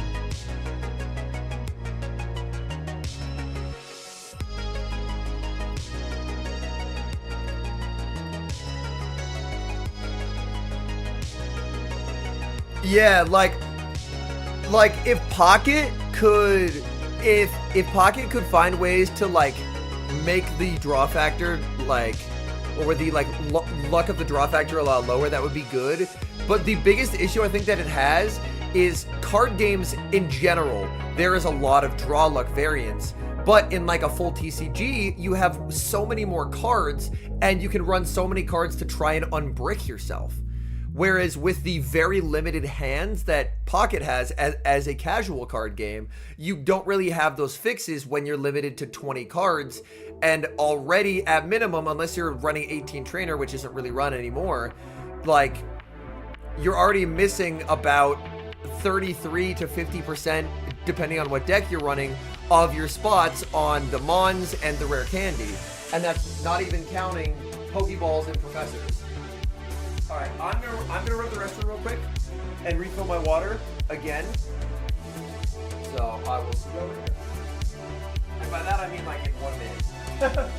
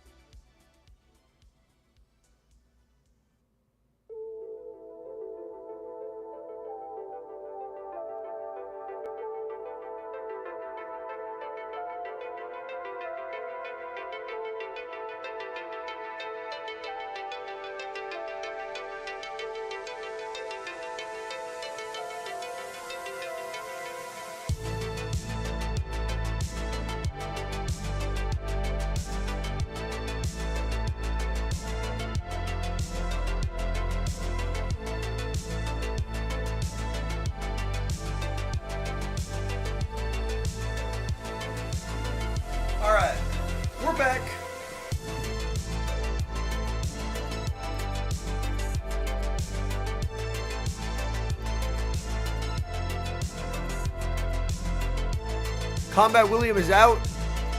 Yeah, that's unfortunate. Good run from Combat William.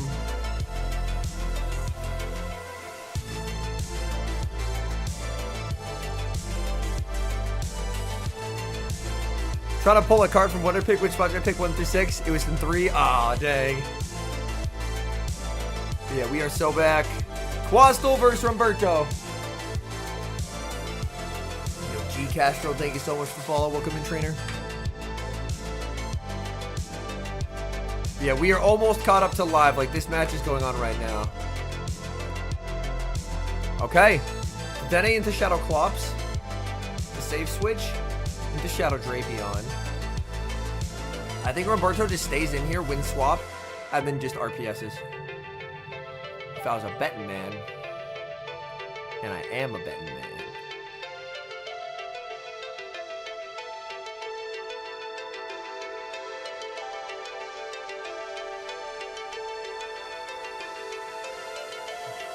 Because he didn't deny the turn, and that's what cost him here.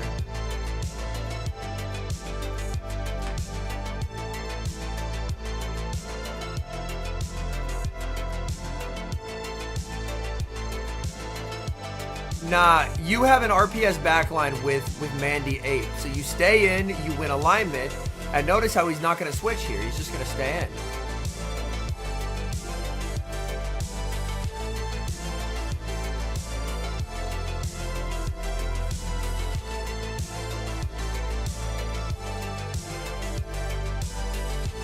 Yeah, there's never been a game more over than this one.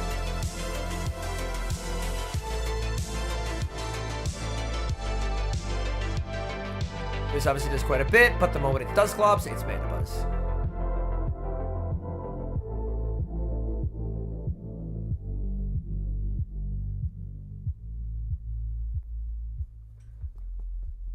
Yo, Zafisi with the hydrate, got you. Hydration done. Marcus, are you unaware? I've been doing this for the past 3 days, Marcus. Twitch and YouTube.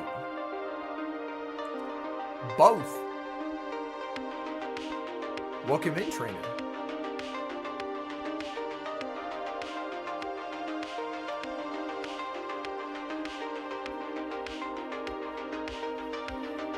Alright, cap tie there. These are shields.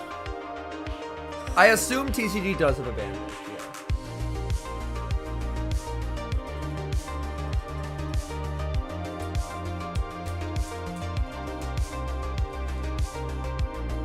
What if everyone just spams the fuck out of hydrate? Then I'll be a very hydrated man.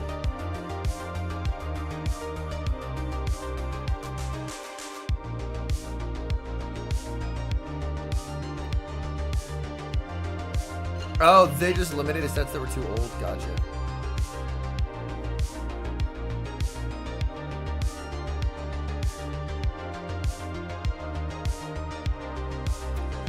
Ape should counter down here, so this should be fine.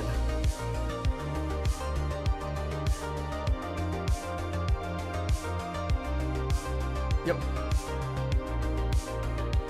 Yeah, Axen beat Rise on day 1.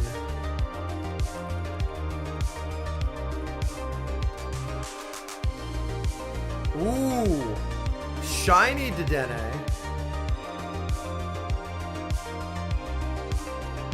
That's a flex.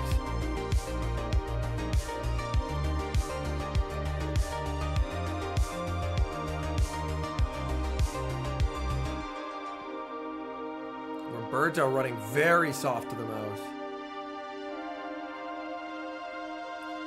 After you link it, you have to go to your Twitch drops inventory and then click claim. Once you do that, then you go to rewards.pokemon.com and then it'll show you your rewards and then you'll get the code and then you can enter the code in the Niantic redemption thing.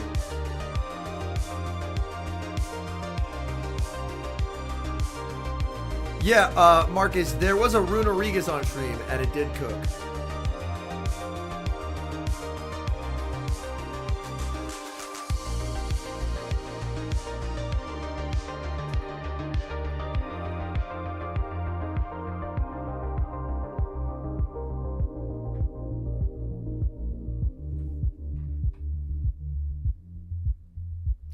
Well, the correct read is made.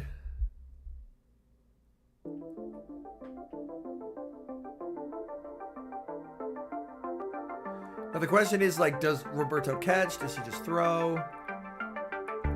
Cap tie. Roberto wins the cap tie. Does Twostel think he can live this? I don't think he can.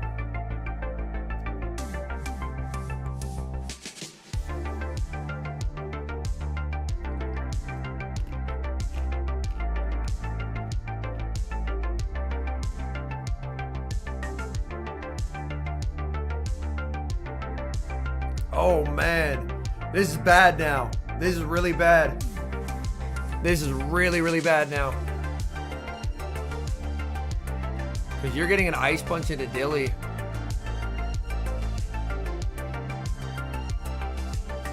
You're getting an ice punch into Dilly.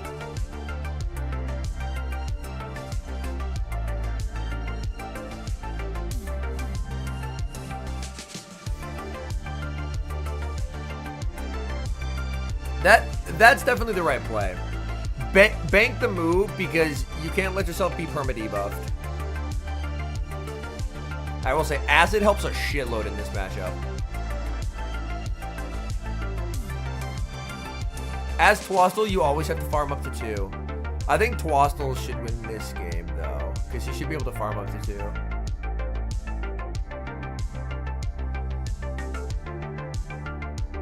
And this should knock out, I assume.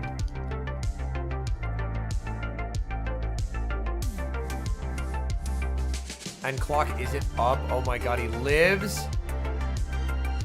Holy shit. Was that DRE? Or did he actually just live that? Hold on. Let me watch this shit back real quick. Oh, that's a nasty DRE. That's a nasty DRE. Oh my goodness. That shit is not reviewable, brother. Wait, what?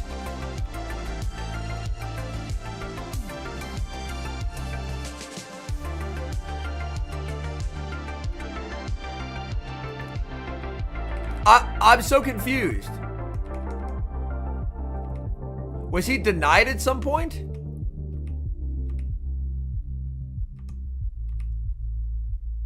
See the charge stack already tied. Roberto needs this, but if he's able to acid down either, so maybe do you just stay in and force this Cradily to throw its energy?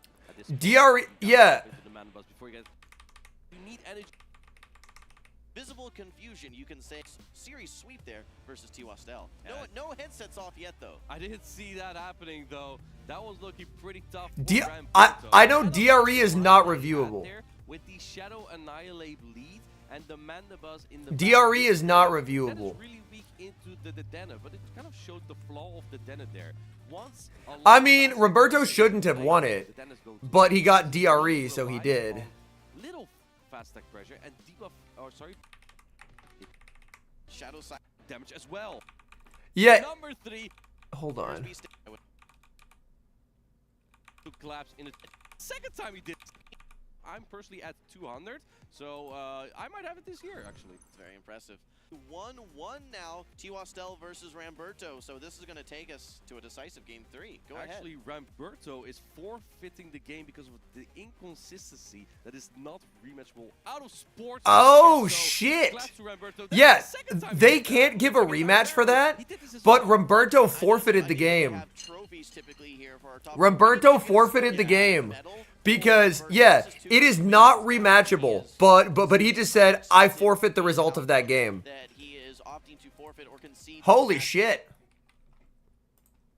Alright, what we're learning is Roberto's a better sport than literally any of us. Because he should have lost the game anyway. If not for DRE. Alright, Drapion Clops. Oh, that's bad. Mandy, it's, oh no! And now he's gonna get RPS'd game 3. I mean, he guaranteed loses it. Klops is not winning Cab versus Cradily.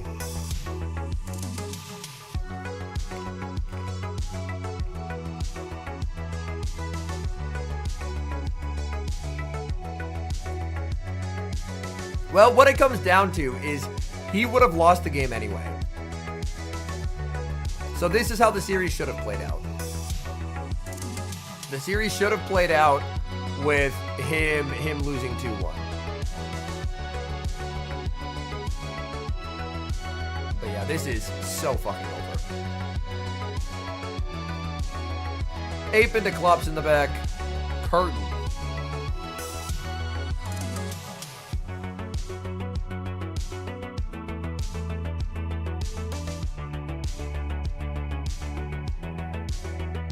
Yeah, DRE is damage registration error.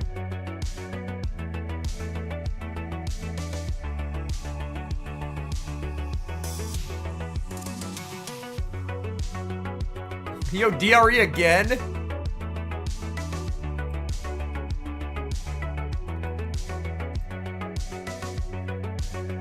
That was very funny. Yeah. This meta is definitely more alignment based than other metas have been. We've seen some neutral play, but anytime a Tedene is involved, there's probably going to be some RPS.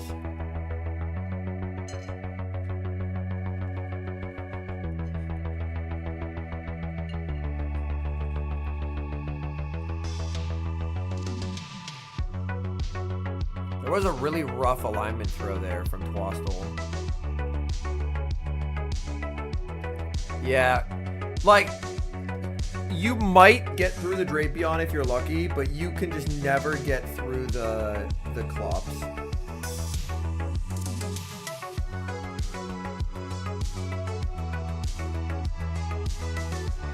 Yeah, he had to try and snipe it down, and he couldn't.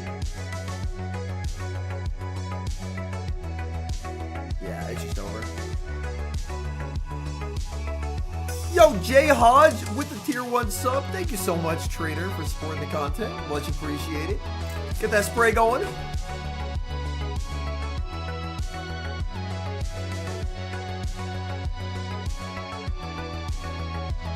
Alright, if the Drapion dies, then he wins. Well, he still has a shield. The applause from Roberto. Hey, the good sportsmanship.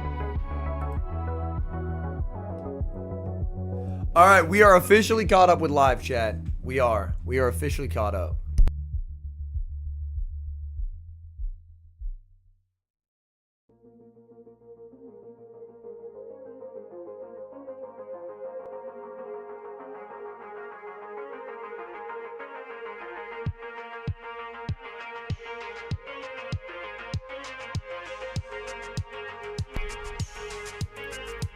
All right. We have updates. Ashen Ash takes down Firestar. Obviously, we saw...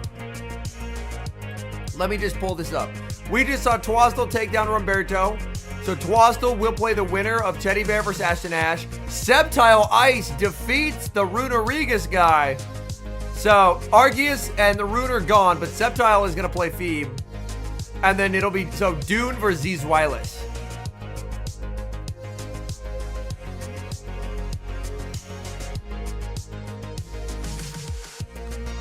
And then all of these matches, winners will play each other. Then the winners of these play Axen and Richie.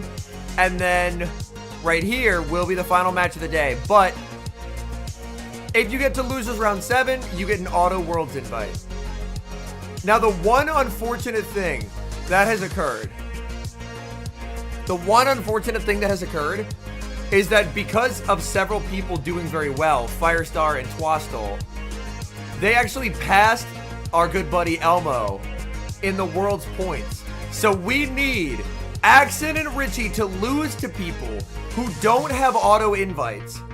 So that way Elmo can still qualify for worlds. Because auto invites, the top 4 auto invite. Yeah, the top 4 auto invite. But the 2 people in winners already had auto invites, Pado and Elim, and the auto invites don't cascade, so those are auto invites that are lost. And it's the top 75 in championship points that qualify, but if you're 4th in championship points and you get an auto invite from like doing well at a regional or an international, you're taken off that list. So I am now actively rooting for Axen and Richie to lose to people who do not have auto invites. So that way Elmo can still qualify for Worlds. That would be Teddy Bear doesn't have an auto invite. Twostel doesn't have an auto invite. Feeb and Septile don't have auto invites. Dune and ZZ both have them. So I need like Septile to shred through here, or Teddy Bear or Twostel to shred through here, in order for Elmo to still make Worlds.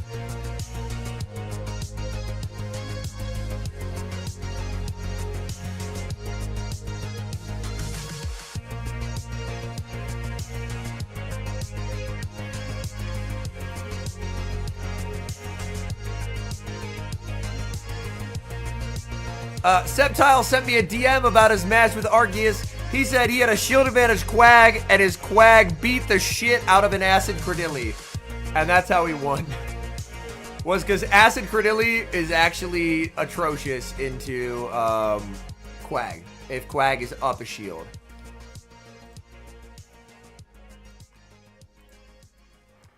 But yeah, so there are 1, 2, 3, 4, 5, 6, 7, 8, 9. We started with 360, over 360 battlers. We are now down to 11. We were at 12, but Roberto is out. We are now down to 11. So loses round 5 is top 8. Loses round 6 is top 6. This is top 4, top 3. And obviously top 3 right here. These two are done for the day.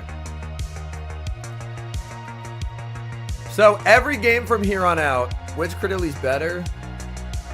I mean, Acid has shown its value in certain matchups, but hold on. Let's take a look at Internationals pricing.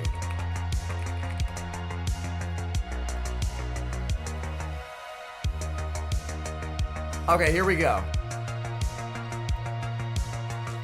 Internationals pricing, here we go. So right now, everyone playing here is tied for 9th. So everyone here is going home with $800 minimum. If you win like Twostel did, Twostel just upped his winnings from 800 to 1,000 minimum. For Pato and Elim, who are guaranteed top 3 because they're on winner side, Pato and Elim are guaranteed at least $2 grand. Obviously, if they get second, it's $3 grand. If they win, they get $5 grand. So each win for these battlers is increases in money. And obviously an insane amount of packs as well. Like, this is just monetary rewards. They also get like hundreds of boosters as well. So they make a shitload of money off that. All right, Teddy Bear versus Ash. I am legally required to root for Teddy Bear here. Axen lost to Elim.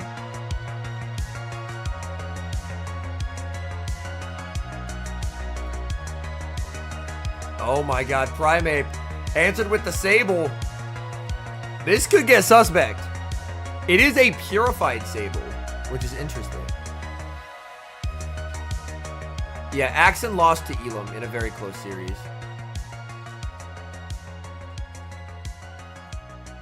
Sable didn't boomer switch, which is good.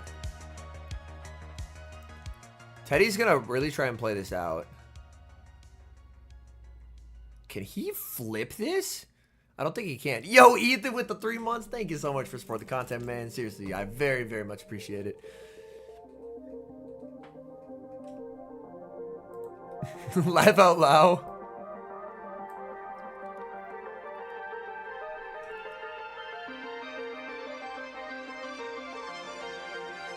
Yeah, he can't flip swap here. He's too low.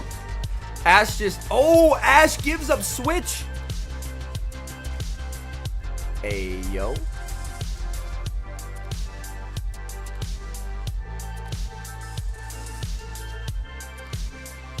He lets it go knowing that it's only a Rage Fist.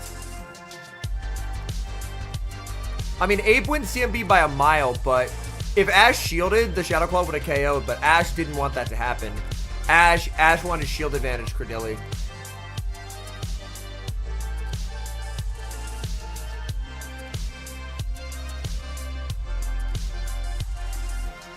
Yeah, He has to let this go because a fly will do more. This is a non-shadow area lace.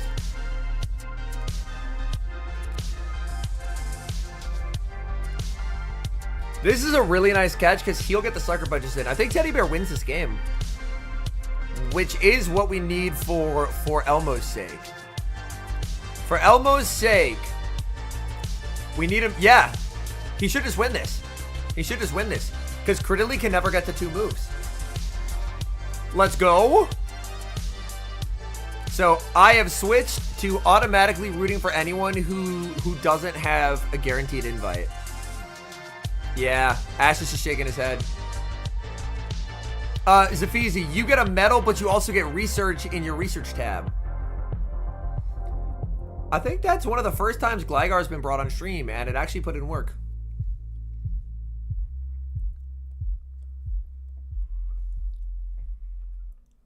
But yeah, Worlds is, I think, 25K if you win it. Worlds is, like, stupid fucking pricing.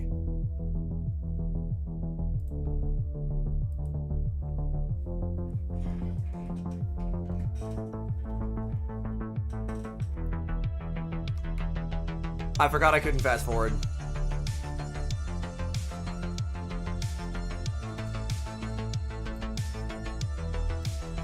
Also, if people want the bracket link, I will throw it in chat.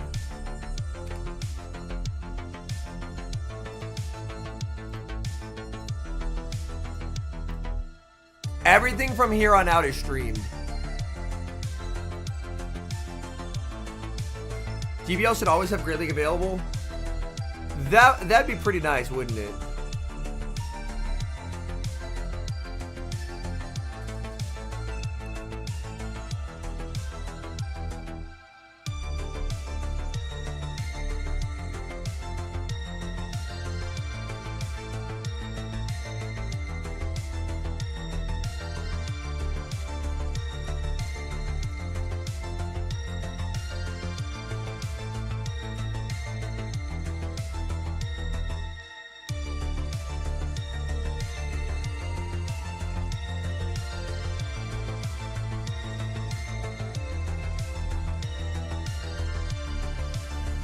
What adjustments is Ash gonna make here?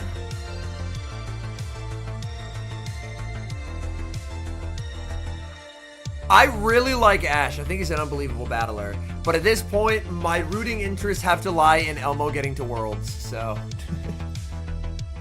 Let's go, Teddy Bear! Alright. Ooh. Mandy and back is pretty... We don't love that.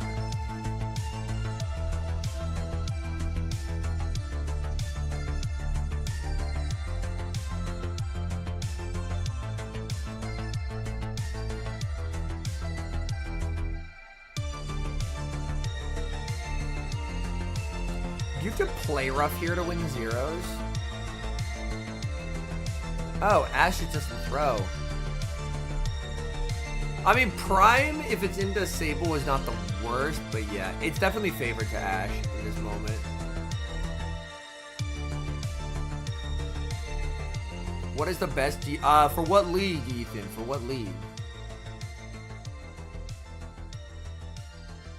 He catches on Gly. Gly will be answered with Mandy here. Yeah. So it baits out the Mandy, but this is a sad matchup.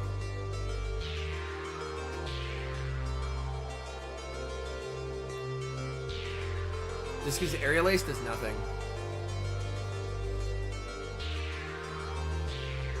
Like, it's what had to be done.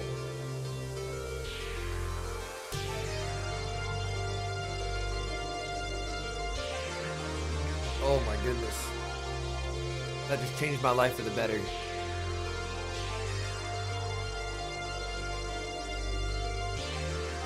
Now, Ash is a bit of an interesting conundrum here. How much do you overfarm? Do you just throw instantly to take the knockout here and risk to Dene farm? Looks like that's what he's gonna do.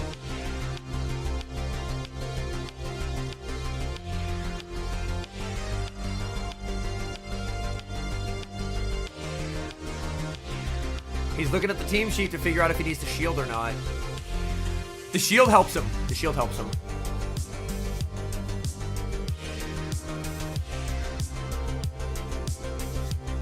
Yeah, Ashe. I would much rather be Ashe in this moment because he still has the Mandibuzz.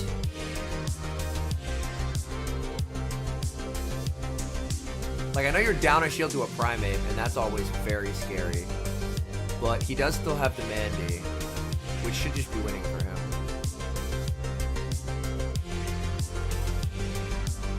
He's just going for the fast move beatdown now. Oh. Oh, but he can bring in the Clops.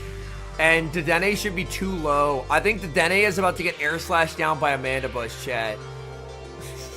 That's a sad state of affairs for our good friend Dedenne. Uh-oh. Dedenne! Oh my god. Dedenne got air slashed down by a Mandibuzz. What happened to Shame? Yo, PSR, thank you for the follow. And we got a Hydrate redeem.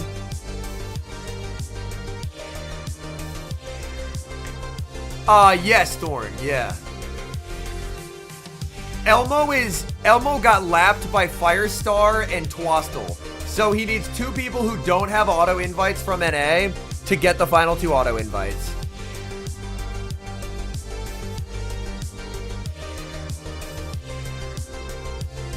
So still in that race. People who could help us are Teddy Bear, Feeb, and Septile. And Twostel.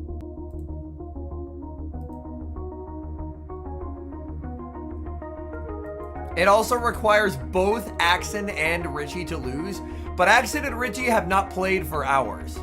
Because they lost like 5 hours ago. So that helps a little bit.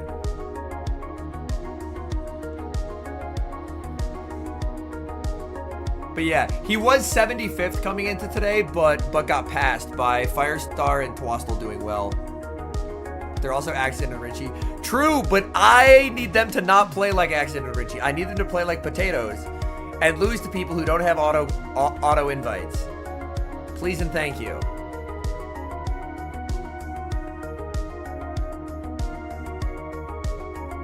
I'm very thrilled. Unfortunately, it was home slice homie on home slice homie violence. Because one of the people who passed him is Firestar, who's one of our faction's teammates.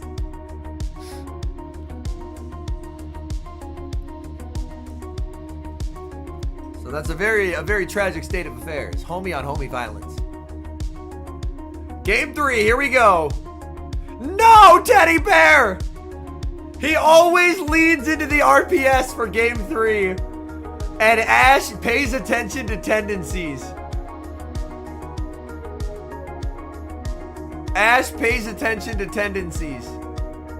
Oh, brother. He did the same thing to Septile in game 3. He did the same thing to Septile in game 3. He just led the Dene.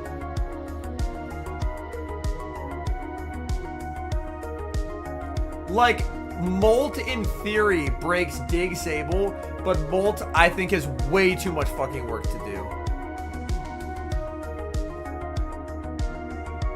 And even if you win Switch, like, Sable up a shield is still really good into this team too. Yo, the Hydrate from Liam, thank you so much, trainer. We do see the shield come out here.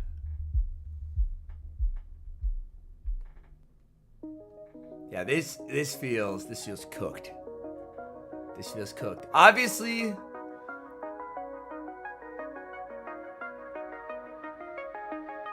in comes Sable. He just goes ace. Sable lets it go.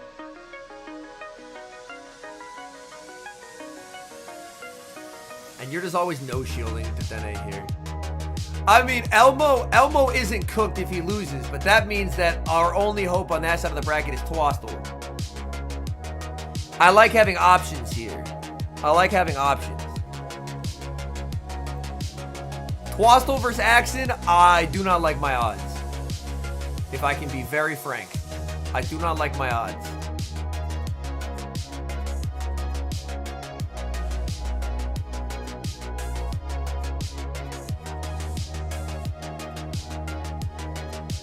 Does he shield this? He says no. Oh, he's still locked. Fuck. Oh, he gets there. He gets... Wait. Wait. Wait. Does a teddy bear just win now? I think he cooked himself. I think he cooked himself. He sees the molt and he knows he fucked up. He knows he fucked up. Yo, happy birthday, Pokedad. Yeah. We're so back. We're so back. Let's go.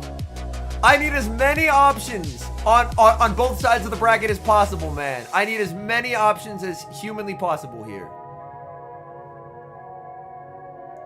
I don't like this shield. I don't like this shield. I think this shield is selling.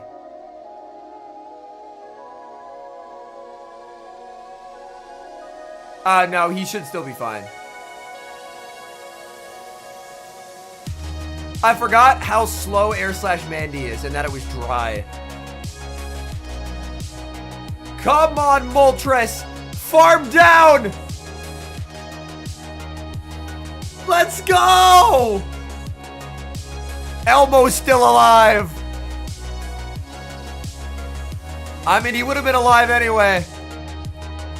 Now we have both sides of the Twostel teddy bear game will present Axen with an opponent that can. So this means that whoever wins out of teddy bear Twostel, both can potentially help as long as they beat Axen. Because Axen won Portland, and winning gets you an auto invite, and that's why I have to root against Axen. Yo, we got Fabi in chat. Welcome in. I love Axen. I'm sure he will understand. It's all about math. It's all about math at this point. My own personal biases aside, it all comes down to the math. Alright, so here's our bracket. Twostel and Teddy Bear neither have a guaranteed invite. Which means that Axen will have to play someone. Like, that's still a chance. Feeb, Septile, obviously I'm rooting for Septile because he's Faction's teammate. But this guarantees that whoever wins out of Dune ZZ will play someone who doesn't have an invite. So ideally I need Septile to win against Feeb, the winner of this, and Richie.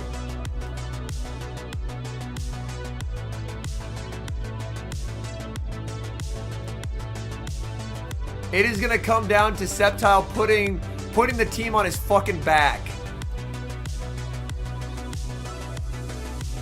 Yeah, it is not over. Elmo to Worlds is still possible. Part of why Elmo to Worlds is cool is because he joined our team partway through the season and he didn't really have that many points. And so we've been scrimming with him, working with him. His improvement has been awesome to see. And now he's been able to make some very nice, very nice and deep losers runs to stack up last second points.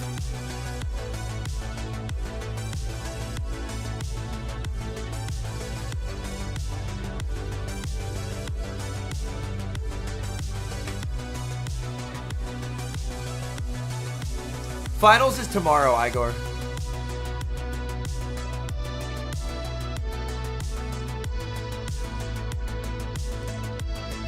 Yo, what's up, Boom? Welcome in. Yo, Boom! Will we be seeing you at Worlds, Trainer? Will you be there?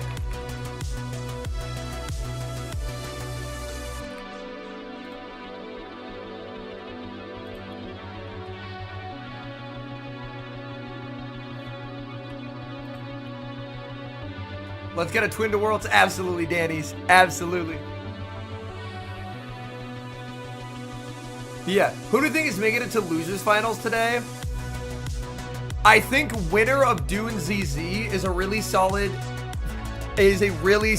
option as well. Septile has been playing really, really well. Septile earlier in the day was having really severe allergy attacks, but he people got him what he needed, and he's been on a tear ever since. But yeah, chat, do y'all want to see one of the coolest DracoViz pages ever? Here we go. Look at this shit. One tournament. He won it. Only tournament he's ever got to. And he just won the fucking thing. And then he's like, I'm out. Depends on results of exams. I still need to convince my parents still. That's very fair. That's very fair. Well, considering how absolutely dominant the Leo run was, we definitely hope that you'll be able to attend.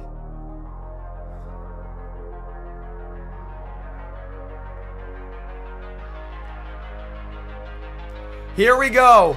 Another heavyweight fight. ZZ versus Dune. I will say out of the... some people have hit veteran, yes. Timing's bad for a lot of this season. Gotcha. That makes sense. Well, you had as good of a debut as someone could ever ask for, so...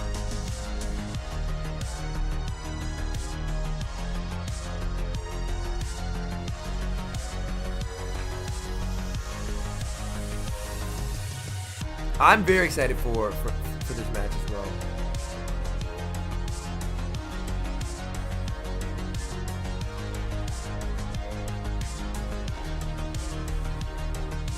The Araquanid.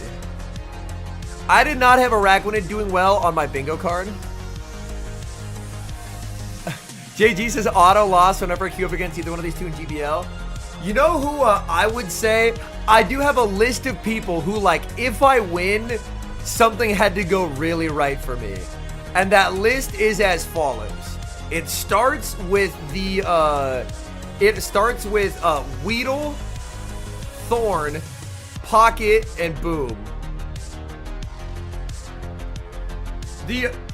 And then I would also add Lyle and Philbeg to that list of people who, like, lifetime I have an unholy shit win rate against in the Go Battle League.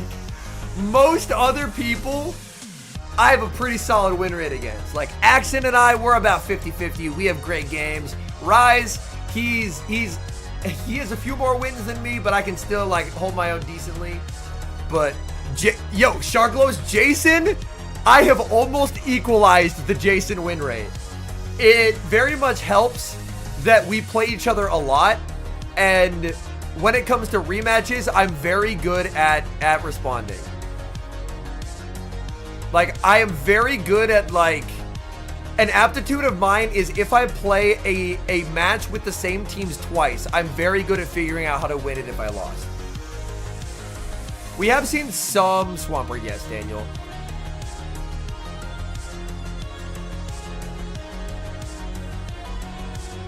Oh, the catch by ZZ!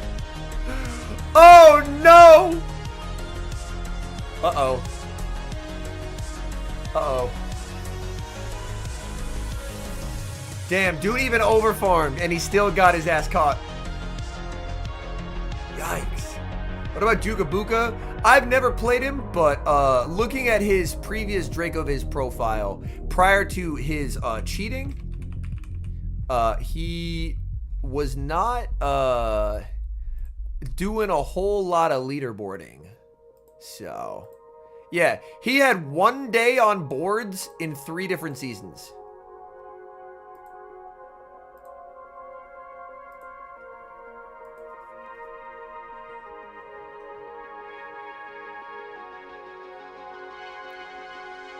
Yo, Ethan, dropping a 5. Thank you so much, trainer. What's a good team for the Grey League right now? I did have some pretty nice results with... Ooh, I'm trying to remember. I think it was Quag, Furret, Shadow Gligar.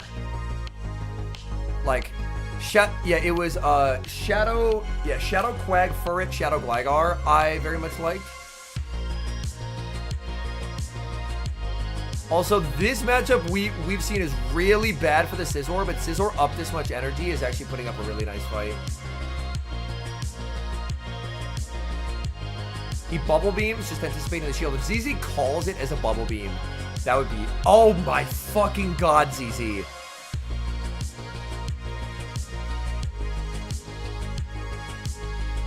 Dune's able to save the spider, but like Lapras just wins this matchup.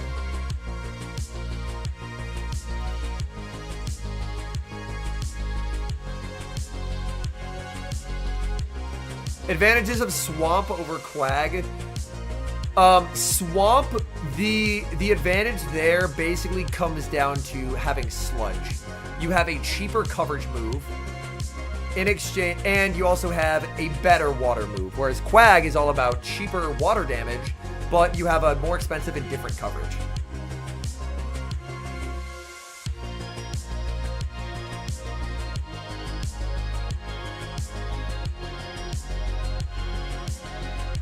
I'm not sure what you're referring to, Ben.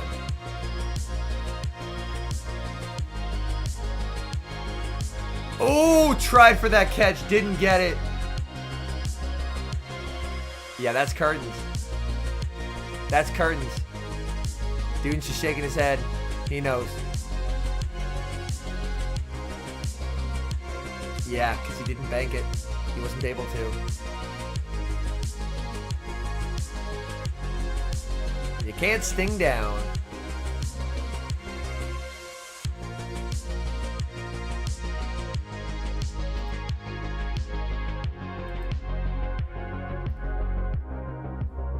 All right, game 1 to ZZ.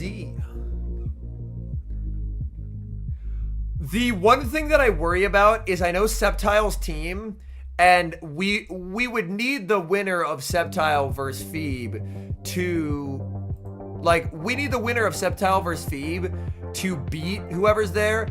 I know Septile's team is criminally weak to Scizor.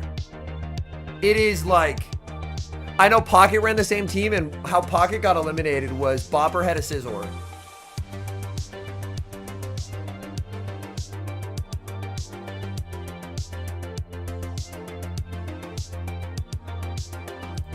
But yeah, that team is unholy weak to Scizor.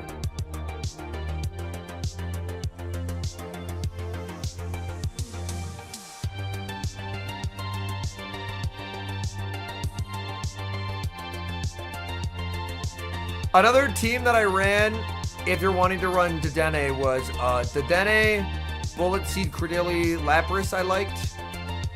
Another team that I tried was, I tried Astonish Golurk.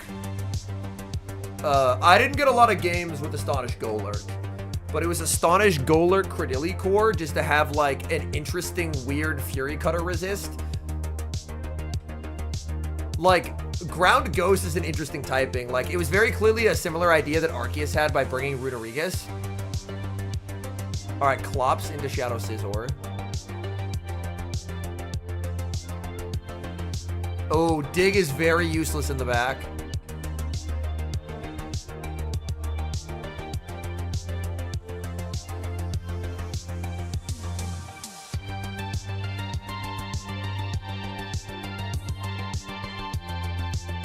This is an awkward matchup because Dune doesn't want to throw an alignment, and it's going to cost him his final shield. Oh, he does throw an alignment. Interesting. He does throw an alignment. God, these bullet punches are just stupid. ZZ is Acid Dilly, yes.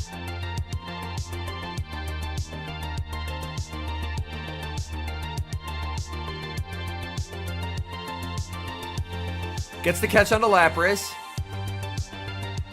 Oh, man. Oh, yeah. This is just ZZ winning. This is just ZZ winning. Is it not?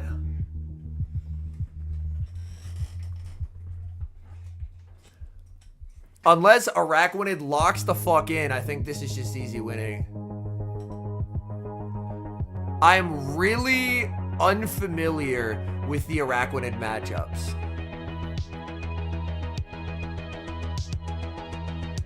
But yeah, the issue is ZZ can pivot.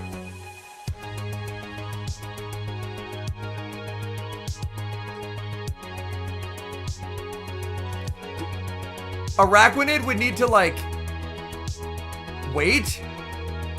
Is this ever a Copium win con? You need 2 debuffs for silence to go down to 1? Okay, gotcha. See, chat, this is why Thorn gets second at tournaments and I make funny YouTube videos. Oh, tries for the catch, doesn't get it. That is failing that catch dooms him. Well, Thorn did like one tournament. Oh yeah, Matt Beer also gets second at tournaments. Welcome in, trainer. Cause he puts in the fucking work to know these matchups, and I have not.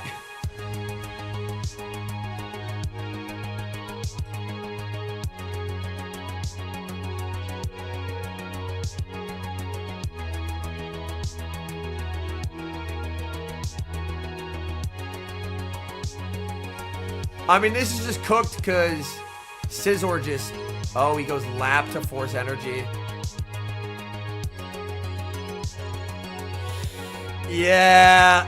ZZ. Uh-oh. Uh-oh. I think this winning probably dooms Elmo unless Septile plays the game of his life into ZZ.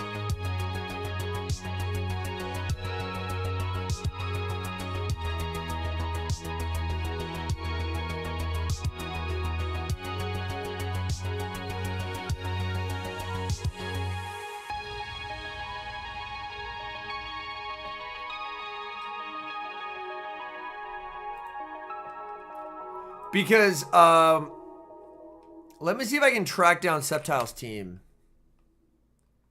Septile, before the tournament, said, this team is OP unless I see a Scizor. And if I see a Scizor, I cannot repeat what was said if he sees a Scizor.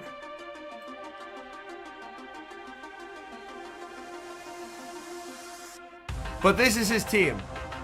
Shadow Primeape, which doesn't like Scizor. Shadow Quag, Shadow Drapion, Tinkaton, Lapras, and Dusclops. He has dodged every Scizor so far, but there's now a Scizor in his path. And that's just going to be too much. Like, that is just completely unplayable into Scizor.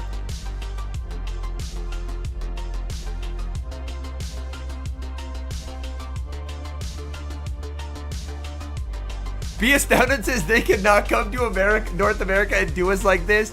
Unfortunately, we are getting cooked right now.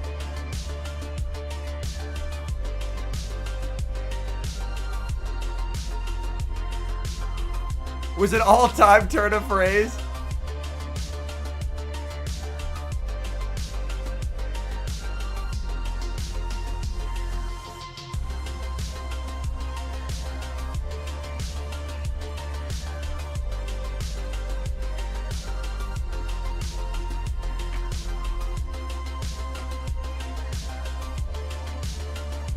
Well, out of NA, Teddy Bear, Twostel, Axen, Feeb, Septile are all from NA, and Elim's from NA as well.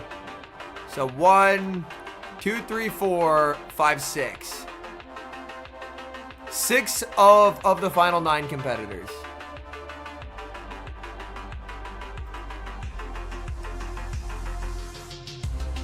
Are from the US.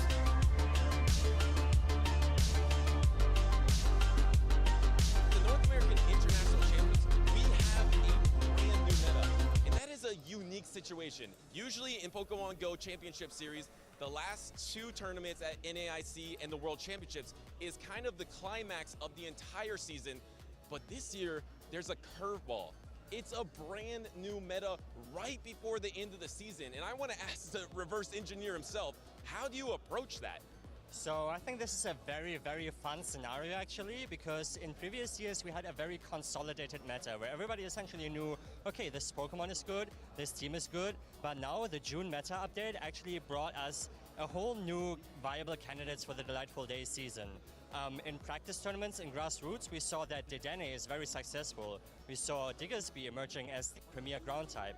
And we also saw the rise of some more unique core breakers. And I think it's really a type of skill expression to find those core breakers as a trainer. I'm so fascinated by that, because do you think that actually gives different advantages at this part of the season? Because like you mentioned, in the past, maybe it was trainers that got a lot of reps in the season. Do you feel like it might be some different trainer names that are going to be coming out on top here at NAIC or at the World Championships? So I think that the top trainers are usually jacks of all trades, honestly. So I think that the people that we will see emerge from NAIC and Worlds will also be like kind of the usual suspects. So I'm not really expecting too much of a shakeup there, but the shakeup that I do expect is in the variety in teams that we see, because typically it's just like who wore it situation, pretty meta team compositions. Whereas right now we see microphone moment. And it's Axen trusting the Araquanid.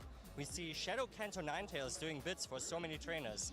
And there's also apparently a couple of trainers who are bringing the Greninja Shadow Scissor Core to Pokemon that were unheard of just a couple of weeks ago. Yeah. Do you think it specifically gives an advantage to you as someone who is a creative team builder? What do you think about that? I think it gives me an advantage in terms of enjoyment, because I really love when there's creativity, when there's a degree of self-expression, and when there's Pokemon that may not be as reliable, but instead are exciting. And I feel like I can say it right now. I'm running Scizor, I'm running Greninja, I'm also running Galarian Weezing, and some of these Pokemon, they need a lot of shield investments, but when they pop off, they really pop off. And I think that's great for not only the players, but also for the viewers at home to just see that in action. And so you mentioned that core of Shadow Scizor and Greninja used by other trainers. Is that a coincidence? Did these trainers come up with it at the exact same time, or how does that work? Is there collaboration? So there is actually where did my Discord server for EU trainers where did my team go? Invaders prepare together for the North American International Championship.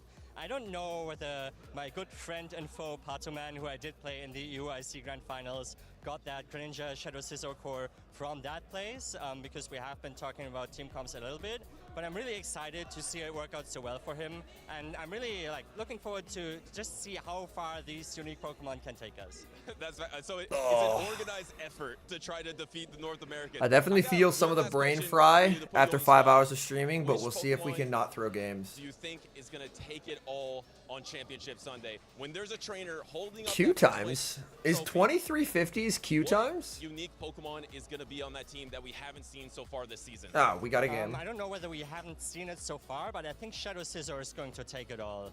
There's very few Pokemon that are so neutrally strong as a Shadow Scizor is in the 2-shield scenario, and I think a skillful use of Shadow Scizor can yield your NAIC trophy.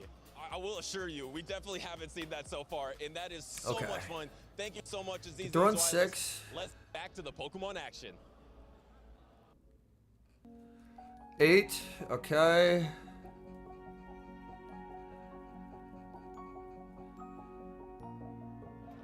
I hope they still have the Pikachu plushie. Yeah, time to go in. Okay, let's go. Okay, let's go. No cap tie there. 5, okay.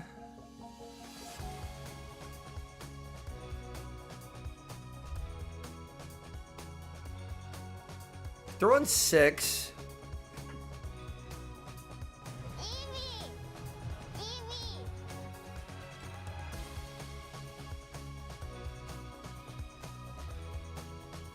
8, 9. Oh god, if I get surf baited here, this is actually shit. Fuck, man.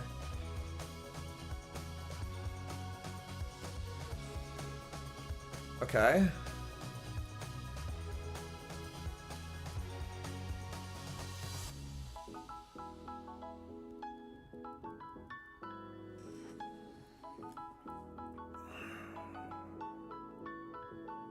I'll let it go. Take me there, Jellicent. Look who's here. Take me there, Jellicent.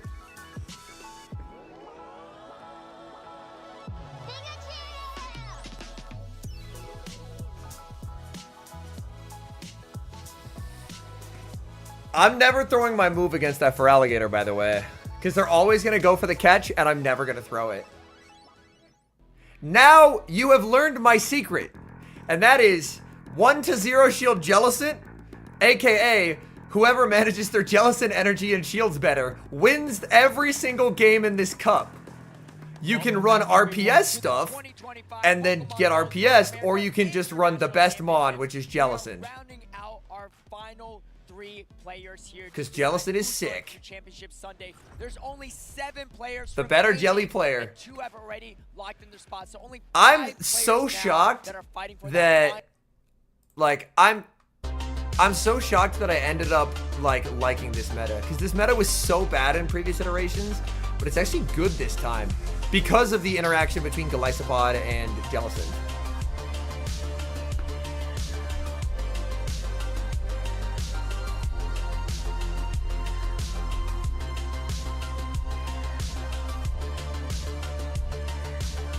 Hey, I'm happy it worked so well for you. I'm happy it worked so well for you.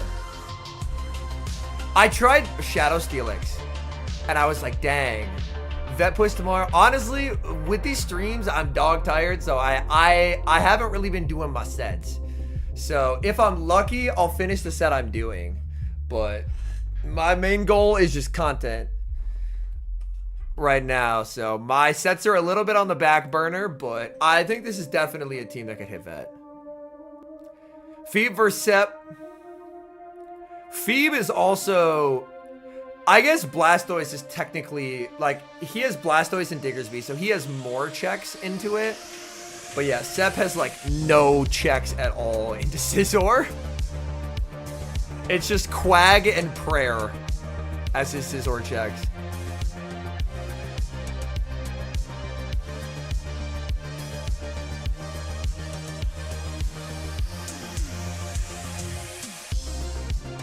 They're tied for 9th right now. So if whoever wins this gets $200 extra from 800 to 1,000 and a top 8 playmat. Caught 2 Togedemaru. Oh my god, yeah. I have 100% win rate against Togedemaru in this cup.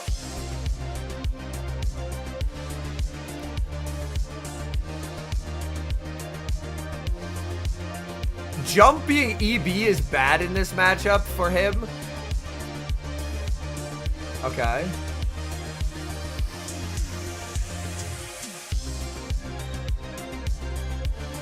This does not look fun.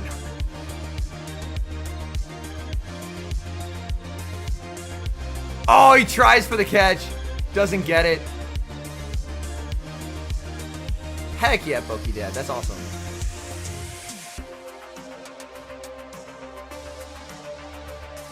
But he's definitely fine absorbing the energy here.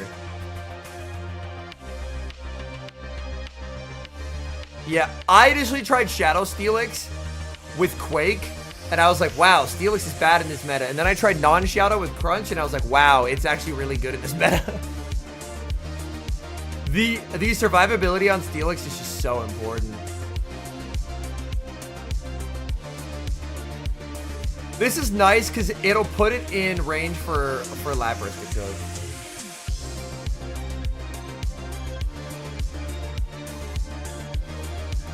He just throws right away.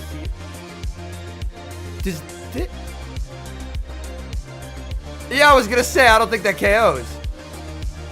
Ah, he just doesn't get there.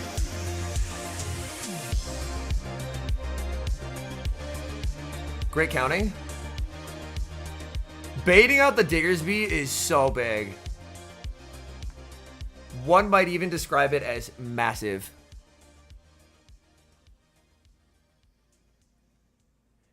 Am I coping to think there's actually a world in which this game works out?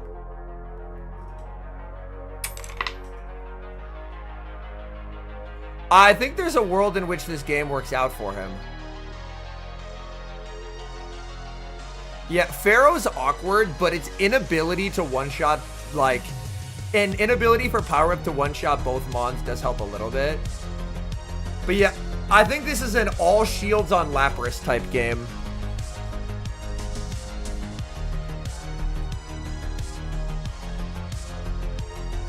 He just bulldozes here to burn clock. And then he just pivots, no? Yeah. Look at the Psywave damage. How much it's added up already. Sep has played this really well. Feeb's gonna have to bait him here. If a bash is shielded, the game ends instantly. So he will bait him. Sep's gonna shield. But obviously, if you bait, you save energy, but you don't get the defense boost, which means Psywaves are still clapping you.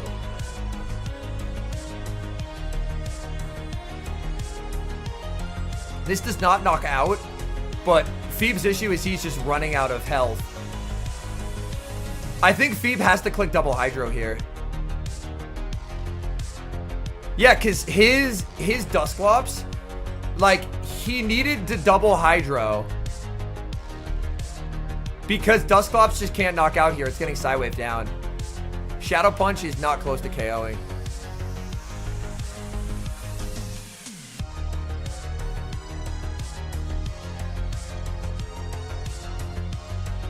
Yep. And then you just farm for farm. Septile! Bad lead, didn't matter. Locked in.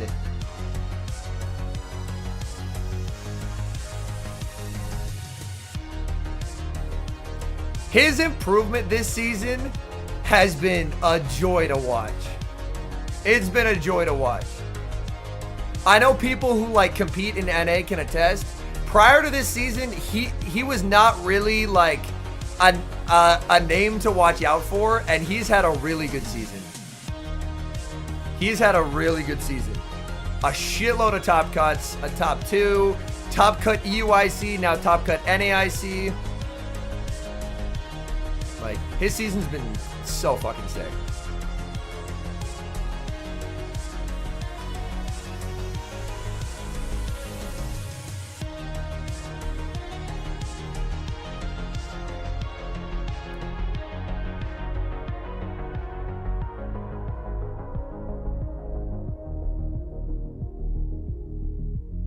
Yo, what up, Schmeedy?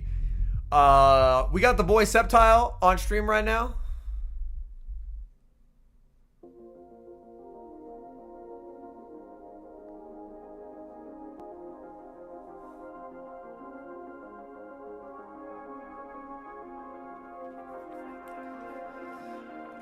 This is top 12. A win puts him in top 8. But yeah, that was just such a fucking well-played game. Like, just so good.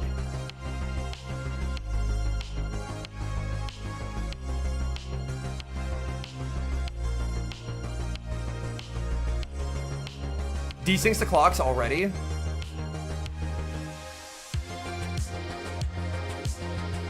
Feeb no shields, but that's vital damage onto the Blastoise. He is gonna shield. What? He probably goes Drape here, which then frees up the oh, he doesn't. He goes Clops. Interesting. He does live this.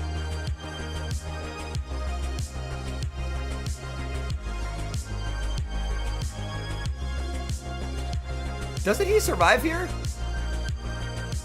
If he shields, I think he's dancing out, but I think he survives here. Shit, he didn't. Okay, we're going to game 3. Yeah, we're going to game 3, folks. Ah, I thought he could barely hang on there.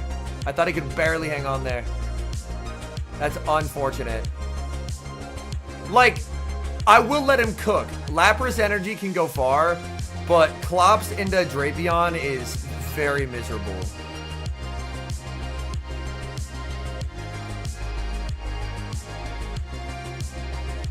Save the energy. Save the energy. Wait. Wait. Wait, wait, wait, wait, wait. Hold. Hold. Switch advantage was conceded. Hold.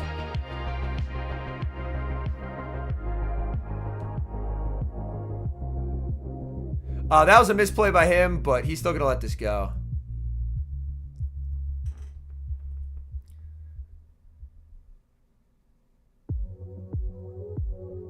Yeah. Miscount there. But the energy on Lap is really good. Oh, I think he knew what was in back here. So he ice punches, and then now he just has so much pressure with these Lapras moves.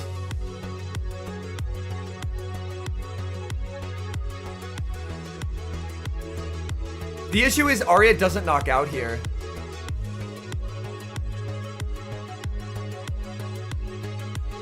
Okay. He clicked Ice Beam. So Feeb is stuck here. If Feeb can overfarm,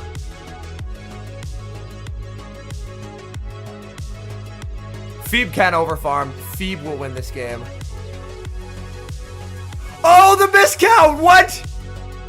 Sir, that's an 11 cycle! That's an 11 cycle! He didn't know about the 11 cycle! You can't throw 4! I think Septile just said 11 cycle, bro. Alright, Septile, top 8 NAIC. He's about to be Scizor food. He's about to be goddamn Scizor food. But he top 8'd. He top 8'd. The one thing I will say, if Septile survives ZZ Scizor, he's winning this fucking tournament. That's what I will say. I'm calling, if he can find a way through ZZ and Shadow Scizor, he is winning this fucking tournament. I don't care. I don't care. I think it's a nearly impossible task to get through ZZ and a Scizor with the team that he has. Sep is, hold on, let's rewind here. Oh, not the chat, Jesus Christ, anything but that.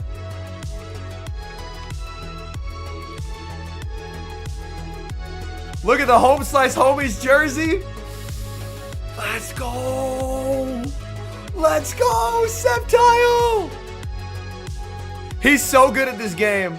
He's got to get through a Ragwanid. The far bigger issue is Scizor. We are criminally weak to Scizor. The jerseys are now for sale. No. Currently, they're just for our factions team. I may put something similar like that for sale at some point in the future. But it was, yeah. A fire hoodie and a fire jersey. Just all around crushing the game. Do we have a Septile interview? I need an interview. So badly. So badly do I need an interview.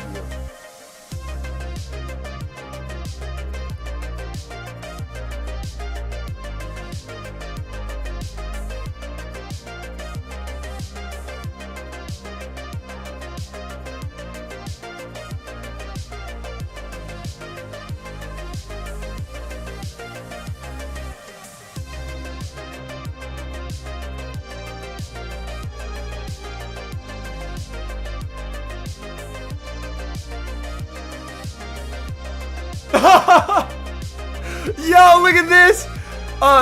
Someone sent this shit to me. Yo, look at this. Hold on. In Twitch chat, the Home Slice t-shirt is strong aura. True. True. Absolutely correct take, player 5145. That is a correct take. The Home Slice t-shirt is incredibly powerful aura. Absolutely.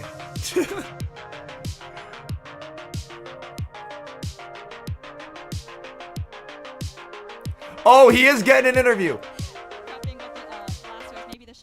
He is getting an interview. Or break some teams. Well, let's hear a word from Septile Ice right off his win with 2 Butters on the floor. Thank you so much, Caleb. I'm here with Septile Ice. Congratulations. We are getting to the clutch portion of the 2025 North American International Championships. Marcus, we don't currently have any openings, but when we do, I will hit you. World. And you're a trainer who always brings the double. It means the world. Championships. How much does it mean to you to still be in it right now? It means the world.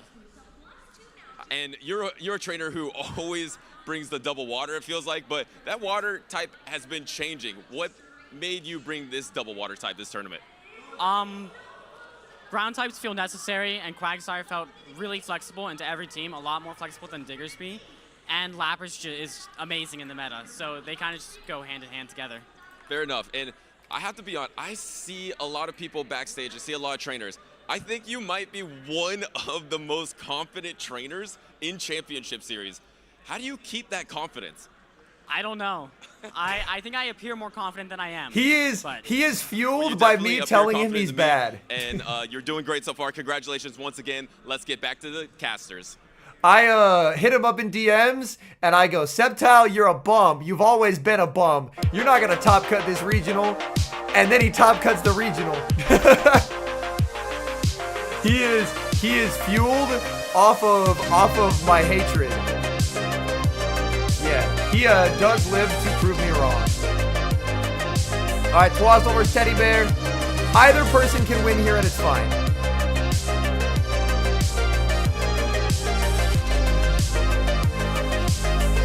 Regular glide? Holy shit, regular glide. Music a little too loud? Okay, I'll fix that, thank you. Okay, how about that? How about that? Are we good now? I turned it down, I turned it way up for the interview. I missed 2 hydrates? Fuck, I'm so sorry. Yeah, sorry, the interviews are very quiet, so I cranked it up. I think this is the Gligar series. The only thing Gligar, like, gets assassinated by is Dusclops.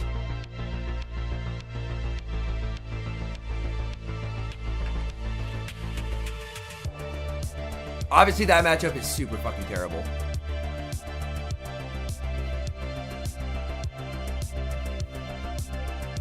So this is top 8. Everyone here is coming home with $1,000 US minimum at a top 8 playmat. If they win, 1,200. Then it's 15, 2,000, 3,000. Everything top 4 and up is an auto invite to Worlds.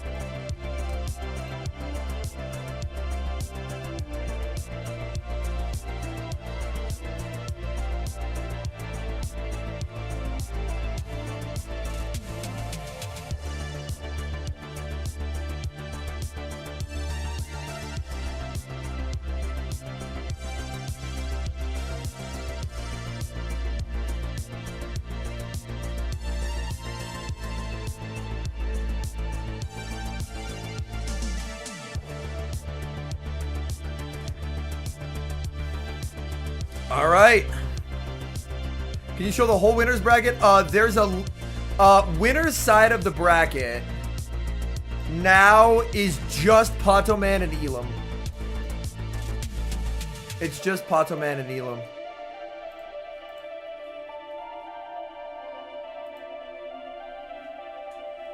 Annihilate into Quag.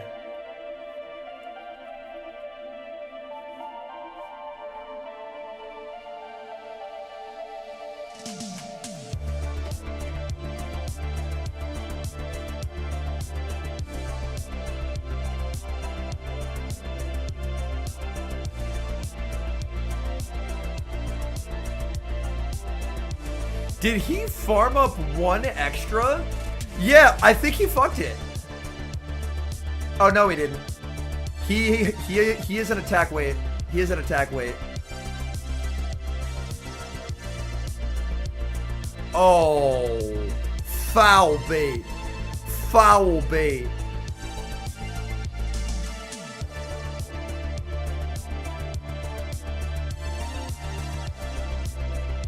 Just bank 100 energy and switch. I actually, ooh, I don't like this.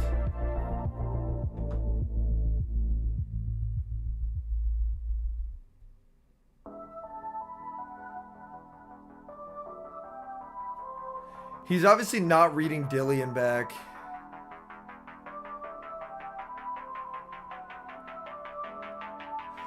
Oh, he's reading Klopsin back. That's why he's staying. But it's not, it's Dilly. And he's gonna get cooked.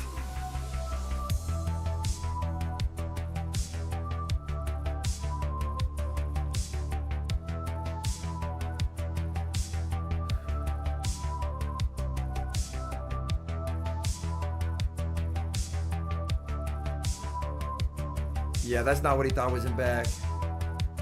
Yeah, just fly bait here for sure.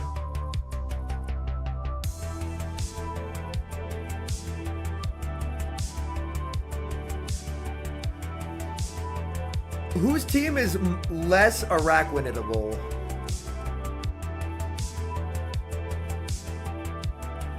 It's probably Twostel, right?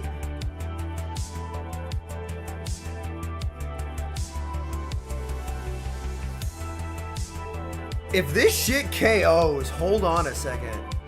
I don't think it does, though. Ah! Why do I have to know things? Why do I have to know things, man? I don't want to know things. Yeah. And that's just depression. Because he's just too low. I hate knowing things. Knowing things is terrible.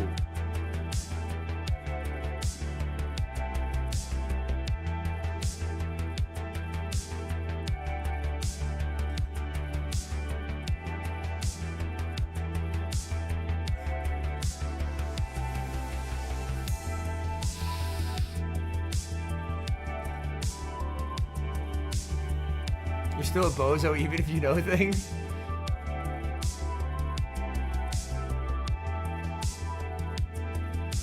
My wife can attest the amount of times that I'm watching a stream and then a streamer asks, like someone will just be streaming their GBL sets and they'll just be like, does this KO? And I just say the answer. It's a concerning amount. It's a concerning amount.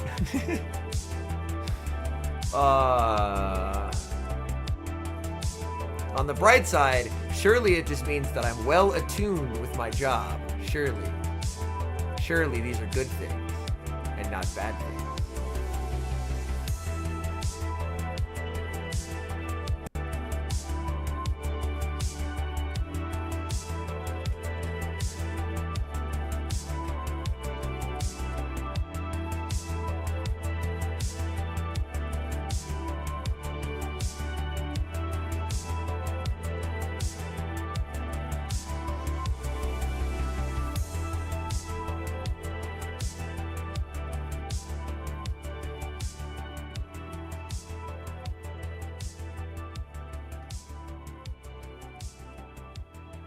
Yeah, I can't fault him for playing the way that he did because he assumed it was Klops, but it not being Klops just put him in a really negative spot.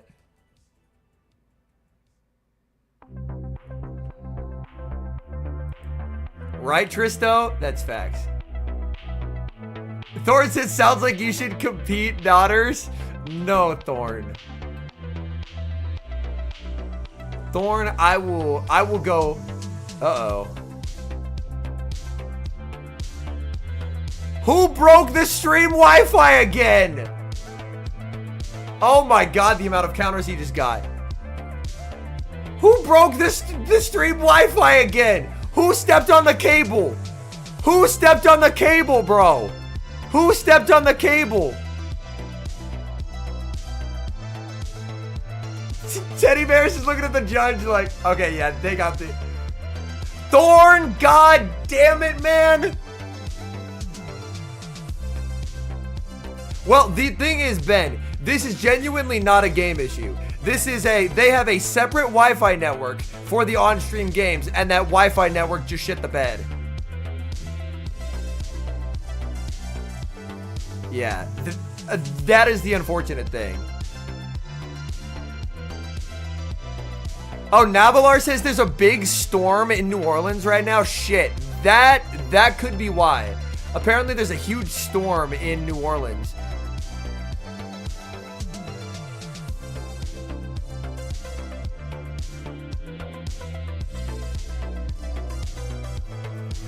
Jess says this is how Sep beats Scizor. Yeah, we need immediate, like... Explain it being shit yesterday? Well, here's the thing, Ben. EU regionals have none of these problems ever. It is specifically, like, if you watch an EU regional, the EU regionals, genuinely, the exact same game, it plays flawlessly. There's never any lag, there's never anything. But in NA, we have these persistent issues because of like venue internet stuff. I don't know why EU's is so much better, but it is. I could not tell you why, but it is. Do we have time to sneak in a game here? Surely we have time to sneak in a game. Okay. We're gonna do it. We're gonna do it. We're gonna sneak in a game real quick.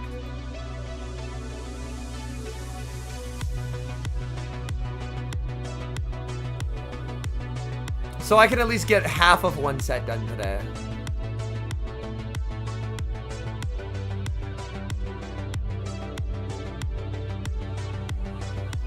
Like, normally if it's like one phone like melting down, it is a phone issue and they can switch out the phone and it's fine. If it's both and or they replace the phone and it's still an issue, then it's an internet issue. Yo, this guy competed this weekend, so he's probably in New Orleans right now doing some fucking battles. NA internet, actual NA internet moment. They log into their accounts on the provided devices. So many jellies throw on 4 there, it causes me actual brain damage.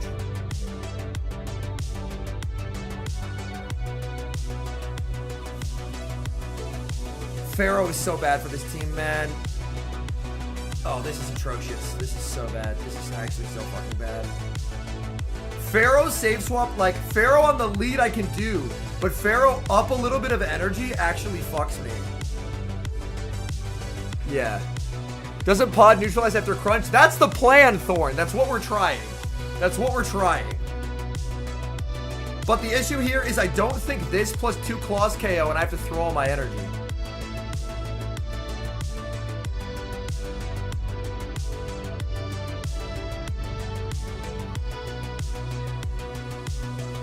Oh, I tried to cap tie him there. I tried to cap tie him there and he didn't let me.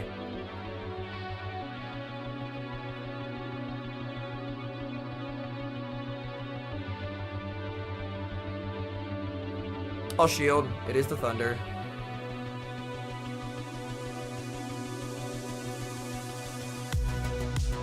Three.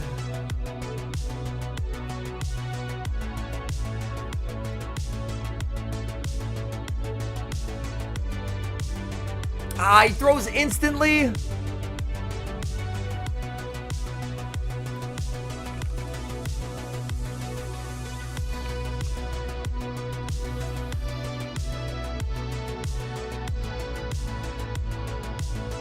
-1.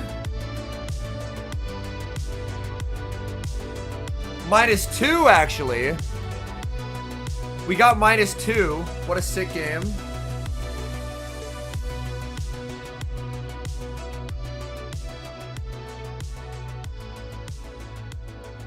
The game didn't visually update when I paused. Sick. So I just had to assume.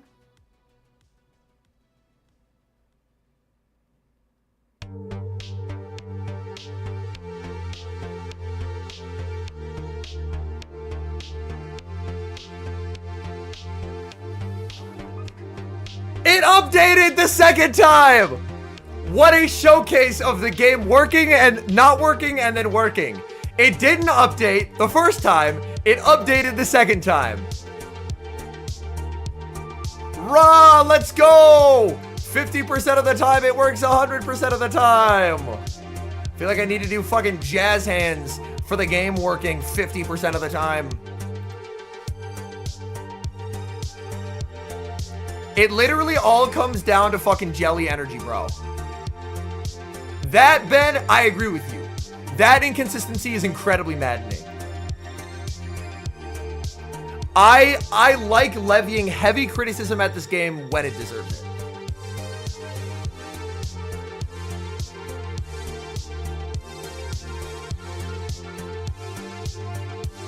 McCargo and heck yeah, Scotty. Like, I can't describe the level of joy when someone's like, yo, Henry, I tried your team and it cooked for me, man. I was out here fucking people up. It brings me great joy.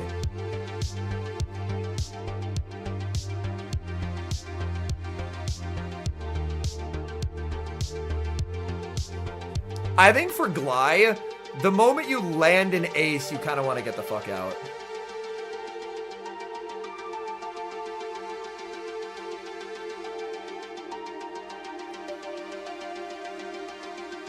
I also feel the same way, Schmiedy, so I'm very happy that there are multiple different strategies that can work so well.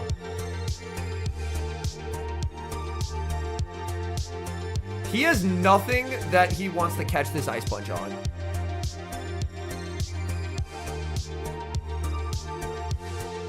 Oh, that's a misplay by Twostel.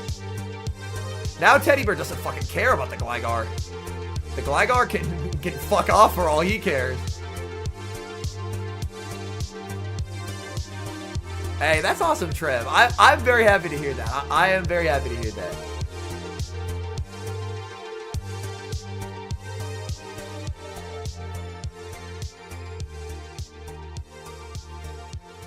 Sucker Punch won't knock out here.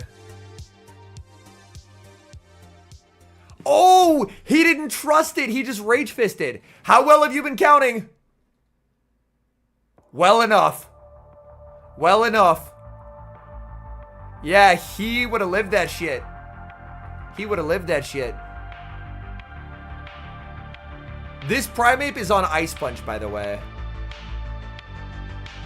Oh, the I swap, you swap con. It's so real.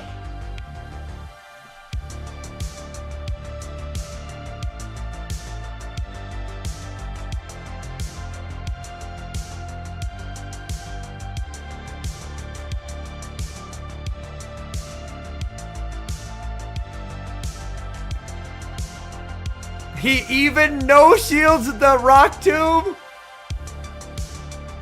And he lets an extra acid go through.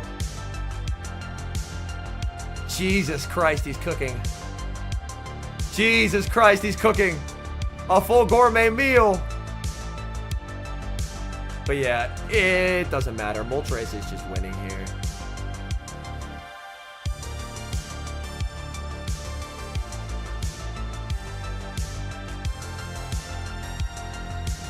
Nah, Twostel won game 1. Yeah, and the missing move didn't matter there. Because Teddy Bear stayed in, so he still got the energy anyway. And it's not like one Karate Chop was the difference between surviving the fly and not. The fly was KOing anyway.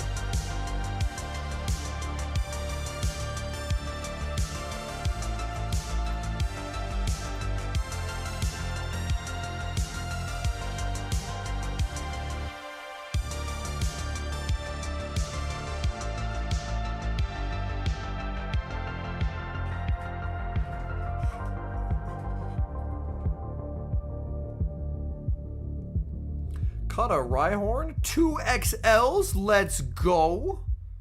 Yo, there must be some kind of Rhyhorn event going on. Why are there multiple Rhyhorns nearby? I am assuming it's some kind of event.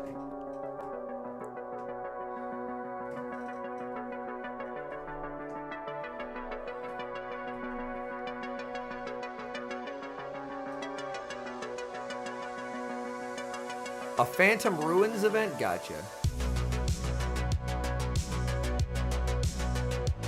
Rhyhorn, Duskull, Scorpy, Sableye. Oh, that's a good event. What the fuck?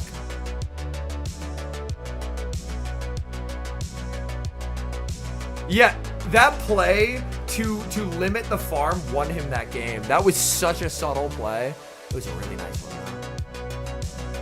Also, the amount that I don't want to play Masters when I don't have a Crown Form Zacian is insane. Like, it's going to be non-stop Crown Form Zacian. Like, why would I want to participate in that without my own? Oh, we brought the mouse. Switch matters so fucking much here. And regular Gligar doesn't win Switch against Shadow Ape. Because it can never Fury Cutter down. Metagross is unfortunately not that convincing into the Crown Forms at all. Like, I'll try it, but I have very, very low expectations.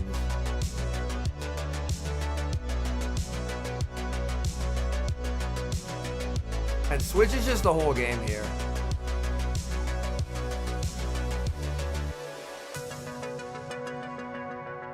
He ice punches. Teddy might no-shield this, hoping for another Rage Fist.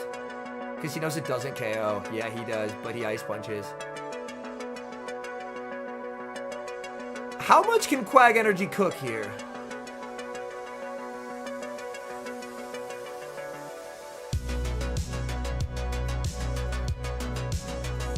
Pivots.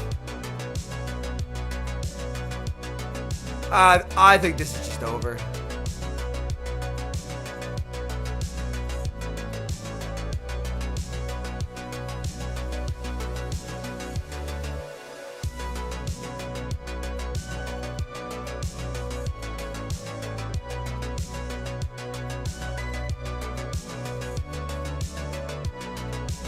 Mashed is 78% to a Zacian hero. Zacian crown form, it only does 48.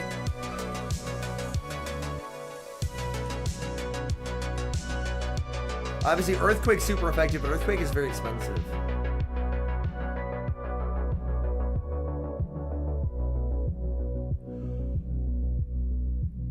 Do you risk calling the Rock Tomb? I think you have to call the Rock Tomb here. Oh my god, and he just grass knots. Teddy might just call this. He shields. I still don't think it's enough because he needs a tail plus an edge and he doesn't get there. Does he? I don't think he does. I don't think he does. Okay, just random broadcast cutout, spoiling the fun to just grass knot KOing. Okay. Yeah, no one has submitted Zamacrown footage. Alright, well, clearly broadcast cut out for a little bit, maybe because of the storm. Alright, Twostel takes it, so it'll be Twostel versus Axen. We need Twostel to win. And then we need Septile to beat ZZ, and then Septile to beat Richie. It's a tall ask. It's a tall ask. But it's still possible for Elmo to make worlds. Twostel has to beat Axen. ZZ has to survive. Septile has to survive ZZ's Scizor and then beat Richie. I don't think Richie has a Scizor.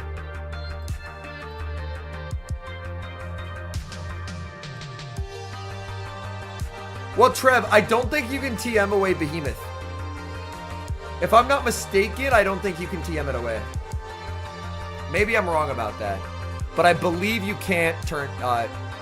yes, Sean, I'm actively rooting against Axen because if specifically one of my faction's teammates wins Worlds, qualifies for Worlds. One of my faction's teammates qualifies for Worlds if Twostel beats Axen and Septile beats ZZ and Richie. Because then the auto invites would go to two people who don't have auto invites. The issue is Axen and Richie have won tournaments, so they have auto invites. Currently, the top 75 in championship points, excluding auto invites, are qualified, and he's sitting in 77th.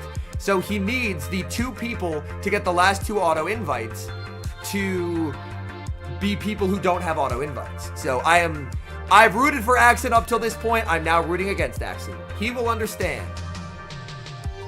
Axen's not going to be like, damn, Henry and I were boys up until he rooted against me in top 5. And now we are sworn enemies. Like, he's going to understand. It's a math game. Like, the math has to work out.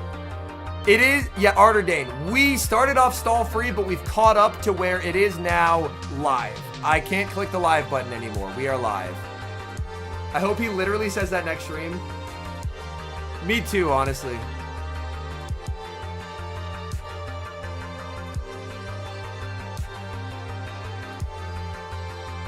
But I'm calling my shot now.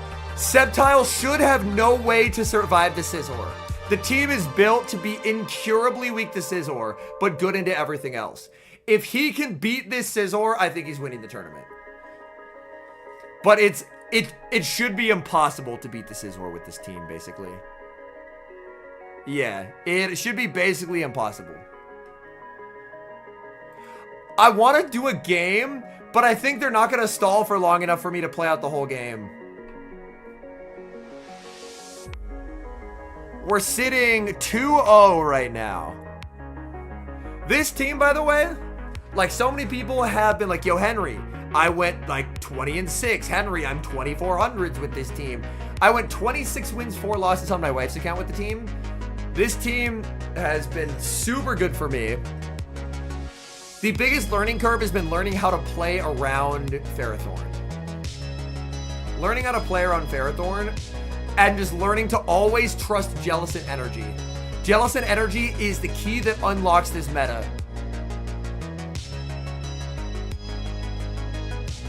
Yep, and I was right to not start the game.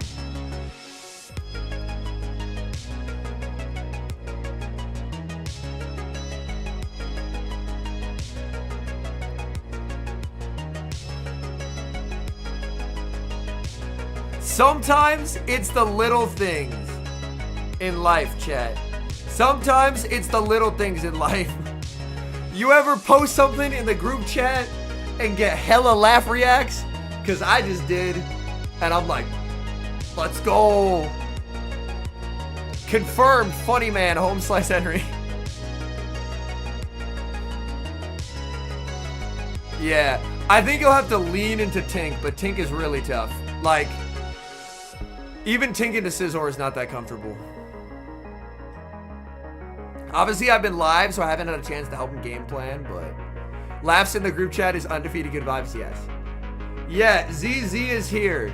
And unfortunately, Septile is so weak to Scizor. I think he's gonna have to try and rely on, like, Dusclops. I think he's gonna have to rely on like Dusclops. 8-bit to Scizor, your karate chops do no damage and you get smacked into oblivion by bullet punches. So, first, Annihilate is very good into Scizor. Primeape is very bad into Scizor. Tinkaton's not top usage because the #1 Pokemon is Diggersby. I wouldn't be surprised if he leans into like Dusclops Quag. Tink into Ninja. Dusclops Quag in the back.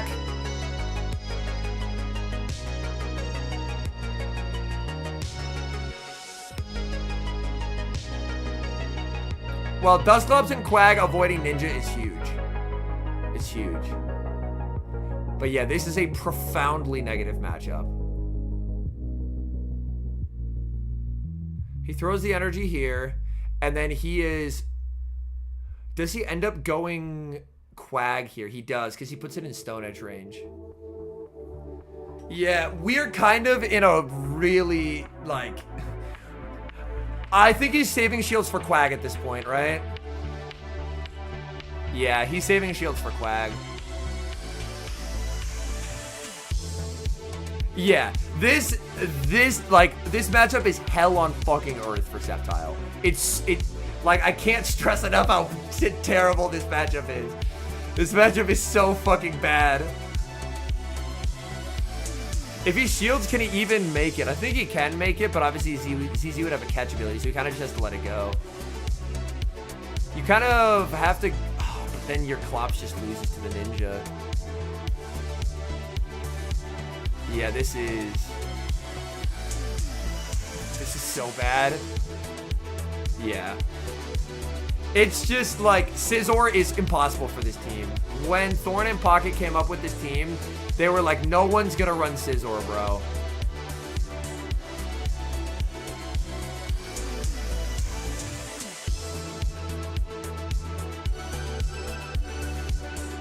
And guess what showed up? Scizor! This was all Pocket. Personally, I hate Quag. Yeah. Like, oh, did I misspeak there? I meant Septile and Pocket. Did I say Thorn and Pocket?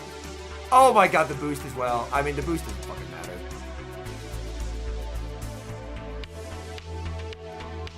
I mean, the boost doesn't matter. Like, Greninja just wins this game.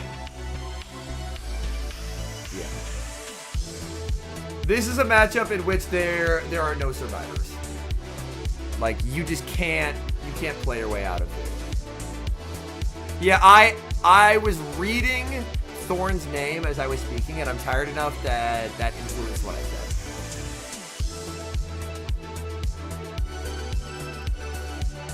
He had a few choice words for what would happen when, oh my god, and he just still catches. For what would happen if he saw Scizor, and it's all coming true. It's all coming true, unfortunately.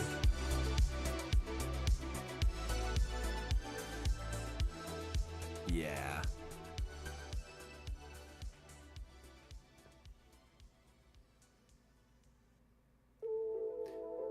Yo, I just got 3 notifications from DMs. I click on the DM and the person deleted it. What were they cooking? Yeah. He's managed to outplay Lapras so far. But the issue is with Scizor as well. Like, that pairing, he just can't do anything. There is no counterplay. It's just death. I think he has to risk the Primeape here. I think he has to risk the Primeape.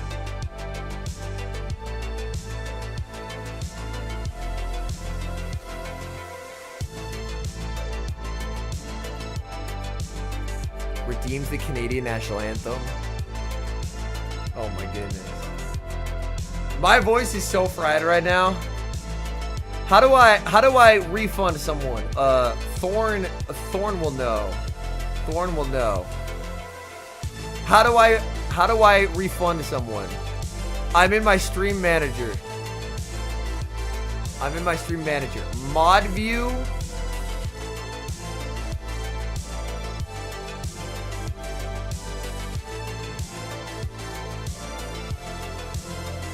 Yo, Thorn, can I mod you and then you refund him? Is that an option? That can be a thing?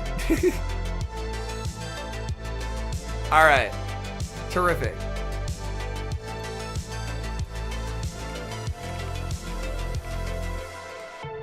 Alright, you are now a mod. Yeah, he kind of has to risk Prime in this matchup. Thank you, Thorn. But yeah, on a stream when my voice isn't complete shit, I will do that. But I can feel the vocal strain so much already. Yeah, I was gonna say, I think his Corsola dies here. That ninja is still so monka. Thank you, Zafeezy, for the hydrate. Yeah, do you just let this go and then go Drape? Because Drape should be able to cap tie the Corsola, because Corsola's 4 off, right?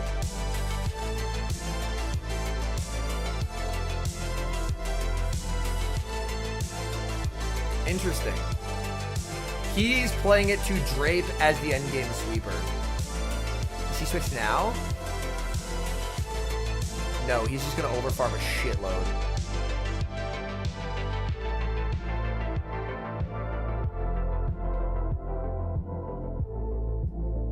If it lives, okay, it doesn't live.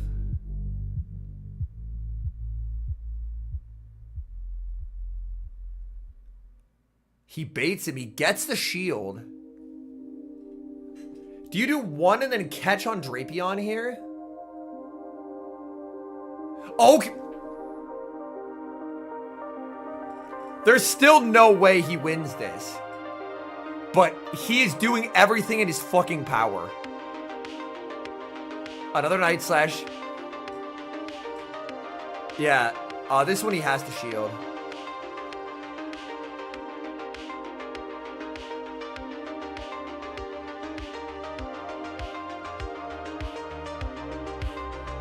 Okay. Oh, this will be tricky. Oh, man. I don't think he can escape to get the move with Quag. He can't escape. He has to throw that. Yeah. If he could escape to get the Stone Edge with Quag, he wins, but he can't. So this comes down to, does he catch the move onto Quag? He doesn't get it. He throws in the middle. He did what he could, man. Yeah, because if he could have escaped, but he couldn't escape. But yeah, Scizor's just impossible for that team. Pocket got 2-0'd by a Scizor. Septile got 2-0'd by a Scizor. Like, there isn't really a way out against Scizor. And he didn't even bring the Scizor game too. He just knew that it was very limiting. And then he had to pivot to Primeape.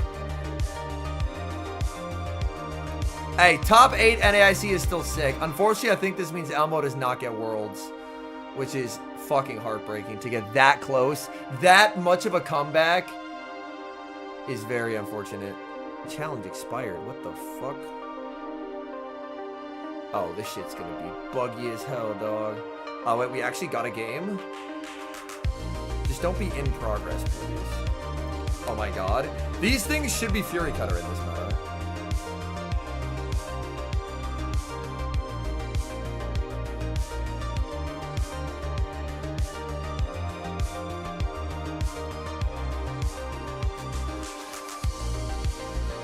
Yeah, now I should be able to root for Axen.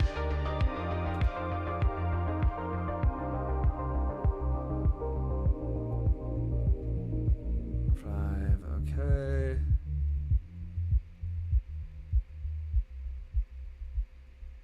Oh, he throws on alignment. Boring.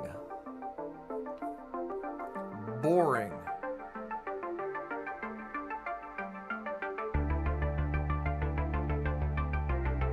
Sick one turn. With Septile losing, I think Elmo does not make it. Oh wait, no, this is a fuck up. I need to double surf here. Fuck.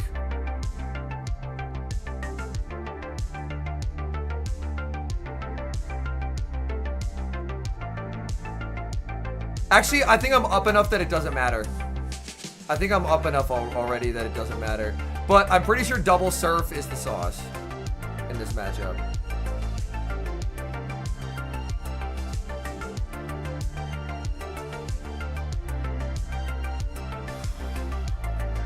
Because the thing is, Jelly should be too healthy that I live in Earth Power.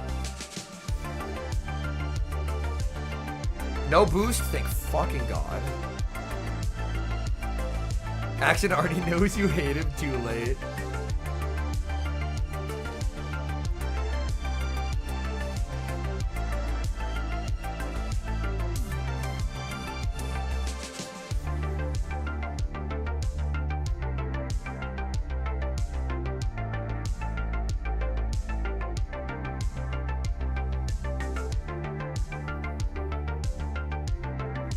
If he gets another move here on Scizor, he just wins. Oh, he trailblazed.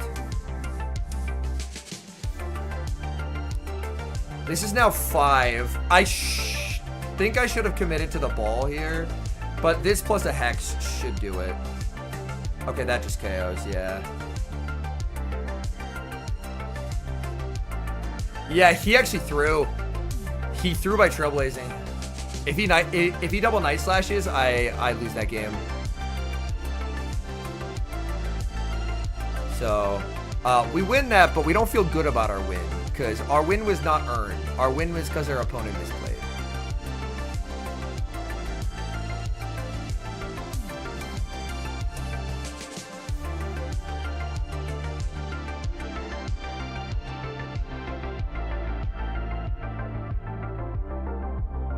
Seven minutes until the next battle. Holy shit. We're actually going to get a set done.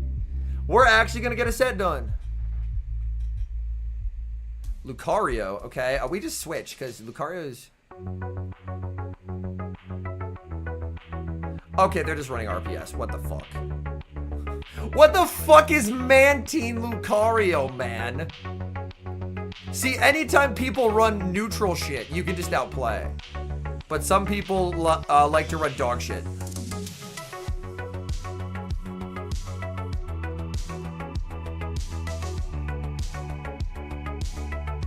We just let all this go because we just need the farm on our Steelix.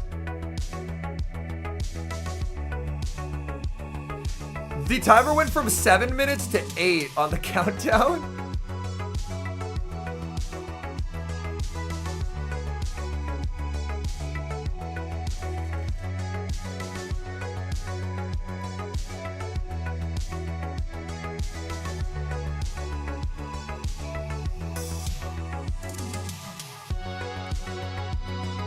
I think we'll do this.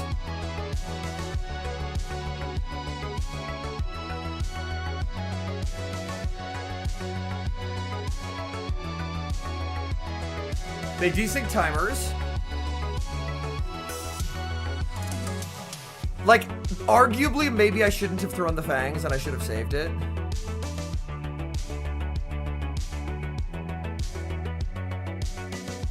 My only way back in this game is I have to start making dumb baits. Yeah, and they just call that.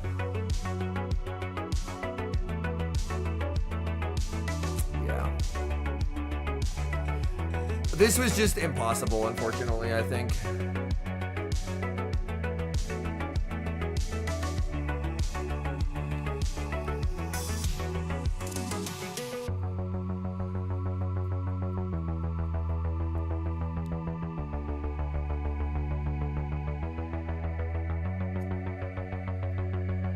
Yeah, because they basically just farm down here.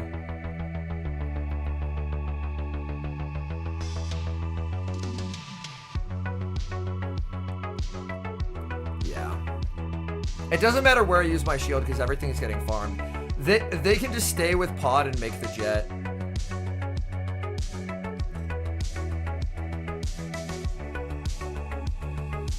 Yeah.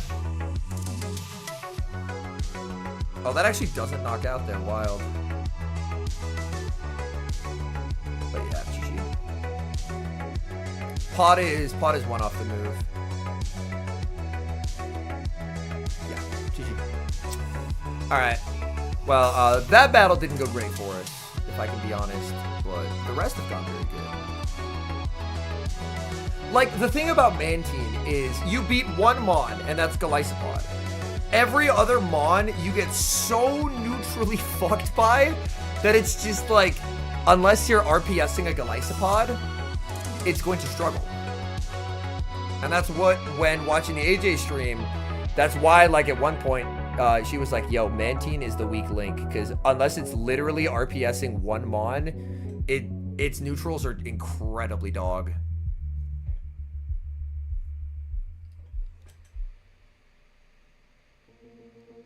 Alright. Sharklos, was that a Zygarde on your UL team? I was sending people evil team ideas. I will not be partaking, but I sometimes have evil team ideas that I send to people.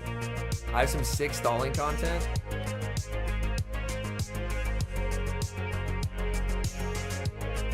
Oh my god, do I need Switch? Okay, holy shit.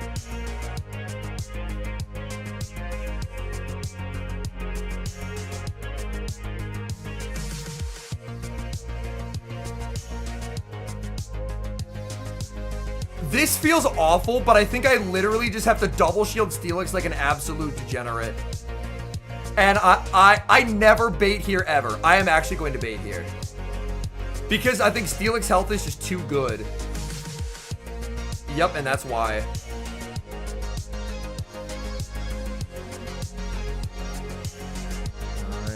Fuck. Okay, well, we just let this go.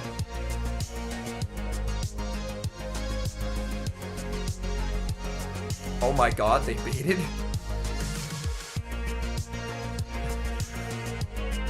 I threw an alignment here, but I was pretty sure they had it. I don't know my exact Jellicent residuals, if I can be very honest with the class here. Getting this move plus the 10-second wait burns my entire clock, and that's so valuable. It should be Gastro in the back, which is a little scary. Oh, it's this. Holy fuck, are you weak to Steelix, trainer?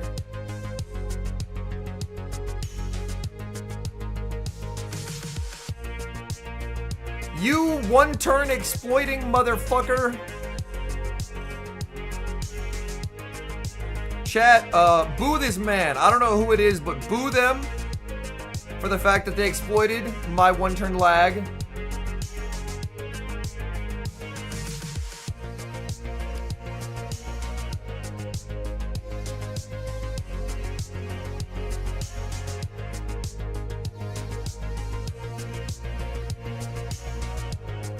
And then we just switch here.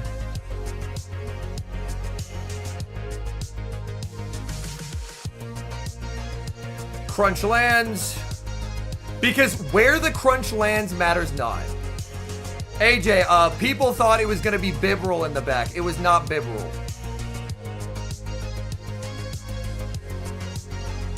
People thought it was going to be the Lucario Mantine Bibrel, but it was not. All right, let's go. We 4-1, 2356. I don't think that's 2400s. There's no earthly way that's 2400s. We would have had to get some gnarly up pairs, and I assume we all just got down pairs. Oh, it is 2400. Hello, clickbait YouTube title.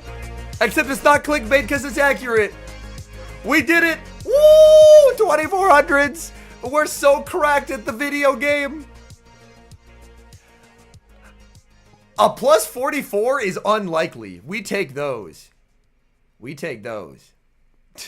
A plus 44 is rare. Someone in that set got fucked with the down pair. All right. We're just going to look at our 3500 again because it's so pretty. Like, wow, what a handsome 3500. Yeah, Matt gained Elo for 2. Yo, Axen versus Twostel. I'm going to be back before that timer's up, refilling my water one final time before the final stretch. Does it work for y'all? Agreed? All right.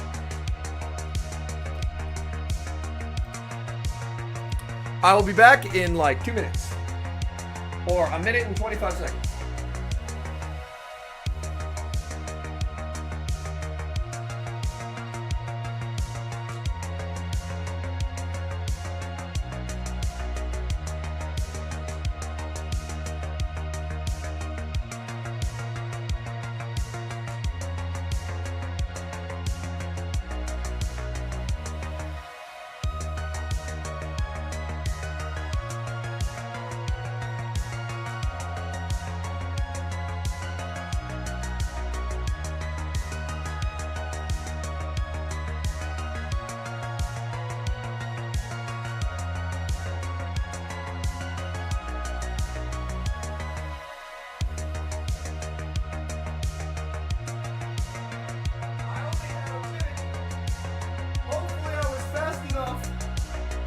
Oh my god, I was.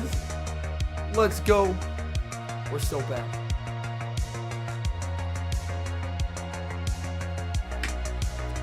Yeah, I am aware of the jelly counts, but where I get tripped up is the residuals after a ball, if that makes sense.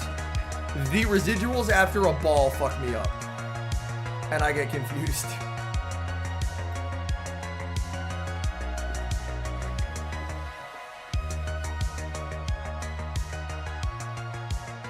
Oh my god, another Rhyhorn? Chair is in a bad mood, didn't say a word. Oh no.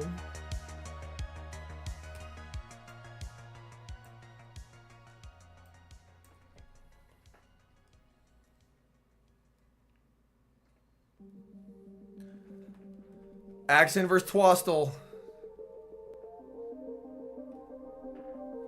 Oh, I didn't check factions chat yet.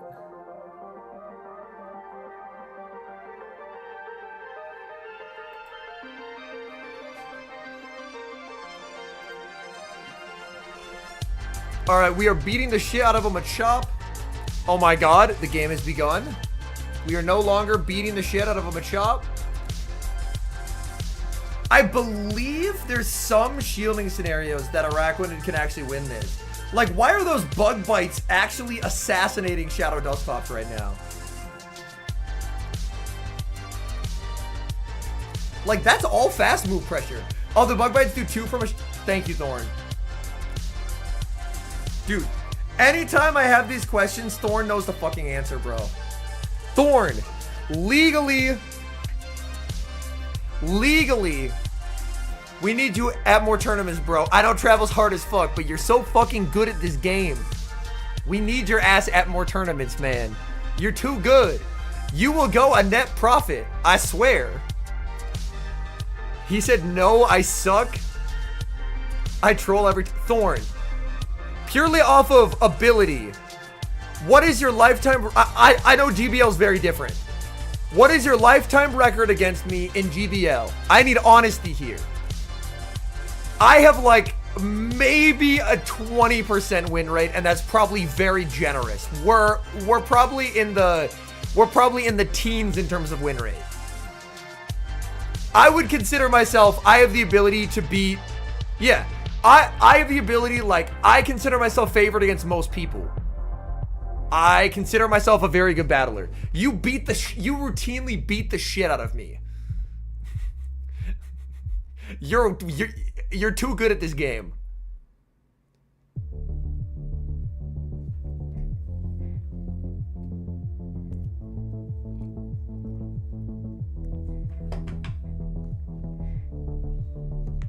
Ooh, the cap tie there. Axen confident in his drape cap. He just says sus.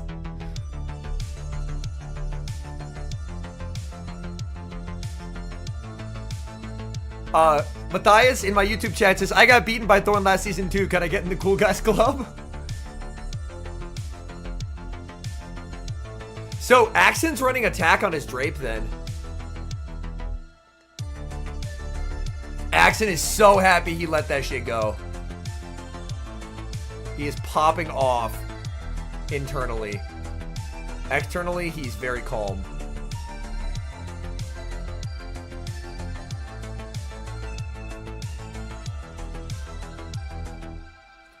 Yo, what's up, Josh? Welcome in. We are into the top, what is it now? Top 6.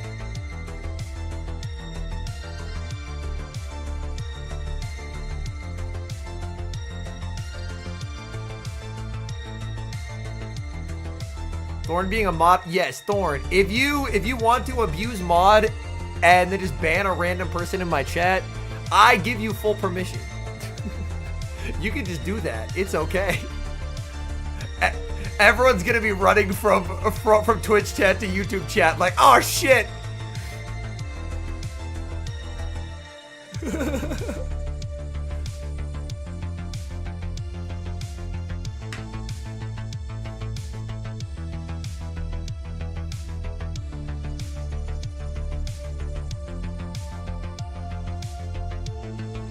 Kaye asks, I will wait until the day Lyle says hi and just ban him.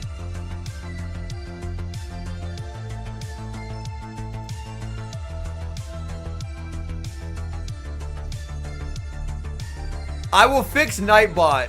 Sorry, Beats. I will fix Nightbot. I'll fix Nightbot. Nightbot got his ass for emote spam. Yo, what up, Draco? Welcome in. Yo, Draco, Septile finished tied for 7th. Firestar qualified for Worlds.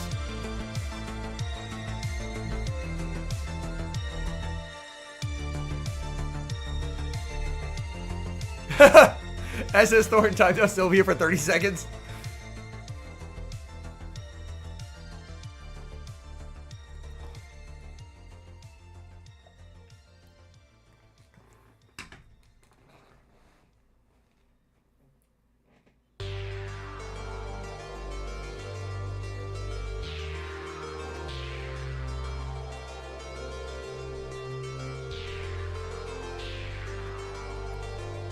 Yeah, Schmeedy. I am proud of our boy. I'm proud of our boy. Who's still in loser side besides these two? It is Richie and Zilus on the other side.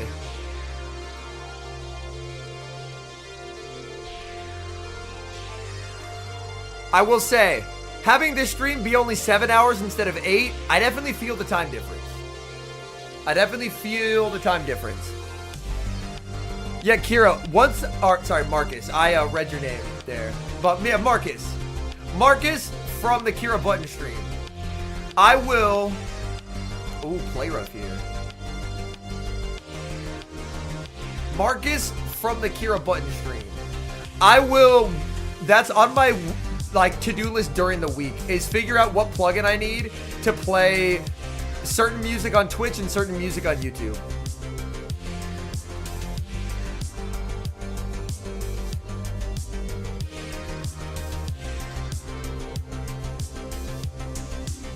All right, buddy. We'll see you in 10 minutes.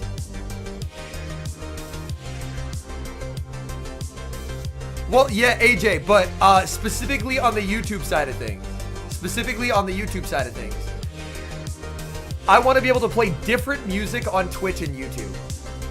Because YouTube, you can't filter it out. So the streams just get copyright claimed to shit. Ooh, tried for the catch. Great patience there. Yes, CLS Winston. Yeah. I know there's a way to do it because a Pocket streamer that I watch, Judy, does it. I'll have to hit him up or just probably just research it.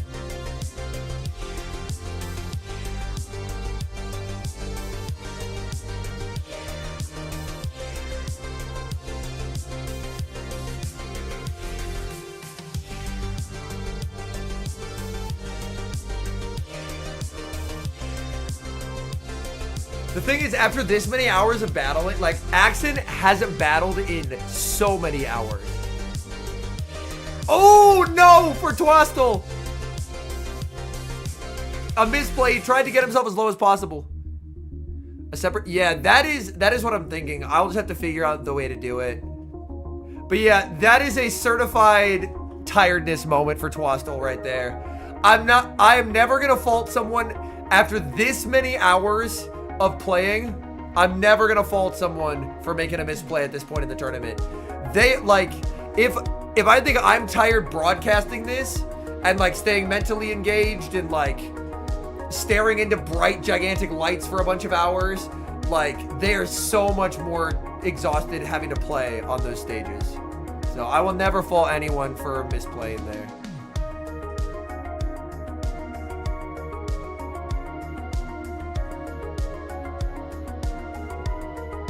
Yeah, I did see on broadcast, they misspelled Bogota as Bogotogda.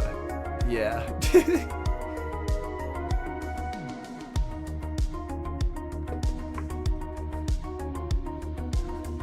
Bogotogda. Yeah.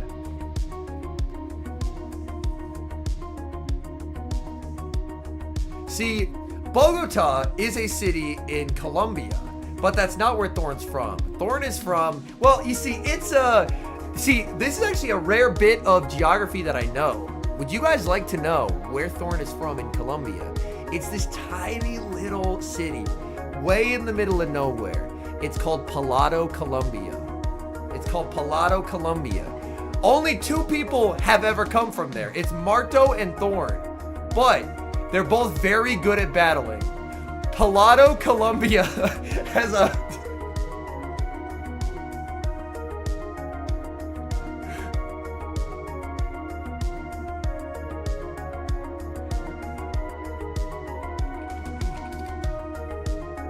Pelado, Sylvia. Pelado. Yeah. Not only do we both come from there, Marto is also my dad. Yeah. The joke, chat, is that Pelado means bald, and Thorn has beautiful flowing locks of hair. As opposed to the bald man who he's friends with, Lyle, who is the baldest man alive.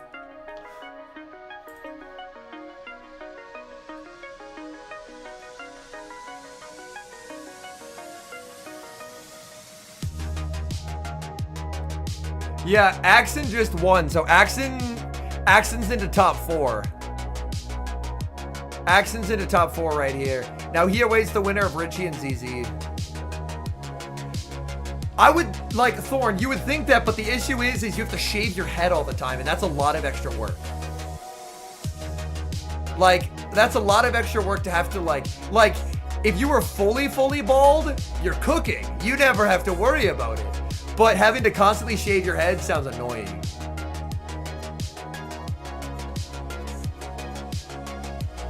Yo, what up, Boney? Welcome in.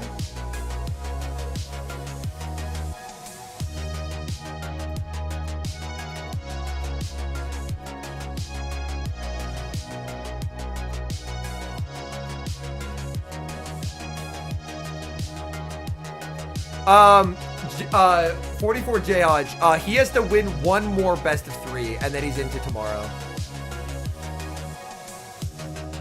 Here we go, the second to last series of today.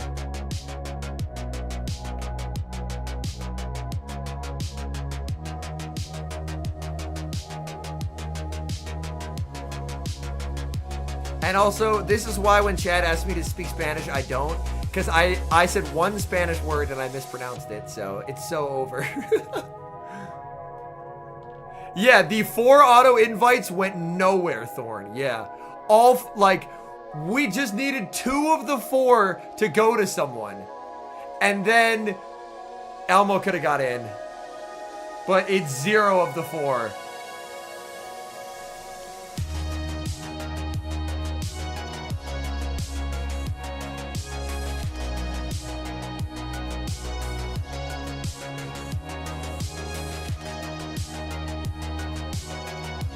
Shaving your head every day for a week is still less time than getting one haircut a week. Yeah, that's fair. G-Mold, Zygarde, Verizian, oh, they need to be iced. Yo, what up, Flames? Welcome in. Yo, Flames, winner's side, I don't know if you, Rise is out, unfortunately, Toxic. Rise lost round 1 of day 2. I don't know time zones, but I assumed Flames literally just woke the fuck up. So, winner's side is Pato and, shit, who else is winner's side? I'm so cooked that I forgot. Pato and Elim. Axen is top 4, and this is the final top 6 match to determine who will play Axen. King just woke up too? All right. So Pato and Elim are winner's side. Loser side is Axen plays the winner of this matchup. Which does mean that all 4 auto invites from NAIC went to fucking no one because they all had auto invites. Septile did top 8 though. We love Septile Ice, 25.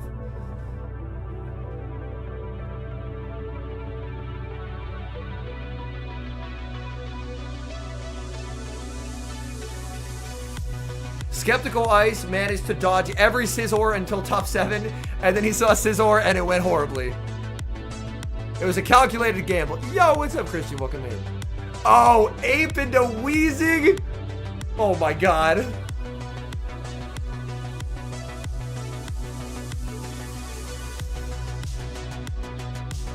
Yeah, Oni, Rise is out. Rise unfortunately lost losers round 1.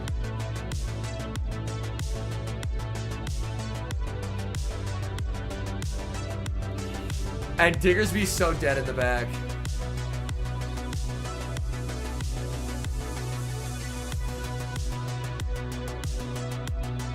Diggersby is illegally dead in the back. I just liked cascading invites. Cascading invites were cool. Yeah, Azadilly beats Dewey's.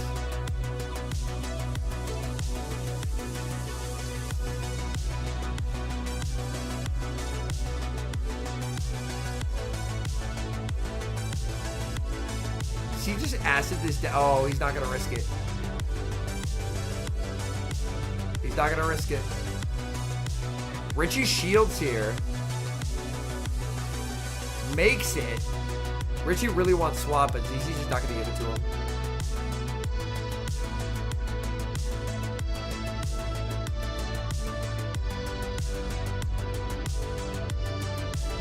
Yeah, this is just so over, man. Yeah. Most other things he could have had play, but he just has nothing there. Exactly, Thorn. Yeah, like, it's such good alignment that, like, ZZ... But with the amount of tired people are, sometimes you kind of just play to like your opponent makes the worst decision of their battling lives.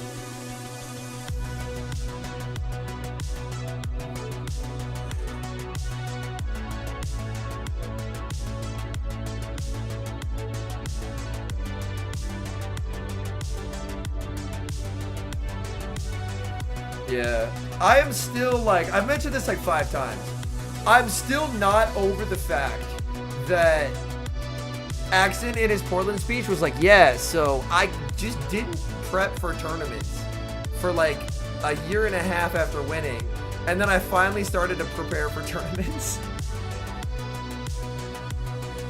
And I was like, dog, there's no fucking way. People were talking reckless about Axen's ability to battle, saying, oh, our GOAT is washed.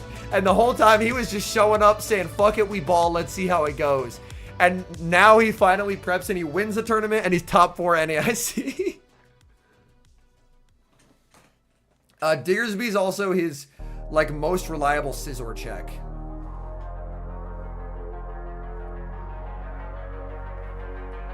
All right, snoozing the Twitch ad.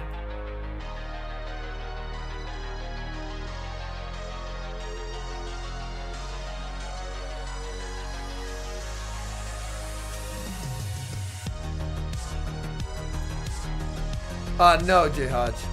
He has 8 billion energy.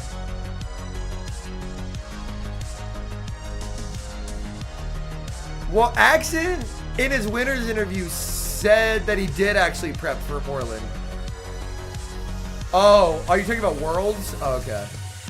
But yeah, he said that he like prepared for Portland a lot. I fear Axen has too much aura. You would be correct.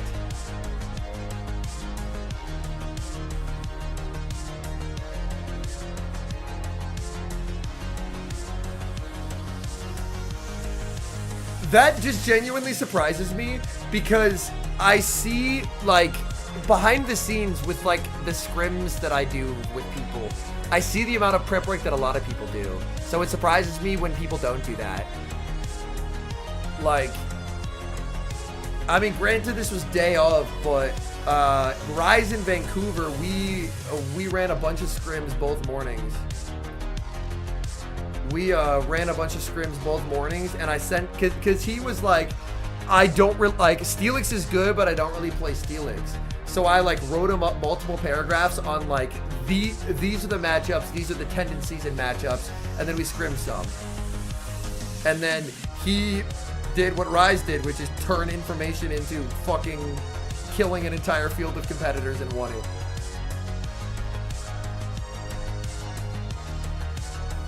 You got a G-Max Inteleon?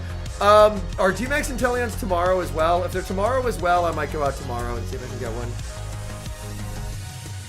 Scizor and Amanda Buzz.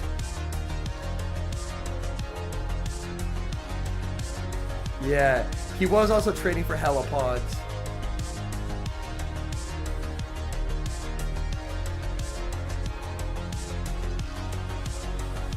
Yeah, I don't think I have a remote pass, so I appreciate the offer, but I'll try and do one in person tomorrow.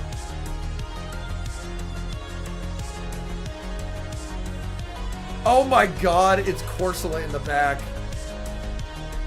Oh yes. Switches the whole game, and Scizor just always forces a switch here.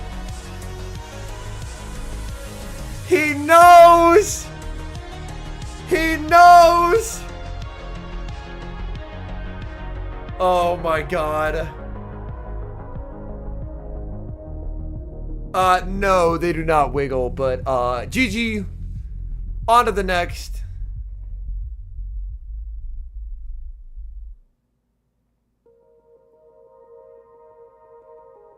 Two shield Diggersby? Nah. Oh my fucking god. He has to shield this, or he can't quick attack down the Scizor. Oh, gee, yeah. All right. Congrats, ZZ.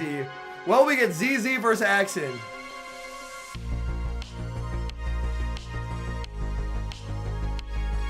Yeah. Even with a debuff, I don't think it saves him. Because the issue here is quick attacks plus 2 sands never KO. That is the issue.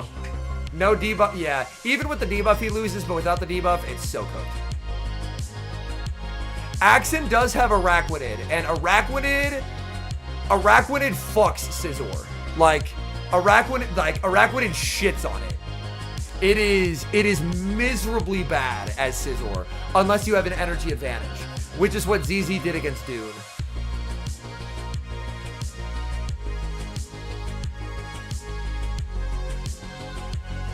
But yeah, we're getting ZZ versus Axen.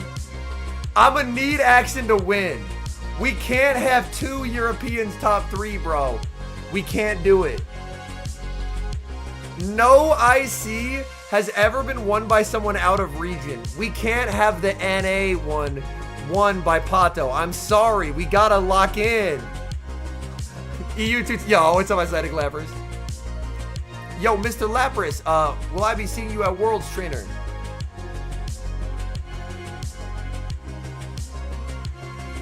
I'm hoping to see as many homies as possible at Worlds.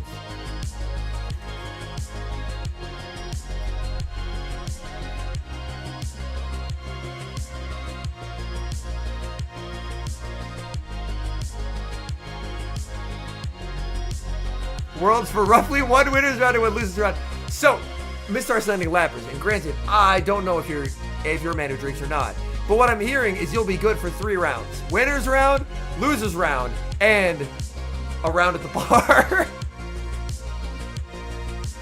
After day 1.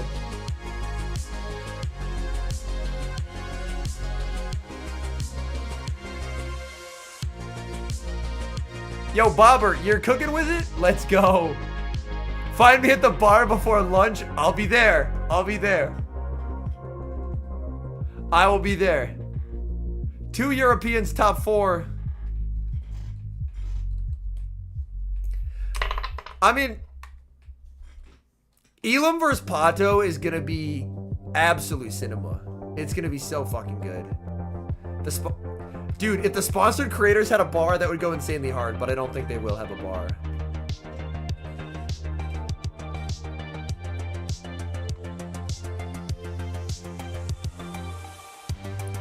An XXS, hold on.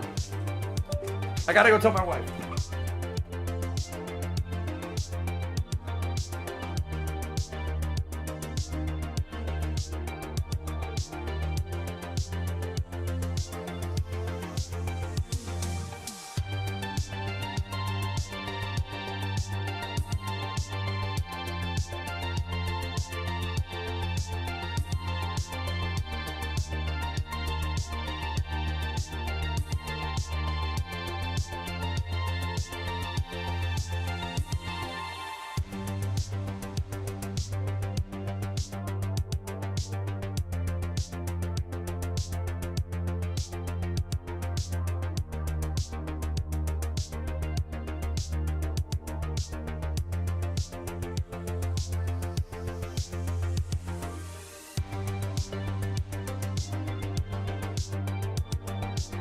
Alright, we're back. Oh, prediction. Yeah. That's a good shout. That's a good shout. Yeah. My wife collects the extra small Pokemon. So anytime I get them, I trade them to her. And this one, I was like, oh, it's at the house.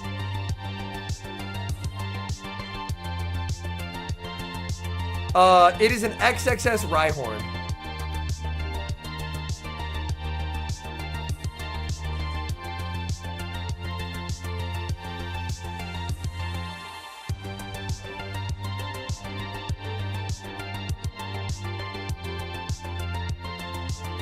Look at the little guy, chat. Aw.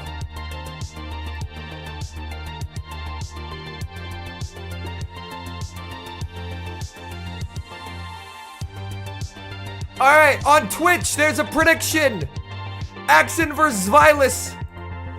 Get your gambles in, Twitch chat. Thank you, Beats, for the follow. There's a hydrate 8 minutes ago.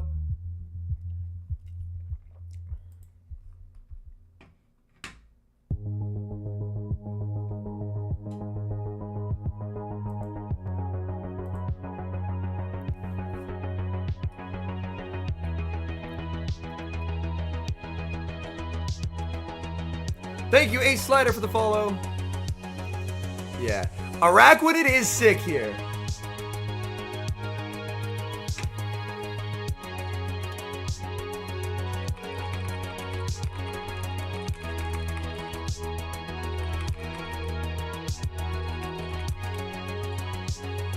Yeah, Spider actually goes crazy here. Araquanid and a Weezing is obviously very negative. Corsola. Is there like a world in which you do 2 damage per bug bite? Probably not. Corsola has a sick defense stat.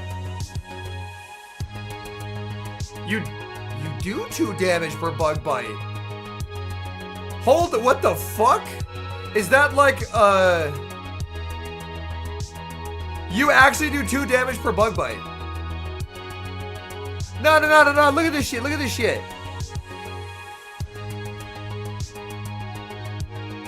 Look at that. 2 damage per bug bite. That's crazy. Spider. I mean, Corsola, it shows still just as like a loss into Araquanid. Like Araquanid loses that, but it's still like, oh, this matchup. We played out this matchup to test it on stream yesterday. This matchup, look at the fucking bug bites, man. What the fuck? Look at the bug bites. Bro! I told y'all, that matchup is disgusting. There's a shitload of energy on that Scizor. There's a shitload of energy on that Scizor. Can Lapras ever flip this, though? I'm worried that if ZZ shields a bash, he can flip this. Maybe I'm just mistaken, but that is probably not, right?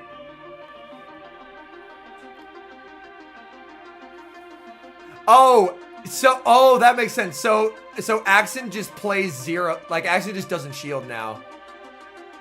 Oh, interesting play. Interesting play. So he ends up saving the energy there. Oh, he lives! The Lapras 1 HP! No! Oh my god, disaster for Zilus! Down goes the Scizor! And with that, that should be any hopes of coming back in this game. That is devastating.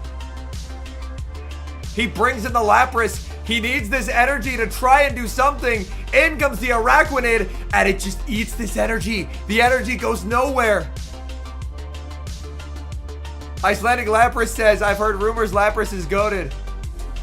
I've also heard those rumors. He did click Bubble Beam here.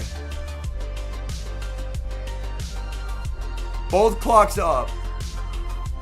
But yeah, I mean, Drapion is disgusting here.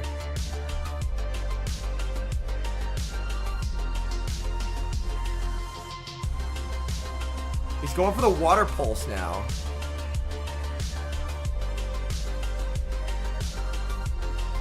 I assume this doesn't knock out.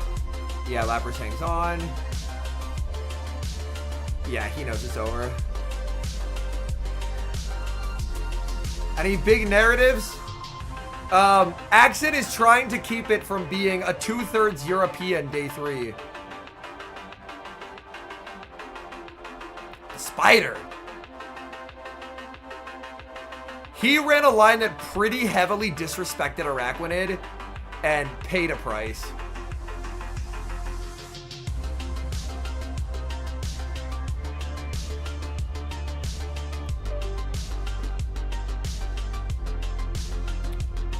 That Lapras living was also catastrophic. But yeah, Ponto's in contention to be the first player to win 2 ICs. That's a very good storyline as well.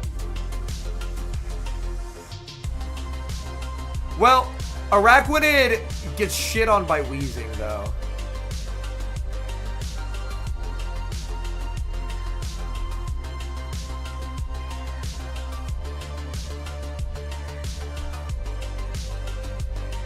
And he doesn't get the move.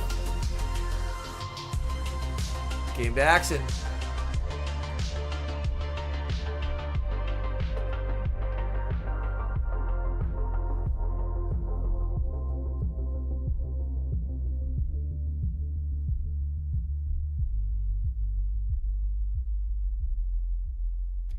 Yeah, Thorn brings up a good point. It's really hard to bring Weezing into a Diggersby Drapion Lapras team.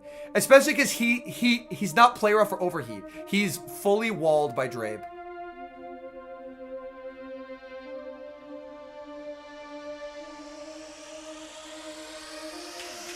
Come on, Axen!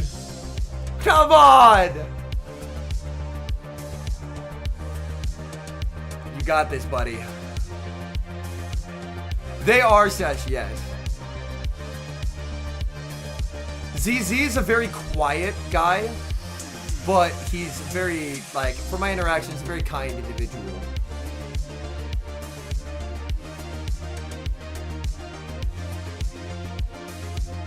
This is live.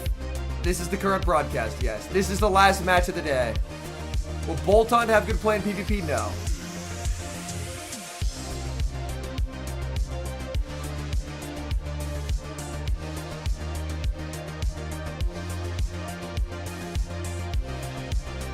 Come on, Axen. Oh, a Requited! A spider. ZZ, this is actually where he wants to see this. Hold on. This is actually where he wants to see this. I think Credilli will actually win zeros here because he doesn't have Bug Buzz. And he doesn't really have things he wants to catch this on either. This looks tricky. Because Pulse doesn't knock out here at -1. We've seen this matchup play out. It doesn't KO.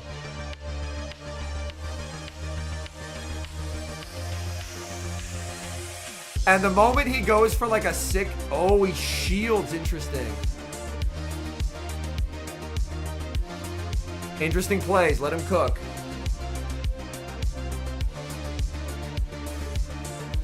Builds it to the pulse. He baits. ZZ lets it go.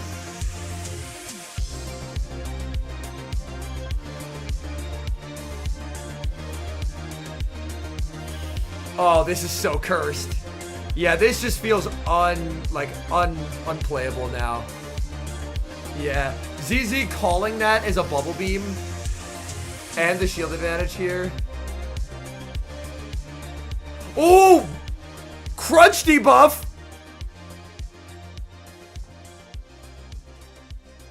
I still don't think Ninja has to... Oh, he needed DRE and he didn't get it.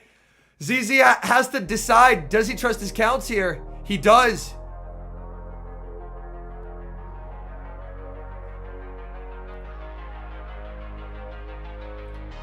Scissor's energy is the huge issue now. Clock not up yet, but it'll be up very, very soon. Lapras. And there's the scissor switch in.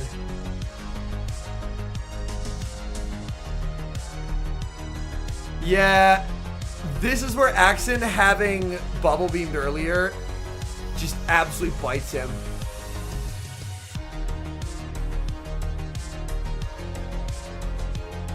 He trailblazes here.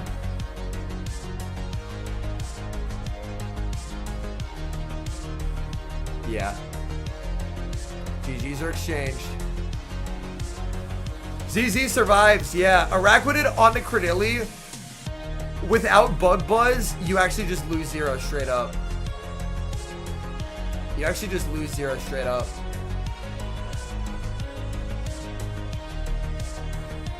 Going to a game 3. I only ever ran the thing. I mean, obviously this is way back in the day, but with Bug Buzz. But yeah, with Water Pulse just doesn't have the closing power in the zeros. So that's actually where ZZ needed to see this mod.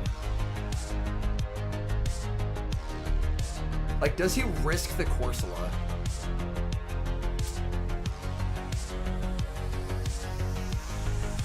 Because I think he is like somewhat reliably brought.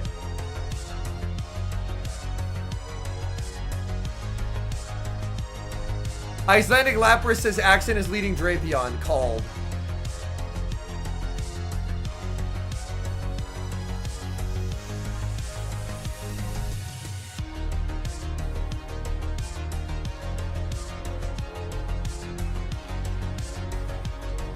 Alright, Icelandic Lapras locking in his lead prediction. A Drapion lead from Axen.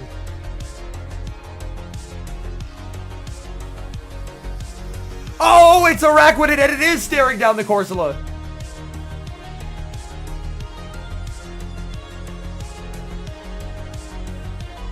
Uh-oh. Uh-oh. This does not look great, if I can be honest. He ran hard ABA to the Drape.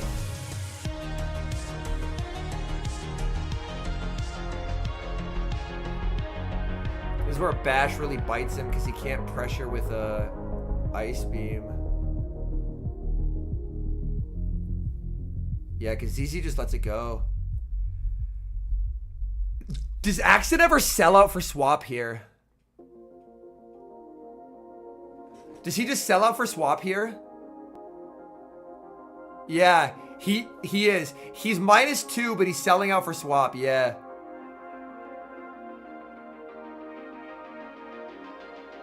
Whatever gets brought in is gonna take, yeah. Like, it's not gonna get a lot of farm. Course is already at 2 though, which means that it will get a pretty early gem into the Drapion.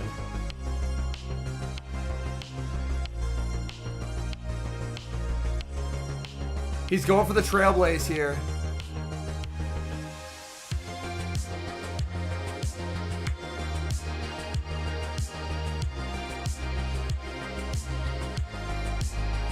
Oh my god.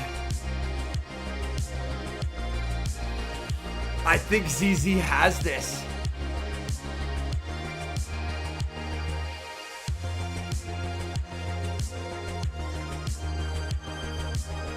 Well, what, wait. Oh, debuff con? Obviously he knows it does no damage. Debuff con.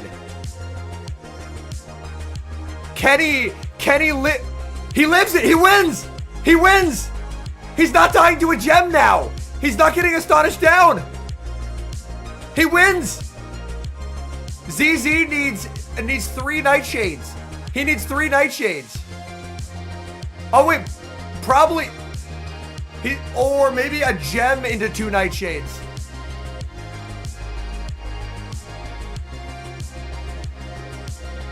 Oh my god.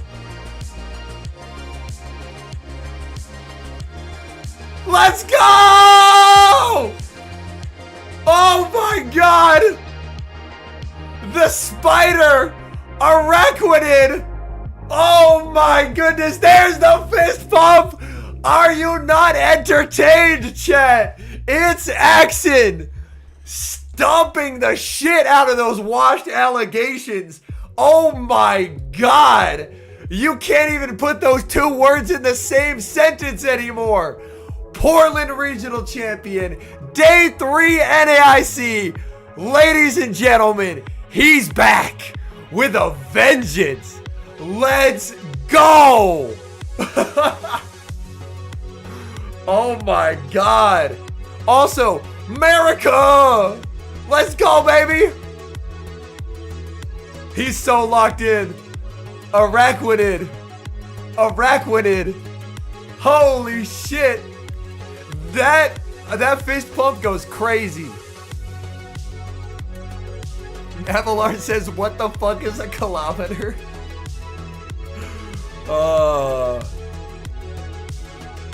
Holy Araquanid clutch. Living that bubble beam debuff to win. God damn. Wow. Axen is in losers finals, Isaiah. So basically where and I'll go over the bracket right now. This is where the bracket stands now. Winners finals is Pato versus Elim. It's a best of 5 series. Whoever loses this then plays Axen.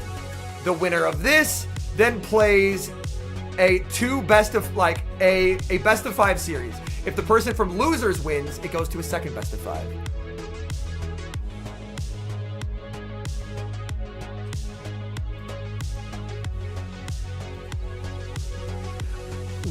We're gonna need an interview. No way they let us get away without an interview. There has to be an interview. There has to be. Don't go anywhere, chat. There has to be an interview. Who's my pick to win? Oh. They're all so good. How do you pick between Pato, Elim, and Axen? God damn. The one thing I will say, almost every top 3, I'm very confident on who is going to win. This one, I have no fucking idea. Like EUIC, everyone knew it was Pato. Pato was just playing too well. Pato was playing too well. Like, obviously, ZZ's a demon, but Pato was playing too well. Like, people are, like... You usually have a strong indication. I have no fucking idea. I have no fucking idea. Who did I vote in the poll that we did?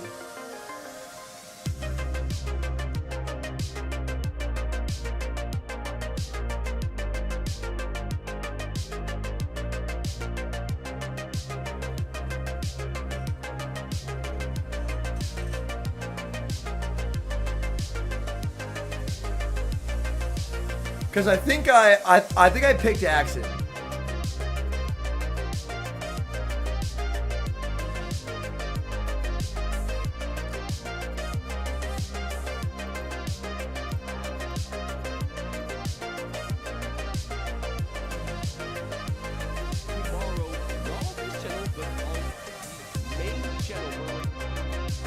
Bro, there has to be an interview. No way we don't get an Axen interview, man. I refuse to believe.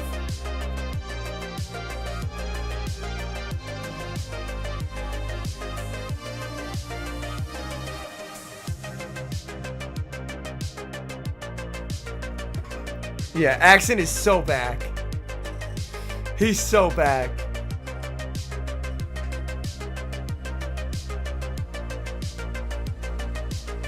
I will be watching day 3 live. Just know, they do the Unite shit first. So turn on notifications on Twitch or YouTube, whatever platform you're watching on. Because I will go live when day 3 begins. Day 3 will be watched as it happens.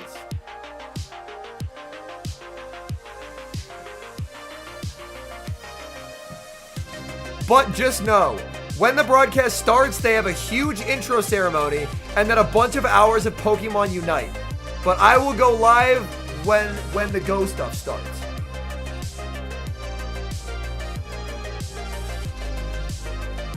Honestly, Andy, Araquanid or Scizor are like, if I had to pick a winner, I want one of those two to win, because either one could be a Fire Morphle video.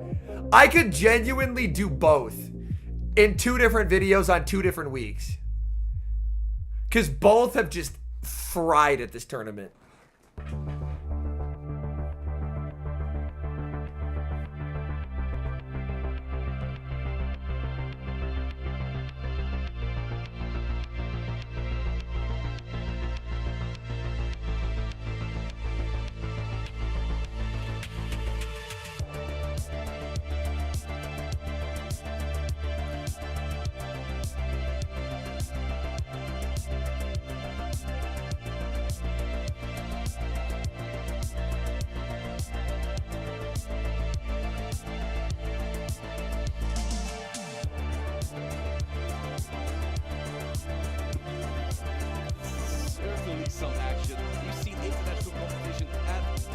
Oh my god, they're yapping. They're yapping. Come on, man, give us an interview. Hold on, I'll ask the people who are there in person.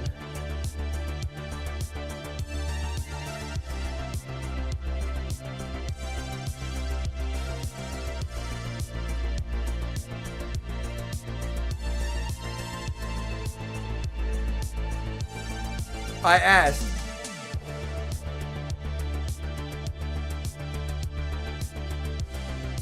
Right, Nick? Yeah, making the code Corash is evil.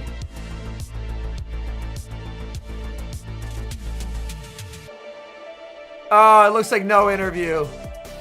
Okay, Sag. No interview. But yeah.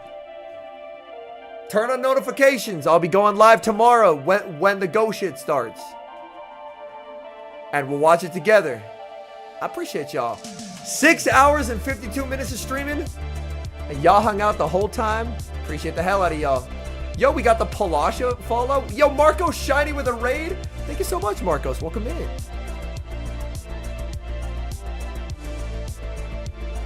But yeah, we will be streaming the watch party. Twitch and YouTube, both tomorrow. I'm going to go eat some food because I've been live sitting here in this chair for 7 hours. All right. Appreciate y'all. I'll see y'all later. Let me figure out who is live in the category so I can raid the people who just raided into me elsewhere. Oh, Zhao Victor just went live? Oh, hell yes. We're going to raid Zhao Victor. I love Zhao Victor. Zhao Victor hits #1 in the world like every season. It is a Portuguese stream, but holy. Yeah. We are going to go raid Zhao Victor. I think I raided AJ yesterday, so I will try and switch it up a little bit. All right, we're going to go raid Zhao Victor. I appreciate y'all. I will see y'all later. All right. Yo, Devix, thank you for the follow. All right. Peace.